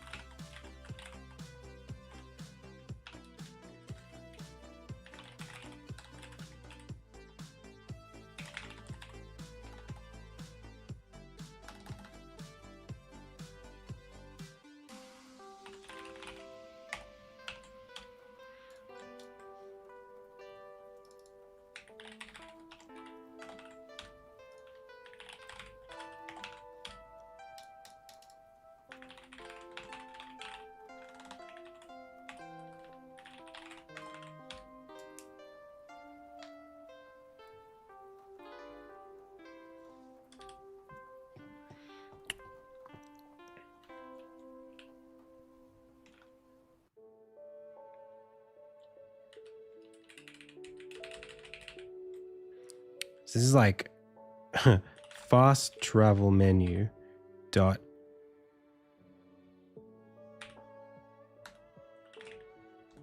metas where dot first or default where the ability is ability.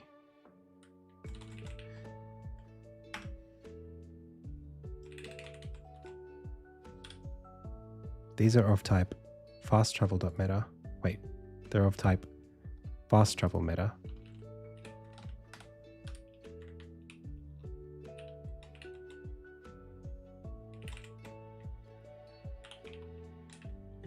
And then map node is nodes find, yes. And then this is now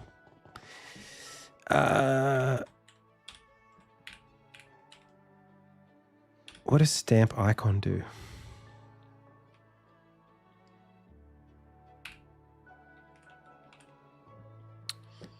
I see.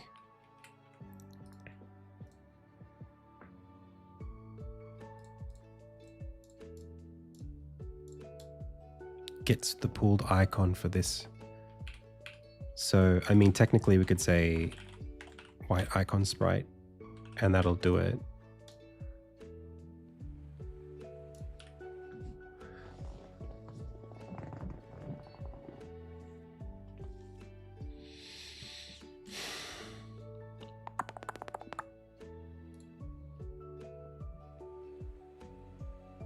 Issue?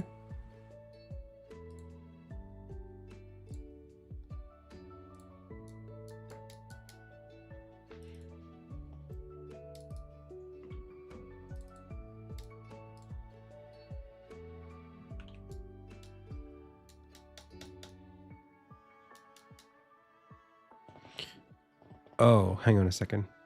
Wait, well, is ability... Are these abilities set up correctly? No. So the first one is a charge, and the second one is a rise.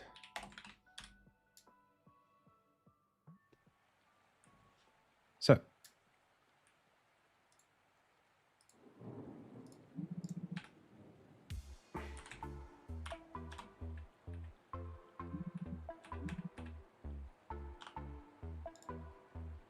that's correct. Cool.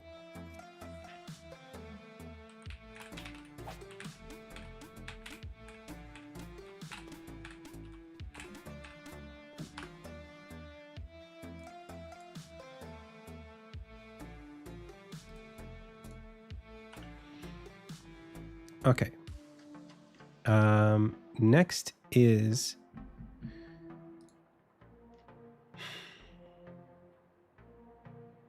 Oh, I needed to check. Hang on a second. Hang on. There was one really critical thing I needed to do after that worked. Okay.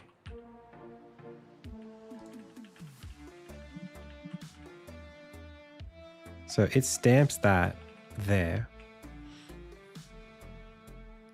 Stamps that there. And then if I go to the map, they're not going to be there. But if I make my way...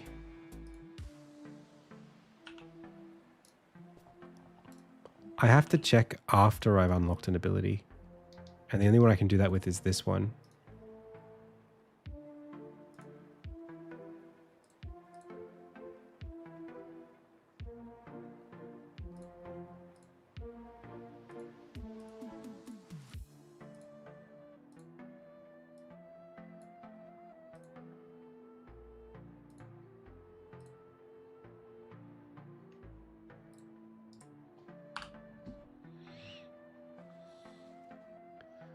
You know, one thing I noticed that I'm very happy about is that now, because I've got these little micro states that I can compose scenes out of, I can play those states. I can because they're just components, I can force them to play without having to go through, I didn't have to teleport into this scene properly to get to this point, because I could just target that one node and say, play that.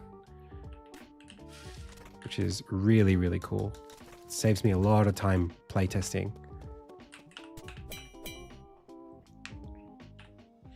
This is all work in progress.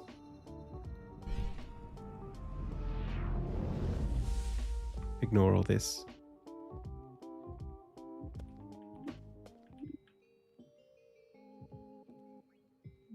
Teleport away. Teleport in. So, fast travel unlocked. Yeah, it's done. You can see it there. That green symbol proves that it works correctly.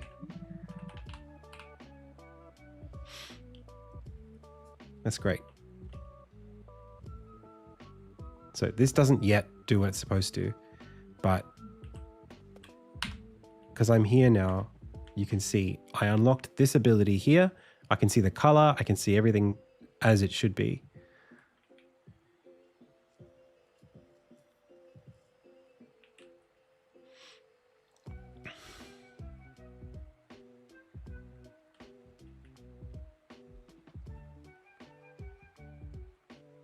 That's great. And now that's just there, even if I leave.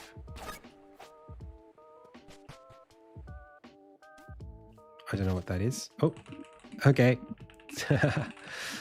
Okay.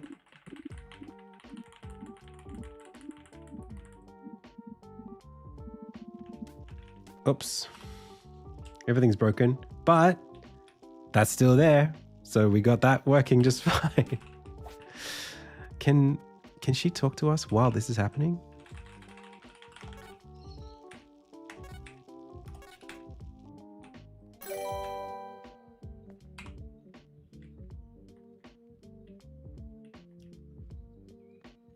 That's very...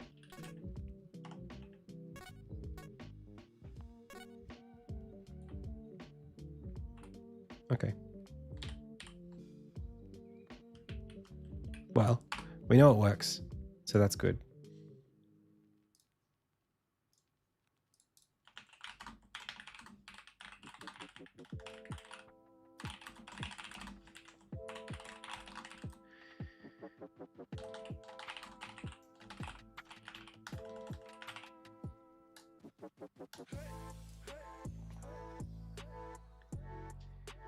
Okay.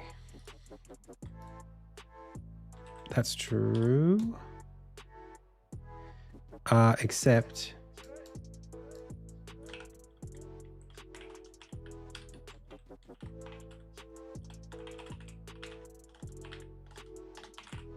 these quest nodes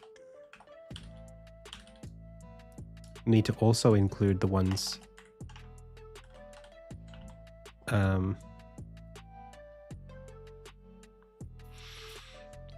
I think this should be a dictionary.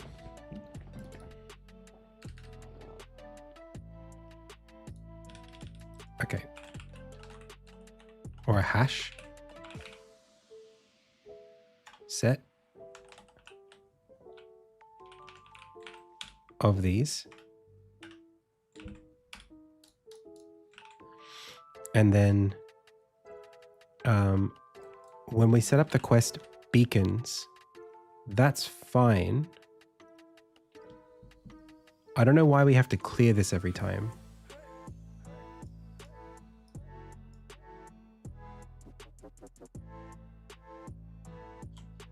We don't really have to do that, do we?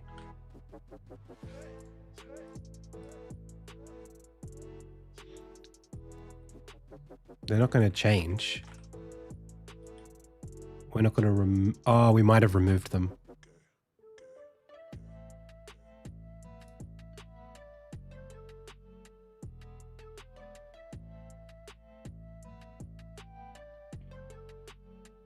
All right. Well, then the other way to do this is we need to also set up show all of the map nodes for our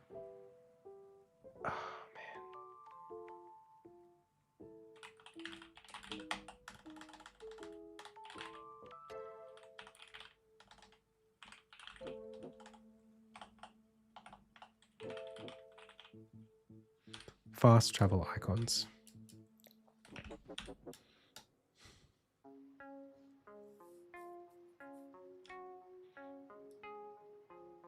So it's technically this again. I don't want to have to do that. It's pretty bad.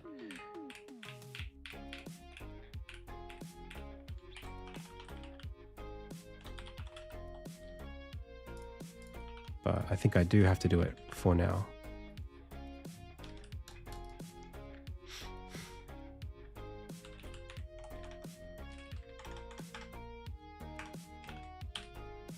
Okay. Now that'll work.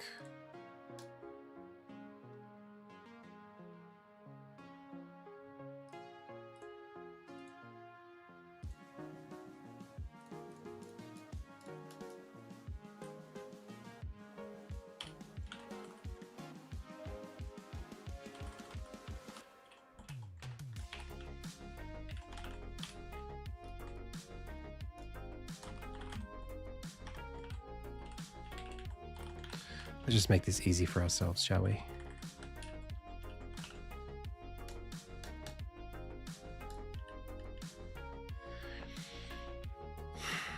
It's actually like the person that I was, the developer that I was when I started Insignia and who I am today, it's so vastly different in terms of just like knowing how Unity works and how to avoid mistakes. And like, there's so many things that are just like, I know so much more. All right, so the fast travel locations are there, but we've sort of failed at something. Oh no, we wanted to give the player 2 quests and have those quests be main quests. Yeah, that's what we wanted to do. Hang on. Updates. Include fast travel locations.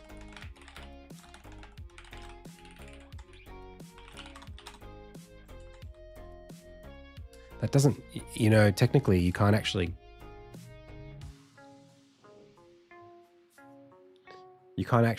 visit a fast travel location if you haven't. You can't have the flag if you haven't visited it. So I'm doing something redundant there. Anyway, I was looking happier. The thing is, I was so naive and I wasn't fast. Like I was, you know, I was making something that I'm happy about what I was making at the time, and I had reason to be happy then, but I just don't think that I had the same level of like, I wasn't able to execute on my vision consistently. Whereas now, I actually can. Like I feel really confident about being able to like, okay, this is what I'm going to do. I do it, it's done. It works the way that I wanted it to. Even if it's hard, like, you know, the last couple of weeks, there have been things that I've been trying to do that were hard, but they're not things that I'm guessing I might be able to do. They're things that, assuming that I do them, once they're done, like they're in and they work, and I can say like, okay, that's done. It's mostly about like the things that I stress over today the things that I stress over are about timelines and about, I guess, will what I'm doing be fun? Like, do I have good vision? Not like, will what I'm writing in the code physically function? Or like, will this feature hold up? Like, I know how to build things now so that they will hold up, and I'm not worrying too much about overextending them, or if something needs refactoring, I know it'll need refactoring before I build it, but I've made the decision to like just let it be a little bit broken for the sake of prototyping or whatever. Like, I just have so much more intention and insight into what I'm doing compared to where I was. There's just no way. Like 2017 me, he was pure, you know. He was young, and he was like, he really was doing his best impression at being a game dev. And maybe if 2017 Adam had like really lower standards for what the game should have played like, he might have gotten pretty far at making a very linear game with no exploration, just like scene by scene gameplay. But that Insignia definitely wouldn't have captured anyone's imagination, I don't think. This one is different. This one I'm scared of being too big. Like today, that's what I worry about. The game demanding too much of players. Like I really know that I can basically pull your attention for like 15 plus hours at the moment. But now it's like, do I deserve that 15 plus hours? There's a lot of content, but like, are you having fun during that content?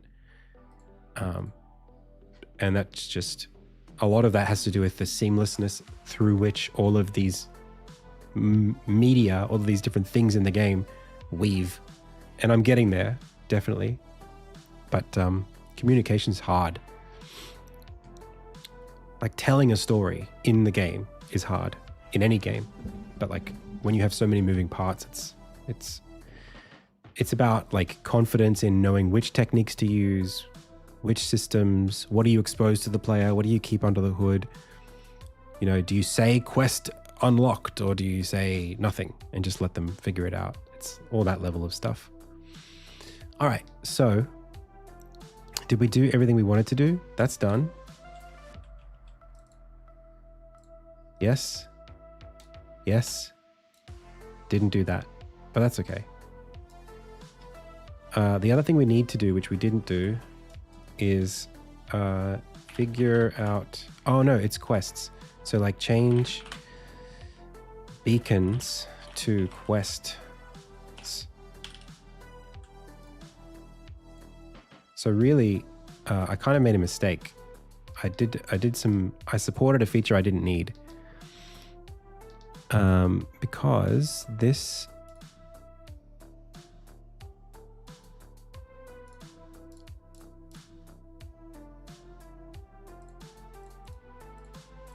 fast travel unlocked sequence, or like the teleporter itself, when we spot like these abilities, these are actually quests that we need to start.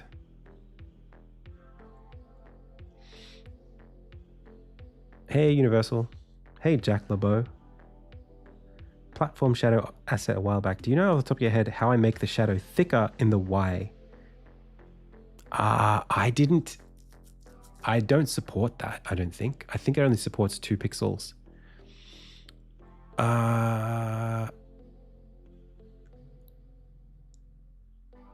You might have to mod it yourself. if you want wider pixels. I think it specifically draws, like, the way that it works is it specifically draws like this. And each of these is its own object. If you make those objects, I think right now some of them are set to being 2 pixels tall, but you can make them more than that. The problem is it's not a circle. It's not designed to be a circle. It's designed to be something more like this. So it's 2. It's a bunch of 2s and then 1s on either side. I think that's how I've set it up. I've got it in my game. Why don't I just check it for you?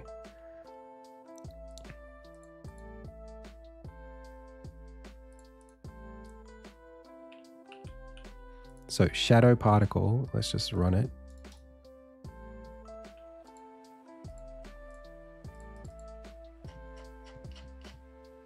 What are we doing here, brother? What are we doing here, buddy? Okay, so here's your shadow. See how there's like a bunch of 2 pixels? This one here is too wide, too tall. So it's just got a scale of 2 here. If you set this to be 3 or whatever, 3, 4, 5, you could do it that way. But the thing is, you're going to have to make this one, 1, and this one 2, and this one 3, and this one 4. So I've got this chamfer,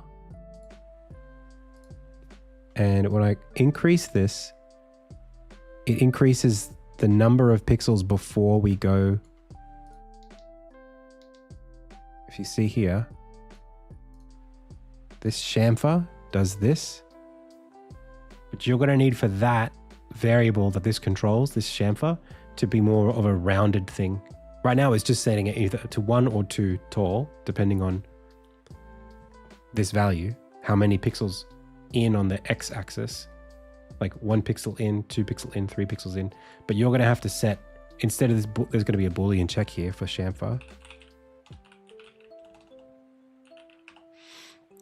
See this? You're going to need that to not choose 1 or 2, but to actually change the height based on how many pixels in it is. That's what you just changed, this Y height. Then you'll be able to do what you want. You just need to mod that.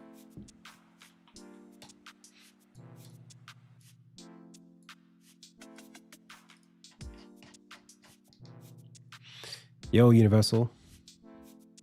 No worries. So now, I guess here's my question. Like, what do we want to happen here?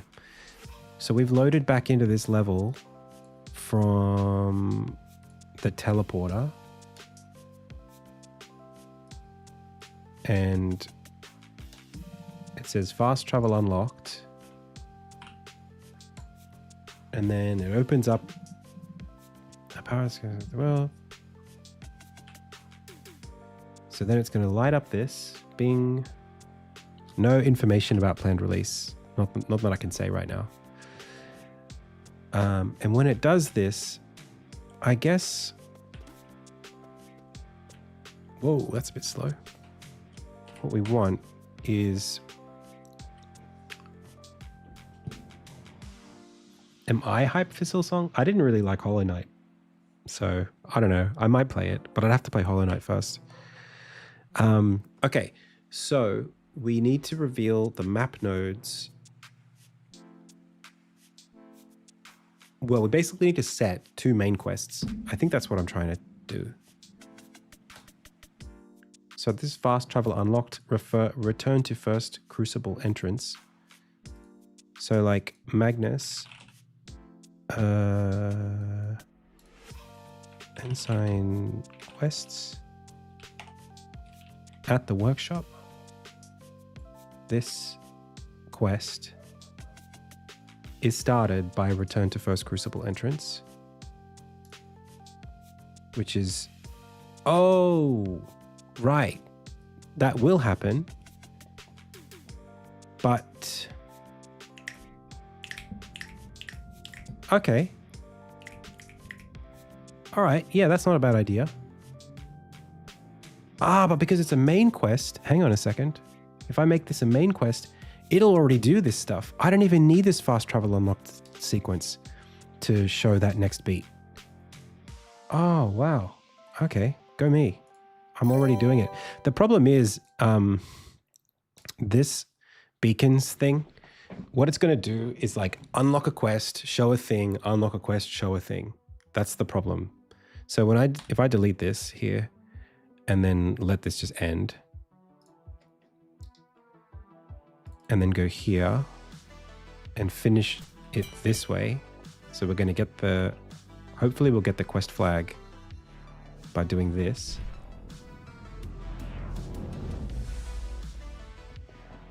Unless I haven't set the quest flag up yet. Okay, so he teleports away. Bye-bye, Armin. And then we end up here. Fast travel unlocked. Something happens, blah, blah, blah. And then we broke it. Great.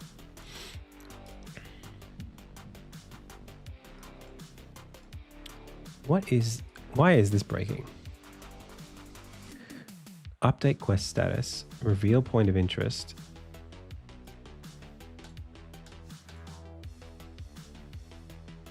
Map location node. Is that node null? Reveal node. Should scale node.access. So this node must be null. This reveal point of interest needs to have the quest flag, and then it's going to say debug.log retrieved node for flag.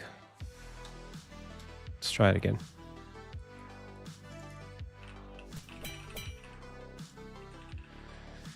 Blah, blah, blah.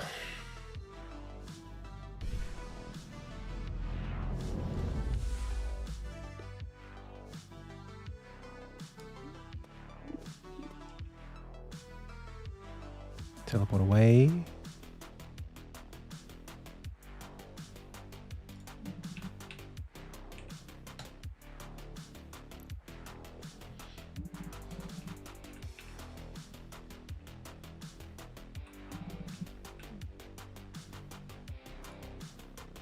Charge crucible.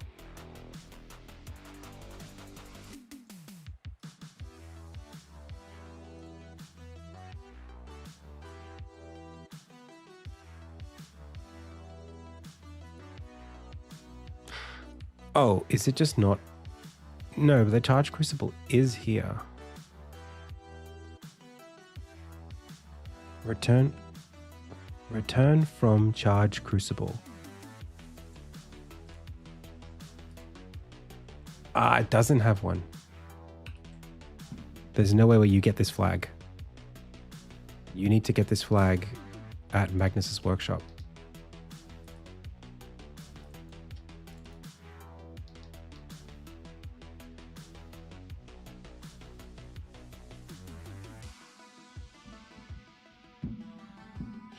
Because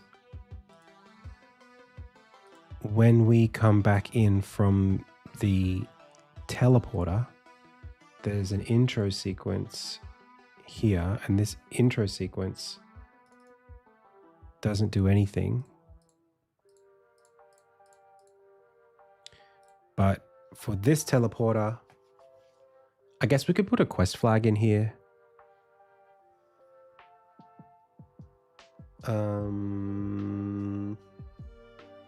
That says when you load into this scene through this flag, set it to true.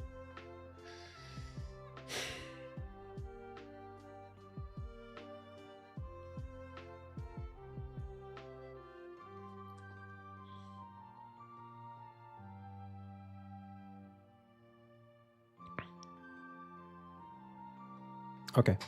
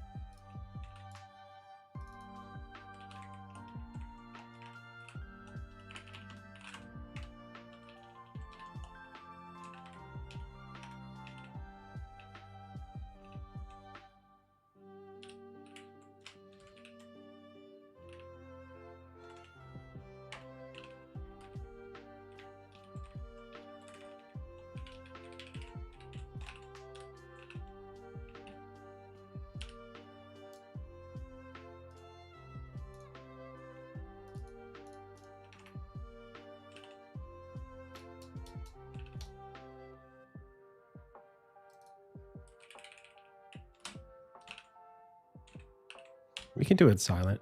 That's not a bad idea. That might hurt me later. Okay, cool. So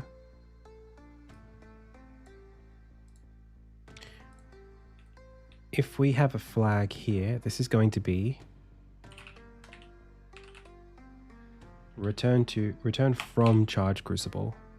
So now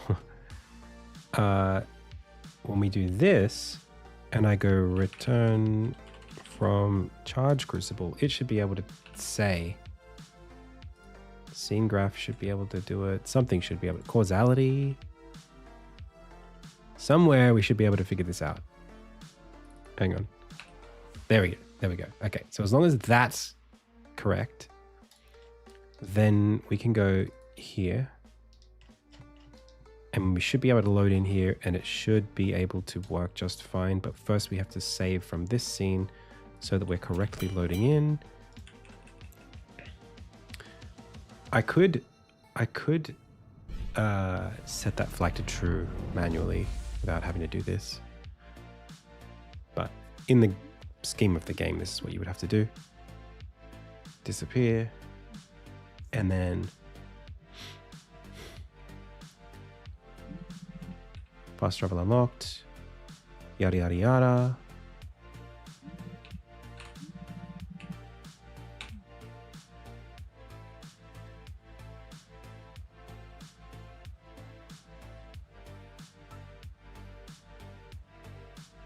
Nice. So technically, this at the workshop, that's like, that is where we will be going. My only issue now is that I've got two different like game mechanisms for this, where like the player isn't yet able to associate. Like I think I need an animation where it's like boo, and then I need to not show the beacon. Like technically, I guess we could make it not a quest, but I still think that the player should be able to like, I don't know. Is that, what the heck? Every second toggle, it goes white and then it goes green. Okay. This ensign being shown here shouldn't show up until what? Shouldn't show up until after you've already unlocked it as a fast travel location. And that currently is doing that because I told it to. Because this teleporter spotlights these abilities.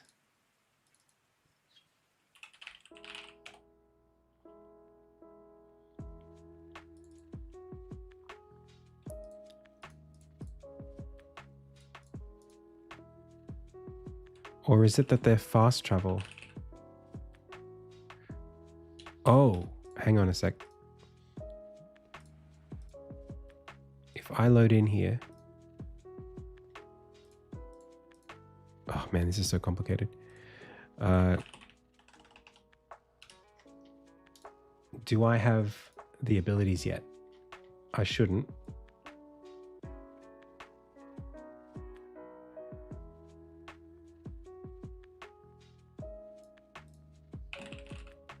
No, I don't have the abilities.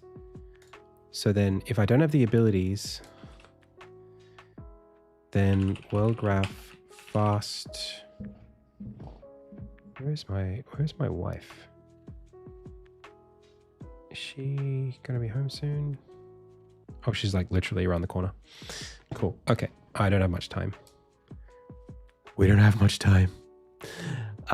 When we unlock fast travel, reveal point of interest, unlock fast travel, move to map, reveal load. No, this is quest. Quest node. It's here. I'm not checking. Yeah. Wait, no, it is. Quest manager.check quest flag, ftm.ability.flag. So if we have the flag, we can add this. What the heck? Or we must be missing something up higher. Show ability beacons. Unlock. Set up icons. Fast travel icons. Yeah. If we have the quest flag for the ability, then we can show this. But we don't have the quest flag for the ability. So why did it do that? Why when I do this? I guess because I stamped them technically. But I didn't. I didn't do that. Because if I go over here and I go back to teleporter and I go fast travel unlocked.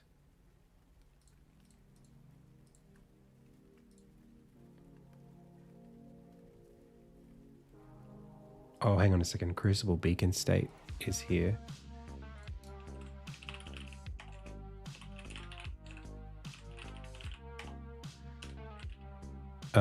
This sets up show ability beacons. And then it tells us which abilities to spotlight.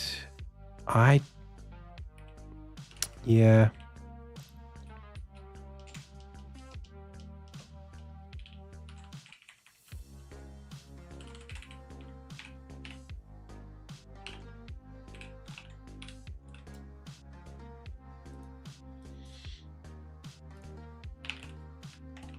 Okay.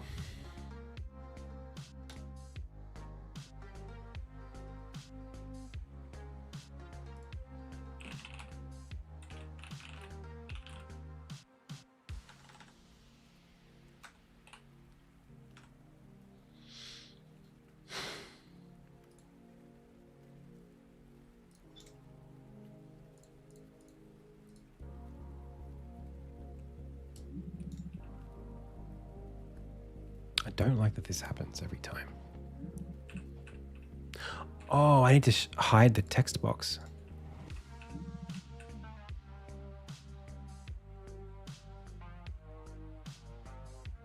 Yeah, that works.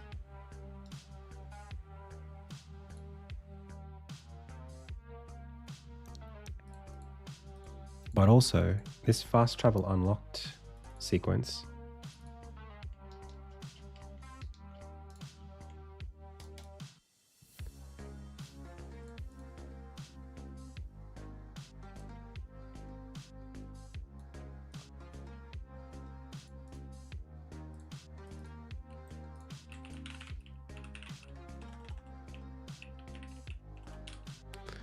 does this.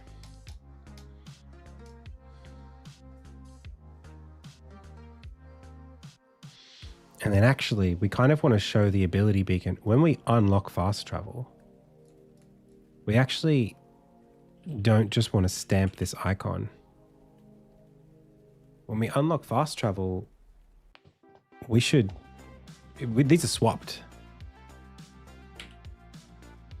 Oh, damn, this is confusing.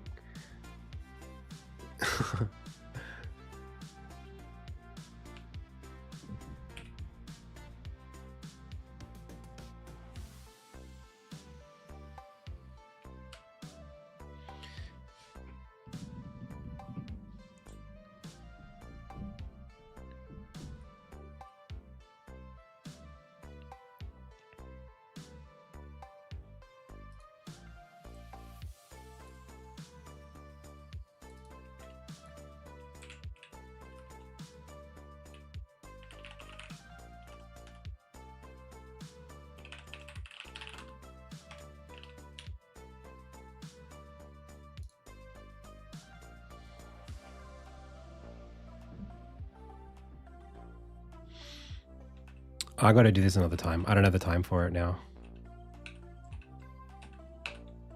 We'll get to it. So change beacons to quests. We did that. But I guess we need to like resolve what's supposed to happen when the player unlocks. So the first one is unlocks and access, unlocks fast travel from a location, and then separately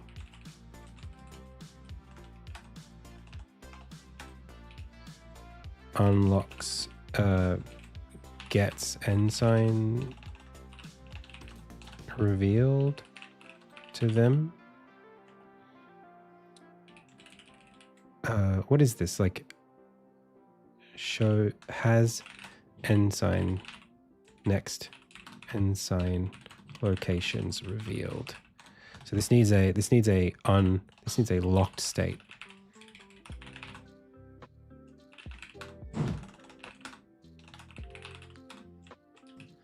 And then that's it.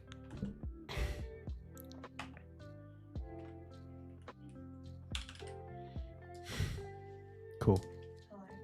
Hello. How are you? Yeah.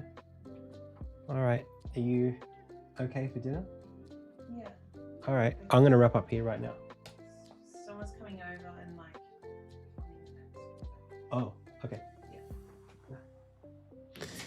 All right. I've got my next thing. So what I need to do is on the map, when a couple of things are going to happen the first time we come back here after after all that stuff. So you've just been at a crucible, and when you return, you need to be shown where you got like the teleport location you just unlocked. So that's the first thing. Like, here's the ensign you just unlocked, and you can now teleport to and from this location because of that. So that's like the ensign in its color. Then the map says, okay, there are 2 other locations that you can go and unlock the fast travel from and get and earn the ensign ability. But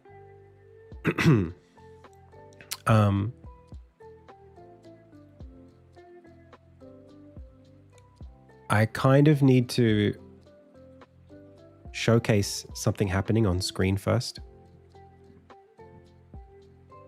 So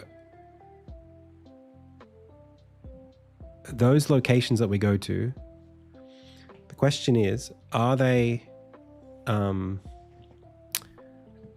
like this is the moment from like Super Mario Brothers, when like all of this is like the 6 golden coins thing, or like I don't know what they do in, I don't know which one it is. Is it Mario Wonder, where like all the things scatter across the world? It's kind of like the pig bags thing in Tombi. But anyway, from where Armin is, you have to see, because we watched all of the ensigns disappear earlier. Now that we're looking at the map, we kind of want to see where they went, basically.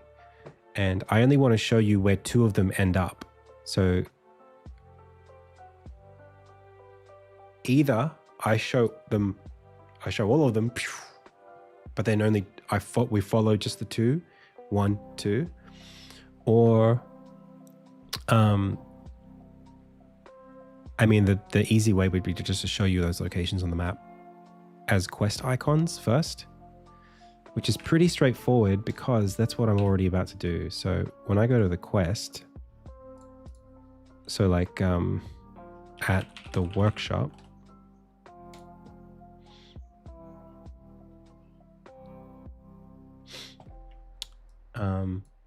this I can give a custom icon, and this icon can be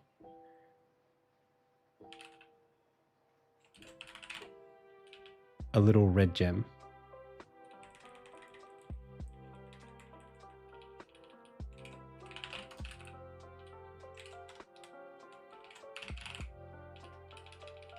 Annoyingly, I don't have any red icons. Targeting reticle, nope.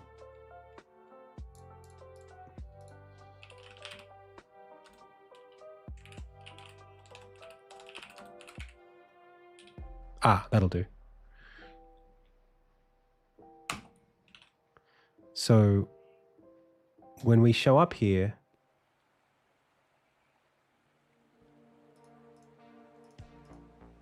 I can get return to first crucible entrance.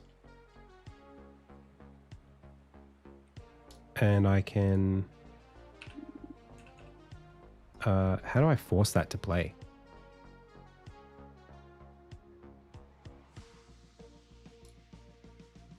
I think I just set this to true. And then go teleporter, return, fast travel unlocked, play it.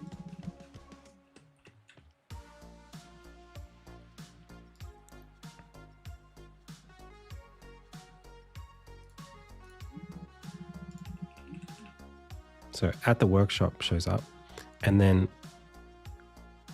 we want to put a red gem there instead.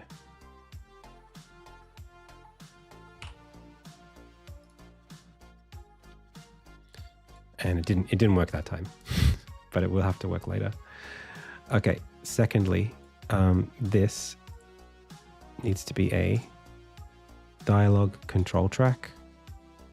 Why does this need a sequence player? Can I put it? No, I don't even need that. I just need this to be a dialogue control clip that hides this here. So as long as that's like that, we should be fine. Delete this, load back in.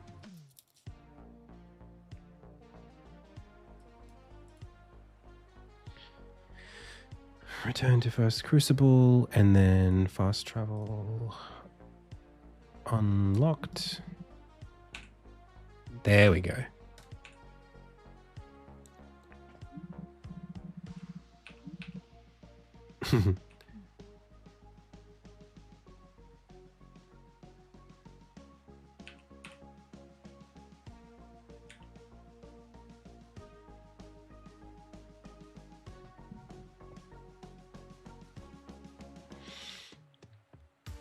So, slowly getting there.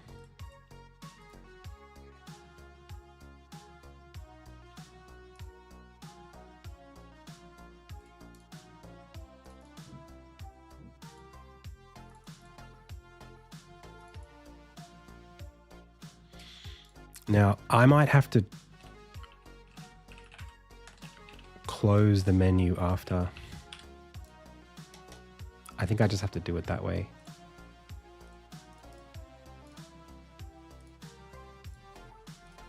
So when we do this, we say fast travel unlocked. We show the thing we just unlocked, which is going to be the crucible icon there.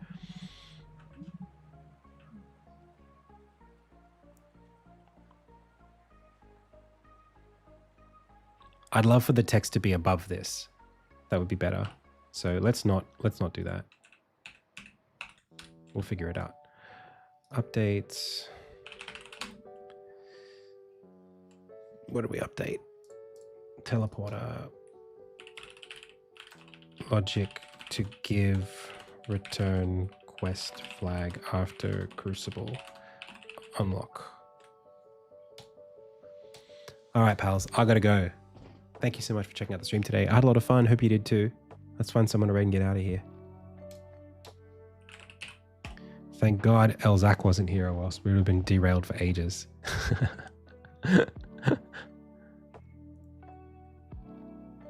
We talked about Skull the Hero Slayer for a little bit, and then when I managed to recover.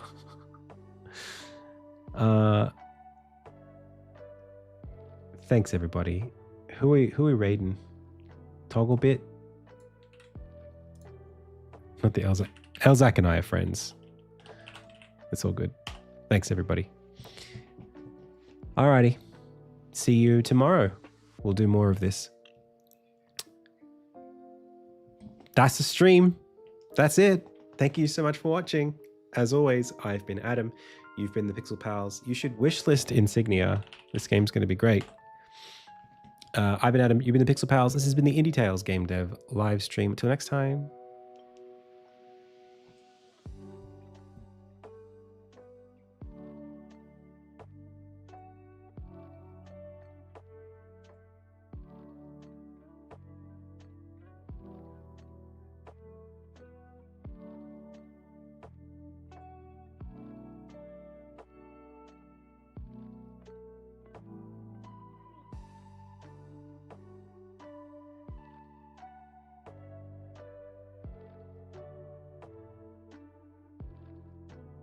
to look at.